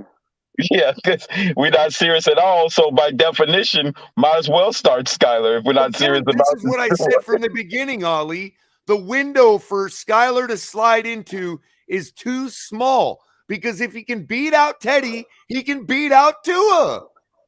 Mm-hmm. That's a true point. Yeah, because that small window. Yeah, but that's What you're talking about is true. If Skyler's that guy, like you're saying, and maybe he should is be starting. Suit him up for the Patriots game, man. That's the case. Preseason games. I don't know why we're having an argument right now. Well, all I'm saying playing is preseason games that Teddy's done in camp. So does this guy. Well, you would agree that Skyler should get the most preseason playing time if they already politically decide to go with Tua no matter what? I think it would be between Teddy and Skyler. Yes. I mean, Skyler has one interception throughout all of camp. Mm-hmm. I mean, why is he not starting? Mm-hmm. I'm not asking that question to be serious. I'm asking it rhetorically. Like, obviously, I mean, well, Culler, to my point, nobody in their right mind would be arguing for Skyler to start over Tua. Either not in the because they Patriots don't game. believe he's better, I or would because make they don't want to make that argument politically. You know what I mean? I would make the argument that he should start over Tua in every preseason game. Well, that's already happening. In every preseason game? Well, I mean, I don't know. Maybe Tua will get some reps, but I mean, yeah, because they've already politically made the decision to go with Tua no matter what. But that's what I'm saying. If they want to keep the image up that they're fully behind him, well, the teams that are fully behind their quarterback aren't starting them at all. Mm-hmm. That's a good point, Culler. Yeah. Exactly, and that's why I say Skyler play every preseason game. Are we gonna have to sit here and argue for 2 weeks as to what the real reason they played him is? Oh, does he need the reps? You know what that's gonna start. Well, does Tua need the? Yeah, well, they're gonna say because the offensive line, he needs the reps. Probably. That's just one of the rabbit holes that we got to prepare ourselves for. Right. You know, to be honest with you, Ali, if you were making an argument to have a third spot, I'd be marching right with you all day long, man. You know, because if the worst happens, then you're talking about Teddy with a number 2 like Skyler. That's different. Mm-hmm. So how many games have they factored that Tua will miss this season? I haven't even looked at that stuff because for me, it's, you know, it's water under the bridge. Yeah. Well, we're treating it Armstead like that, guaranteed to miss games because of his inconsistency medically.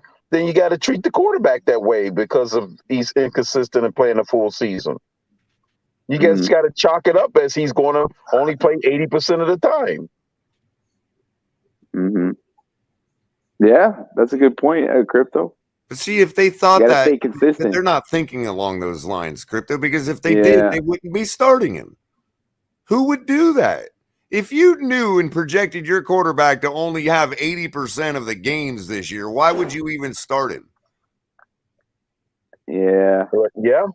Mm-hmm. Yeah, that's a good point too. Yeah. This is true. Because they're definitely doing it with the offensive line, and they already loaded for bear to say, Armstead only played 80% of the time. We got to give X, Y, and Z extra time now to see whether or not he's the guy. I mean, I guess they could make that projection, but do you think they do? I think also, Culler, for me, Stephen Ross is not, but I'm sure other people will be making it. Go ahead, Ollie. What were you saying?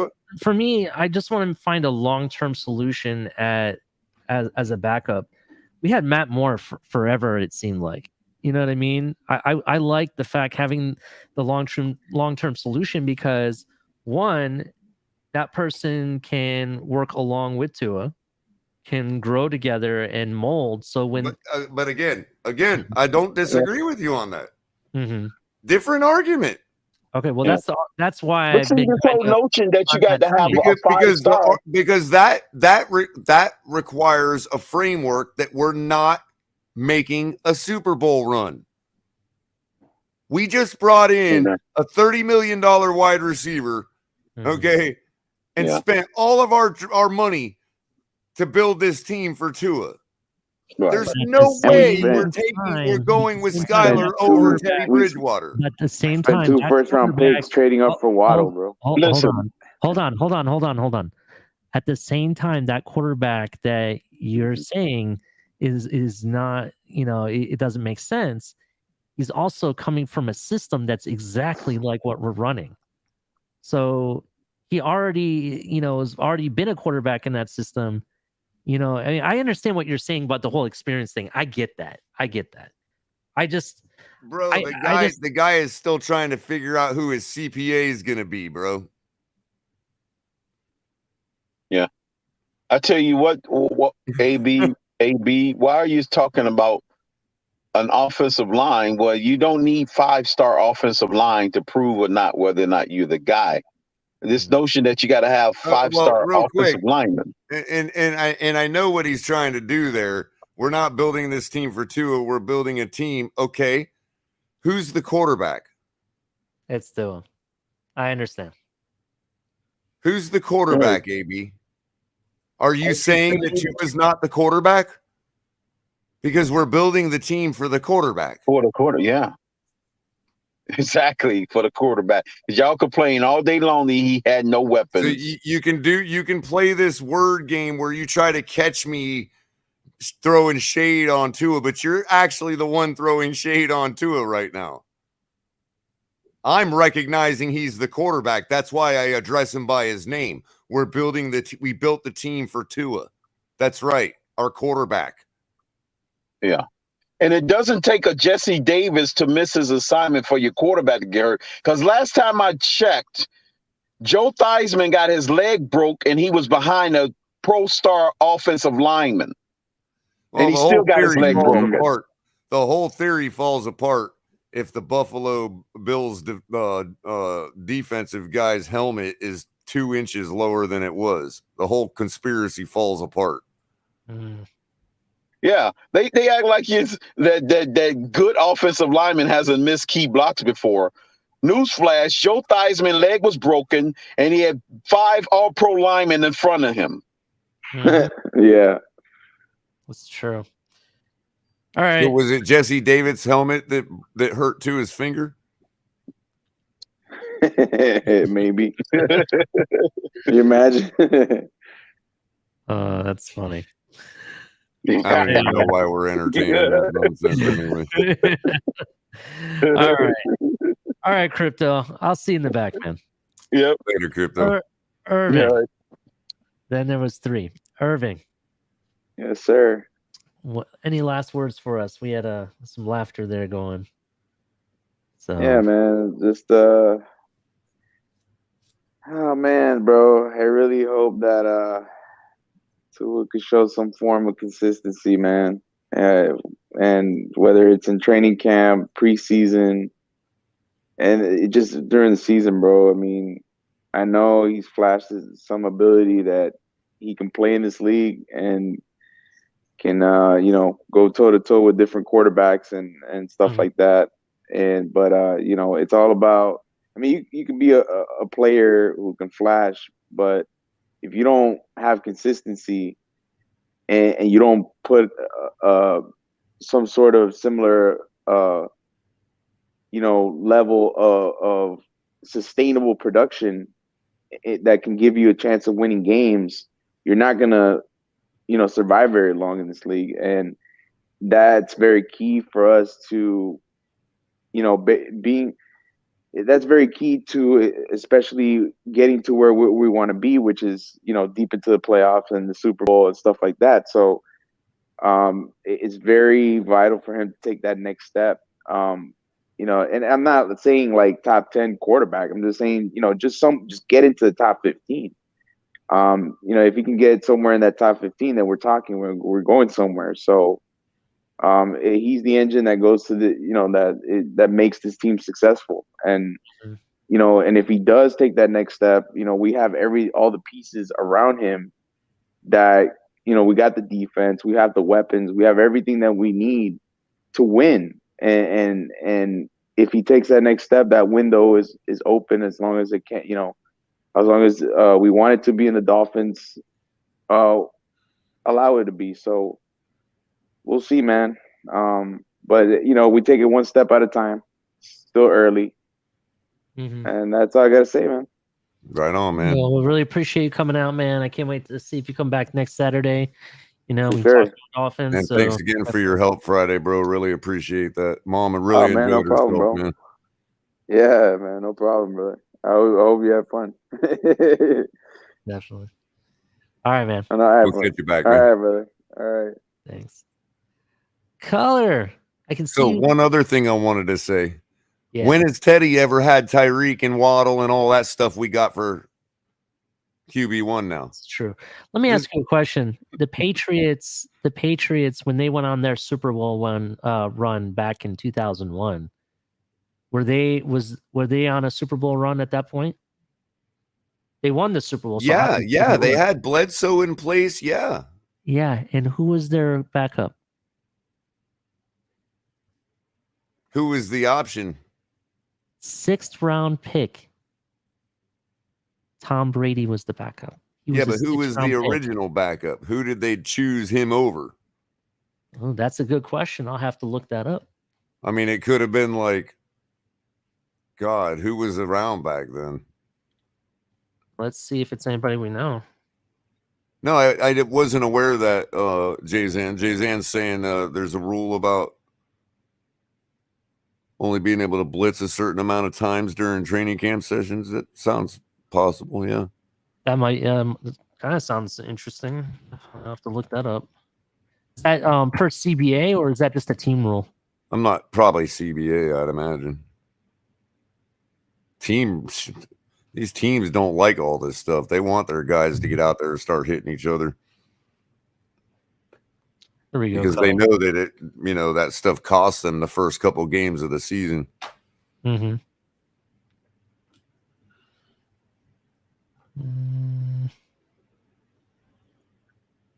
Trying to see if it has the full roster. Yeah, it'd be interesting to know, but remember the quarterbacks on the 53-man roster were Drew Bledsoe and Tom Brady. That's it, right? But who was the guy that they chose out of camp? You know what I mean? To cut so prior to the season. Okay. That's going to be hard to find out. Trying to see who they cut. Training camp. I mean, I don't know. That's Belichick. I don't know. If that's what we're doing, you're also not talking about. You're talking about a guy like Bledsoe, dude. Bledsoe was a really good quarterback at the time. He was like and he also wasn't. He also was a stout. He wasn't injury prone either. Even though he got injured, he wasn't injury prone. No, not at all. So I'm just saying that sometimes it can happen. Is basically what I was trying to get to. Of course. You can still be on a. Are you going to presume to tell me that Skyler is Tom Brady? I can't say that. I don't know. He hasn't played. I can. I mean, you can say that right now. Yes, right now. I can definitely say that. Well, and we'll never be Tom Brady. I mean, maybe he'll be Skylar Thompson, of course. I mean, we don't know. That's what I'm trying to say. That's what makes this game so great. Every year, somebody comes out of the woodworks. You're like, holy crap, where'd you come from? Of course, of course. But ask yourself this. We don't know. And that's precisely why the coach would be fired if we're 4 games away from winning the Super Bowl and we have to put in Skylar Thompson, who's green, and he goes out there and loses us the next 3 games. Mm-hmm. That coach will be fired for making that choice over Teddy Bridgewater. Yeah, I understand what you're saying. I mean, there's a lot that goes into it, is all I'm saying, man. I hear you. I don't think the Patriots were like, yeah, they were on a run. They were always on a run. They had Bledsoe at the time, but it wasn't like they were like, oh, we're definitely going to the bowl this year. We brought in all this talent for Bledsoe, so we better get a guy better than Tom Brady as our backup. I hear what you're saying. I definitely hear that. I don't think they were on that kind of run. Yeah, that's true. I'd have to, it's been a while. I'll have to go back and look at the history of it. But the fact is that he came in as, during the playoffs and won it. Great. But that was their backup for that year. So true. That's why hey, by all means, man. I'm just saying it'd be pointless if you're not going to start him over the quarterback we got now. This is true. Well, if he's good enough to beat Teddy, then he's good enough to compete with Tua. He has to be. To be. This is true. Then you could just base it on the performance rankings from last year. Teddy Bridgewater was ranked higher than Tua. He finished higher than Tua. So Skylar has 1 interception. How many interceptions does Tua and Teddy have? Ooh, I'm not sure. Because nobody. I'll have to look see if there's been any reports of interceptions. They stopped counting, I guess. I don't know. I'll have to look, but that's actually kind of funny. There's a difference, if there is. Of course, and Skylar was fair when they asked him about it. I saw it on on his presser. Yeah. you know, he made sure to remind everybody that his sample size is a lot smaller than the other two guys. You know. We'll see what happens. Hey, Anyway, I'm all for it if that's what they do. I'm a fan. I already got his autograph. Yeah, you know, in the end, right now he's a Miami Dolphin, and I'm supporting him 100%. If he doesn't make the roster, then oh well, I'm wrong. That's why I But said if you're talking third man, I'll march with you all day long on that. yeah, and someone in the chat, I forgot, I wanted to say something, but we were on a different topic. Somebody asked, "Do I think the Dolphins are on a Super Bowl run?" The truth is, as a fan, you always should think that your team's on a Super Bowl run. You know, and as a team, I would hope they always think that way and they always make their moves that way. That's just my opinion. So, you know, if you know, I understand that, you know, people like want to say, "Oh, you don't think they're on a Super Bowl run?" Dude, we've spent money. Obviously, we are on a Super Bowl run. You know, that's what we're trying to do. So, we'll see. Anyway, Right I'm on. excited. I'm going to camp tomorrow. That's why I'm shutting it down early, folks. So I'll be at You camp. hey, you know what? You only went a half hour over than you promised. Well, 50 minutes more than you promised yourself. Pretty good. Yeah, I know. I wanted to be out here for 1:30, but I only got 3.5 hours of sleep that I got to get through, and I got to get up. So If you need me to stay up the duration and be a wake up call for you, I'm willing to do that for you, bro. I slept most of the day, man.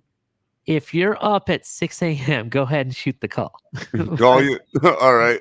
Yeah, just if you're up at that point. But if you're not up, don't You're gonna have fun, bro. It's gonna be packed there, man. You know, be nice if you got an opportunity to go during the week when it's a little quieter. But even during the week, it was like, you know, it wasn't packed like weekend packed, but it was still full, man. Every day, it's like big turnout from the fans, man. There was a couple days I saw where you could tell there were spaces between people and Sure. whatnot, so. Tuesday was probably the lightest day, but even then they brought in like 2 or 3 bus loads of elementary school kids on, you know, or daycare kids, you know what I mean? So what didn't get filled in the parking lot got filled by that avenue, you know. So Yeah. the stands were still full. Did you see the Buffalo Bills camp? Speaking of them, did you see what their event they had? They had an event at their stadium. Oh, you mean the squared circle? Yeah, I think that Friday night fights. What we got going on up there in Buffalo? I forget what it was. They had, it looked like a whole stadium was filled. I was like, holy crap! They opened up the stadium. So Interesting. Also debuted their alternate helmet, which I don't think looks very good. I like the previous one personally. I don't like nothing they wear. It all looks stupid. Yeah. It all looks like miserable cold weather colors. And I think they need to make our retro helmets permanent alternate helmets for our team. yeah, and anybody ever seen a buffalo in Buffalo? Maybe over 100 years ago. Not even then, because buffalo, they're not called buffalo in North America. That's true. They're bison. That's true. Definitely. Yeah. So take that, Buffalo. Your mascot ain't even from this country. Oh, snap. If my hands weren't full right now, I'd hit that meme. I was thinking of it too. This is what I'm going to say. Good show, man. Good show. Shit, I'm out. I swear that sounds like Tomorrow, bro, but it ain't her. I looked it up. It's somebody else. Yeah. All right, Culler. Till next Saturday, man. Fins up. I'll definitely see you tomorrow. I'll be posting pictures. I'll probably send you some videos and stuff. Anything I can get without getting caught. I don't want to get thrown out. So Yeah, you don't want to get thrown out for sure. yeah. So anyway, everybody, fins up. Thank you for coming out. And all I'm gonna say is Fuck this shit, I'm out.